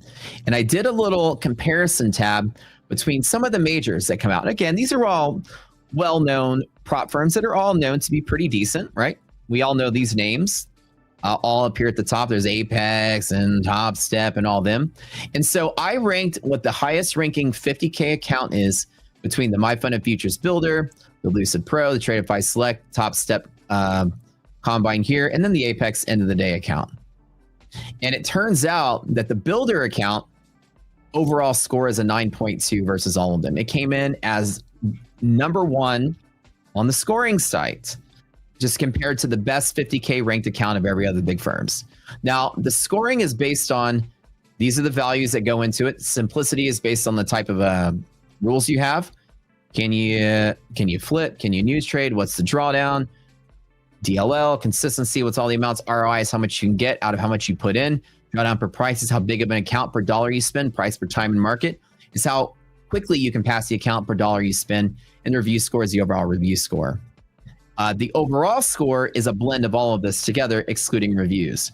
So the overall score is basically the final ranking. It's all mathematics. There's zero subjectivity. We plug in just the data. We take all the data from the site, plug it in, the algo kicks off the score.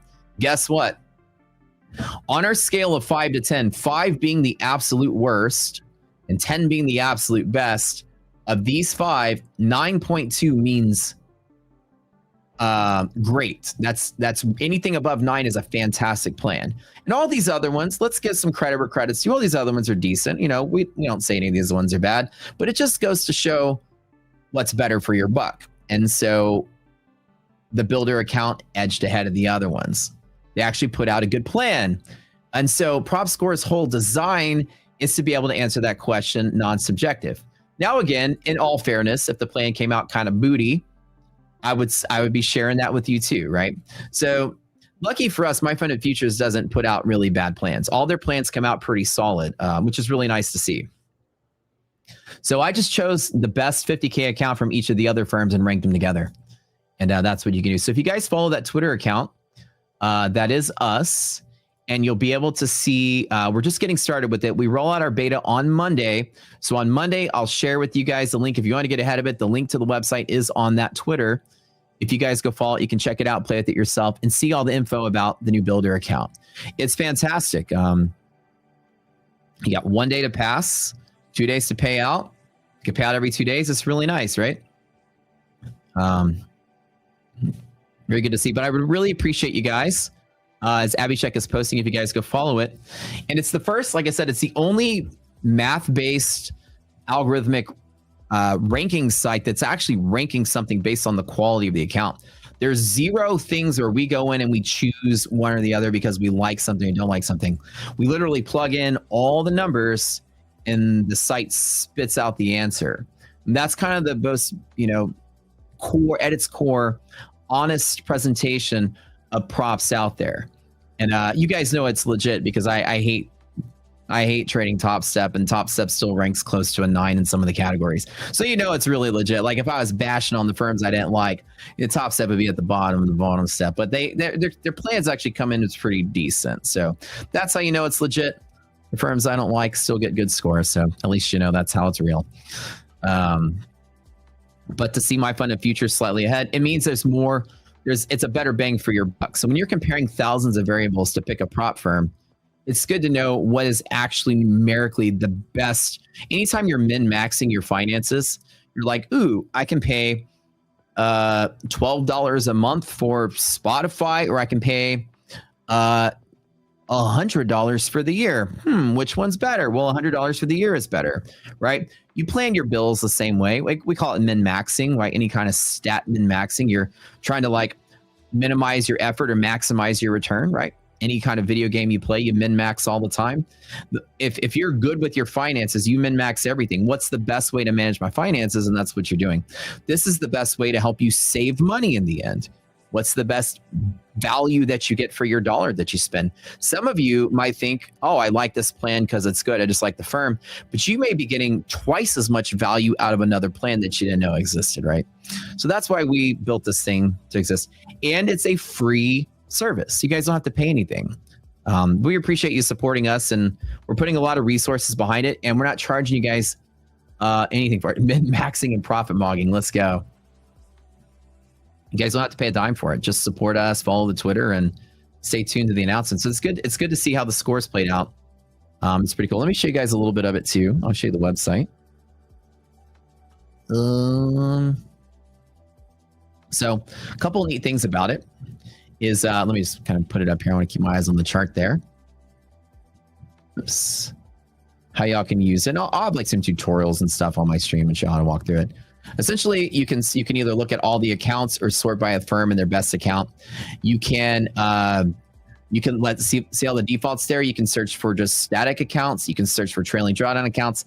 In the day accounts, we'll have every single prop firm ever here. In the beta, we have like 9 firms programmed in just for the beta, just to kind of get things going. By May, we'll have everybody programmed. You have 5 different scores. This is price per time in market, drawdown per price, return on investment score, simplicity, and the overall score. You can come in here in the model and choose which model you want. Which one has the best first payout? Which one has the best expected payout for the best day you can trade? Which one has the best max monthly payout, right? You can choose all of that. You can come here and say, who gives me the best expected payout? And then you could type in your own failure rate. Say like I fail 5 times before I pass, and I fail 5 fundeds before I get a payout. My win rate is 60%, and I trade 3-to-1 trades on average. Which firm is best for me? And then it ranks the firms as to which one's best for you. With those conditions, which one is the easiest under my conditions? Okay. It looks like, MyFundedFutures is still in the top 3 as far as easiness goes, but you can see how it changes the stats up a little bit. Return on investment. MyFundedFutures is the best ROI. Which one gives me the biggest drawdown per price? In this example, FundedX and Lucid, right? You can see how it shifts things around based on your own stats. For the most part, all around default models, the one that would apply most to everybody, in MyFundedFutures is near up at the top for every single category, which is very kick-ass to see. But we built that for you guys to be able to look at the firms and see how things really turn out.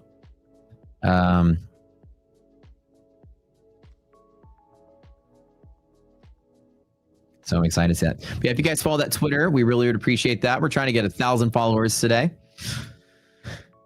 We have some rules there. 0 subjectivity, no opinions. I'm completely separated from the data. I don't touch the data. I don't input the data. The separate auditors who run the site are not affiliated with props whatsoever. So they go through a checks and balances. Nobody can change anything on the site without everybody knowing somebody changed and logs who changed it. Nothing gets published on the site without an extensive review process. There's a person that inputs the data. There's a reviewer who reviews all the data. And so that person is also not affiliated with props. So it's separation, checks and balances, and it's all algorithmic. So are you guys excited to see that the new plans rank really high? The whole point being, when somebody releases a plan, you don't know if you're being marketed to by some paid influencers or you actually have something that's good. A lot of times a firm comes out and says, this is the best thing ever. And all the influencers are like, best thing ever, game changer. And then it comes out the score was a 5. Those end of the day accounts by some firm we're not going to name that rhymes with hey Pex came out with a 5 on their end of the day drawdown accounts. 5 is the lowest score that you have on this scale, but it was somehow marketed as the best thing ever. Well, when you look at this, the details underneath, not dogging another firm, but details underneath, there's trailing drawdown, there's DLL and consistency on funded, and then you're going to realize the score is going to be lower. How can that be the best thing ever? It's just the best marketing ever. So the whole point I'm saying is you'll be able to see through a lot of the influencer noise and actually sees what is quality. And it's good to see that the ones you expect to have quality actually show up to be good. So MyFundedFutures says great new account, awesome account, it's really great. And it turns out the score is good. Then everything works. So anyways, I'm really excited about my new thing I built. You know me, I'm always like building stuff. That's my favorite thing I do. I think I'm one of the most fortunate people alive because my job is kind of like I have an infinitely sized sandbox with sort of like no cap to the funding I get to sort of just be a mad scientist all the time. And I get to constantly build and invent and make stuff and hire my friends to work for me and pull people together. Like I meet other nerdy, you know, mathematician, engineer, nerd types of the Rocket Scooter stream. And then I go, hey, I'm building a new thing. Who wants a job? And like hundreds of people want to apply for it. And I get to kind of work with a bunch of cool people and build stuff. And it's kind of fun. So I think it's kind of nice. Y'all gonna re-roll? Y'all re-rolling? All the we-rolls? Time to we-roll?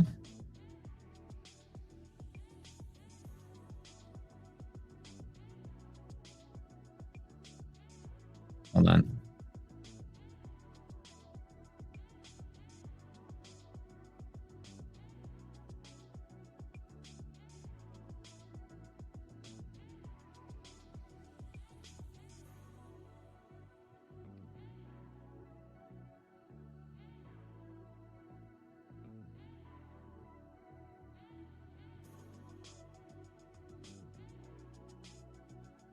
Hold on 1 second.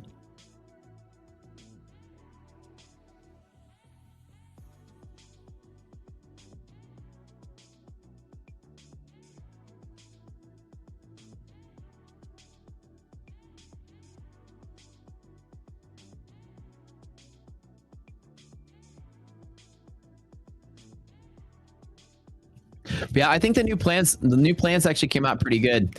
It kind of reminds me, you know, there's a like when you think of sort of how payouts, you know, are trending towards with a lot of the firms. The payout, the quicker the payout is starting to become the more popular accounts these days, quick payouts. And I think that having the 1 day to pass kind of gets that out of the way really quick. And then 2 days to pay out. It's kind. I think that's a really fantastic idea. I mean, I like it. I'm giving away the Maserati in tomorrow's session. Oh yeah, sure. Free car. Oh, let's see. I wonder how today plays out. You guys think today sells off? What do y'all think? What do y'all think happens? It's getting a little bit of pressure here. I wonder if we get lower lows today. Who knows, man? I'm absolutely not wanting to trade this though. Our indicators are showing slight amount of pullback bearishness. The resilience number is less than 0. So stocks are trying to fill their gaps here. The NASDAQ is sort of bouncing around 0. So it maybe might try to find some lower lows today. We'll see. I'm just not ready to jump in on this one yet.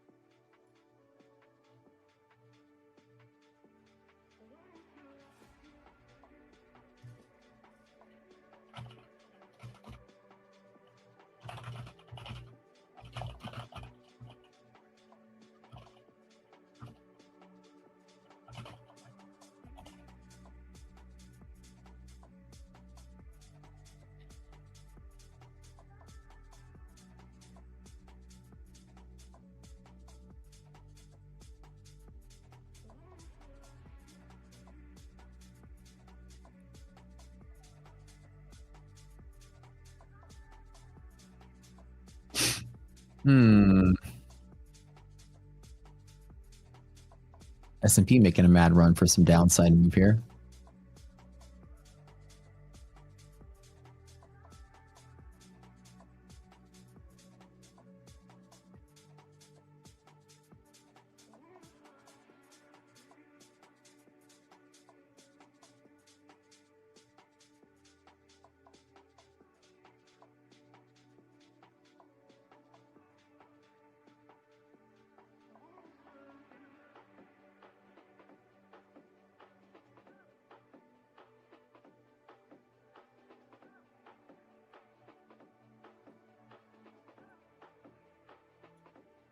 Just trying to read some news and see what's going on. do one more because of Trevor's birthday? Oh, I don't know. Do we get extra spins for birthdays? Data bleed, baby. I think a lot of this is going to be put data bleed. I don't think they're going to start.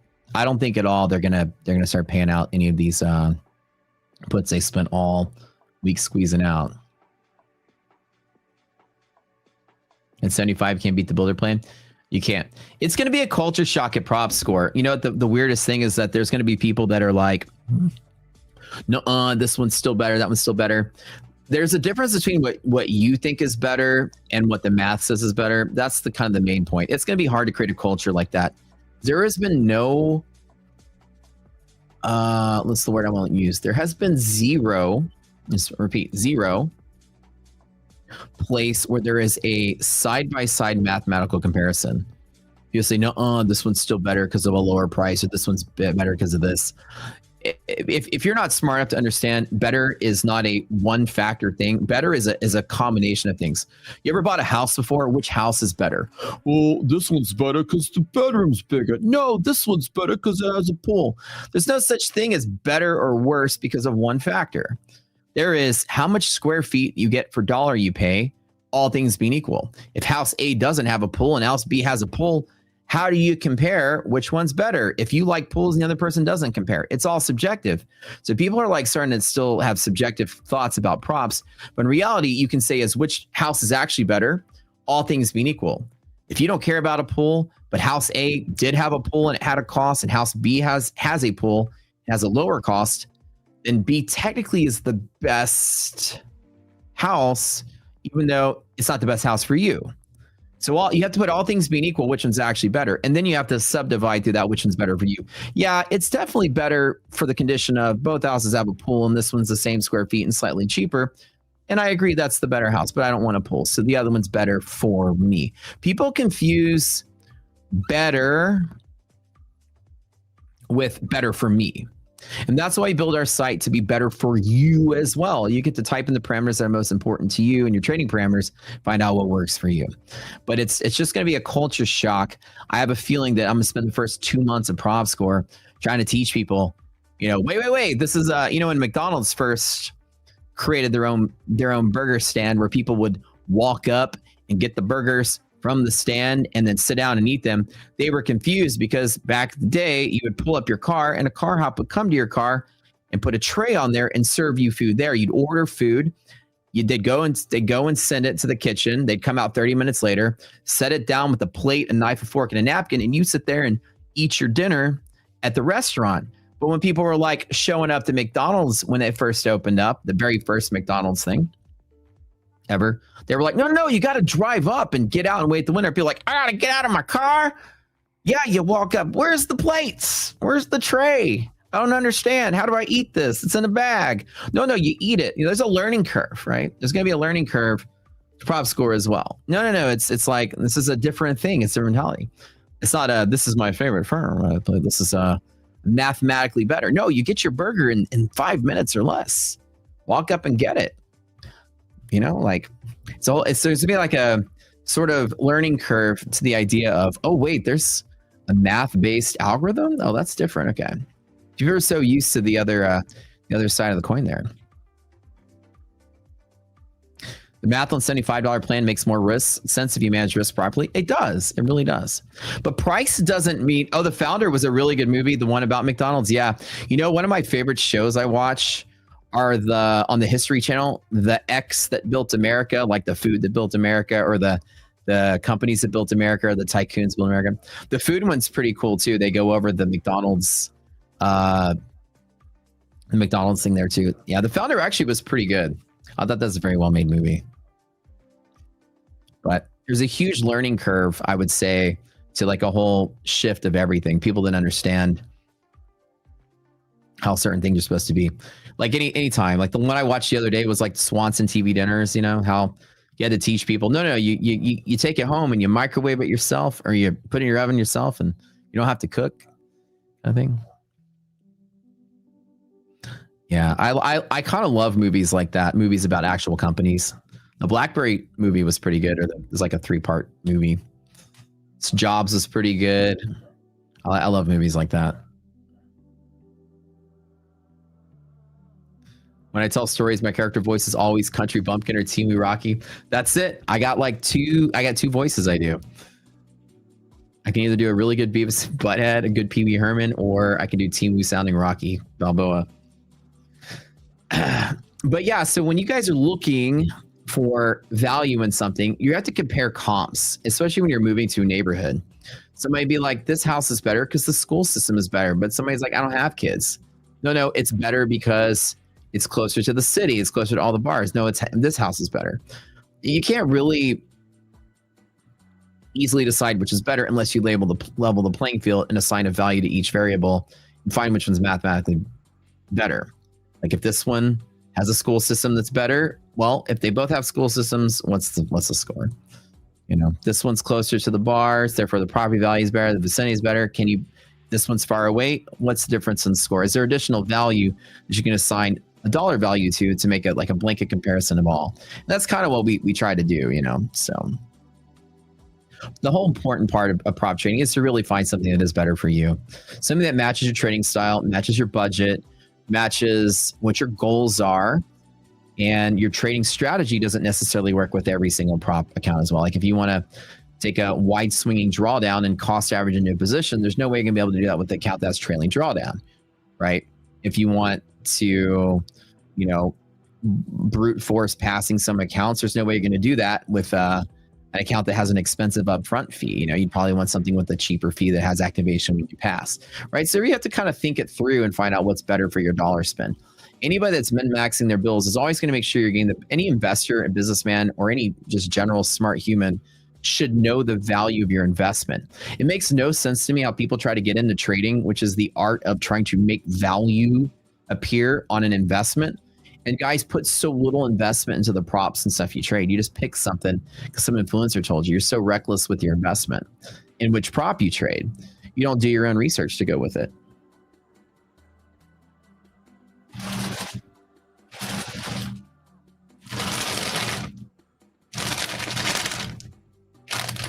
What? Try it with me. I didn't want to open it until we tried it together. Chat, look at this. I got some Asiago cheddar cheese crisps.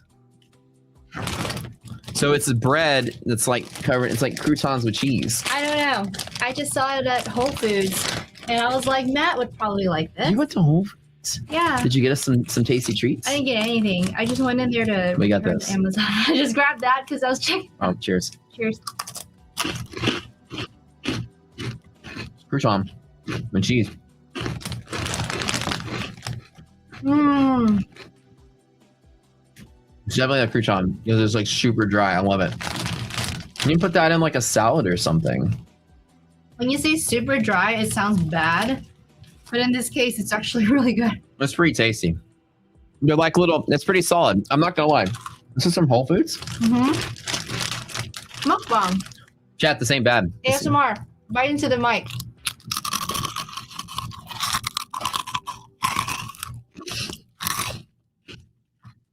I like it. I like it a lot. It's really tasty. I didn't eat anything today. When did you get home? Hmm? When did you get home? 20 minutes ago. Mm-hmm. I went to Whole Foods to return Amazon stuff and I walked out with like 4 dozens of flowers. So it always happens. They always get me. They put the flowers in the front. Do you expect me to walk in as a woman, look at me, and not walk out with a bunch of flowers, okay? Did you buy flowers today? Yeah, I did. How many flowers? What flowers? How many flowers? How many bunches of flowers did you get, or what I was? bought. Actually, I was conservative today. I bought 5 Mhm. or 4 bunches of flowers because I tend to go overboard, not knowing which one I want. So I always buy the whole floral shop. That's her thing. I'm like, ooh. Just takes my card and it's like, I'm like, you want to go buy some flowers today? She's like, okay. Yeah, Come- but today I was being a big girl. Very proud of you. I was being a very big girl today. I only walked home with 4 bunches of flowers. Variable scoring is smart. Somebody said about prop score. Oh, yeah. I fully agree. I think the flexibility, as we start to grow out of beta, we're gonna have more flexibility to put in more user things. Like maybe even to the point, my dream would be to the point you could upload your own trading stats at some point. Like it would download your trading history, then analyze your own trades, and then filter that in somehow. Well, that's like a far reach, but I mean, I think we can go as far as we want with different kind of trading stats, different kind of, you know. Girl logic for sure. That's how you are with Whole Food cookies. Pretty dangerous when you go to Whole Foods because everything's expensive. I still will say that Trader Joe's has much better snacks than Whole Foods. Really? Yeah, I mean, you ate everything I brought home. I didn't even get a chance to eat it. That was all some good stuff. I see. You brought chips that were really good. Ghost pepper chips They were dope. and ketchup chips.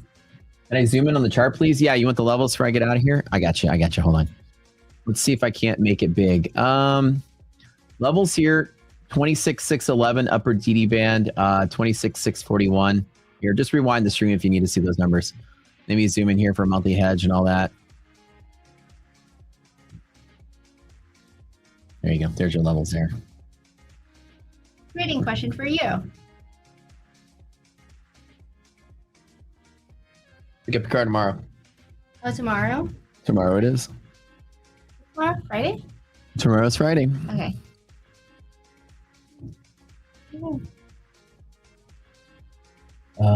Wait, a trading question? Hold on. Trader Joe's is trash quality. I've never really shopped at like those smaller grocery stores. I always go in and feel like they're missing the key components of like what I would want to buy, but they have some of the basics that you need, like meats and vegetables and whatever. Oh. I can't get bagel bites and Captain Crunch from a Trader Joe's. Okay. What am I gonna do? When you get a hot pocket, you got to go to a Kroger or something. No, Trader Joe's is really nice. I think frozen foods and snack foods and stuff. Somebody asked me a trading question. What do we got? Hold on. I said I have a trading question. Oh, what's up? Are we going to end lower or higher than where we started? Yes. Okay, cool. The answer to that question is: are we going to go lower or higher? Yes. Yep. That's the answer. That's all I need to know. Thank you. Yep. All right, guys. Thanks for tuning in. MyFundedFutures team. Thank you guys for being here. So glad to see you guys. Check out the, remember when they sat down with us at lunch and asked us if we liked the names that they were picking out? Oh, value. They chose Builder. Oh, man. Yeah. Luke. No, I like Builder. I think it's good. What about my opinion? What was your idea? What did you pick? Value. Oh yeah, she came up with value. They were asking us if we liked the names of the plans before they launched it. We gave the day I got the haircut. It's kind of funny because Matt and Luke came to town and took us to lunch, and they showed up a little late, and then we ordered food, and I had to leave and go get a haircut. And so I left her there with Matt Leach and Luke, and the three of them sat and had lunch while I'm getting a haircut down the road. And then I just come back and they were like, oh, like nice haircut. And I was like, so how did things go? They're like, oh, we told her about this new account. Got us to look at the names. I kind of do like Builder because it makes a lot of sense. What is this? A hash brown piece? That's all you, baby. What the heck? That's all right, all guys. me. Anyways, the counts turned out to be pretty good. 9.2 on prop score, by the way, out of 10. Really? Wow. 9.2, yeah. So it turned out to be pretty good. Don't forget, you can use the code, your favorite influencer code. You get a deal. I think it's 40% off for up to two uses for the code. If you haven't checked it out, make sure you grab that. They still have the 50% off the pro plans, everything else like that going on here. Check out Stephen K later on this evening. And of course, we'll be out of here for the rest of the day, but you can join. Abhishek is posting that link that goes to our channel. We'll be live at Rock Scooter. You can come hang out with me, Neon, and the rest of the gang. and just chill out there. And we will see you guys later. Thanks for supporting us. Thanks for following us. And thanks for giving us 64.1K subs here. Appreciate y'all being here. We'll see you later. From iDoc and me, we're out of here. Have a good one.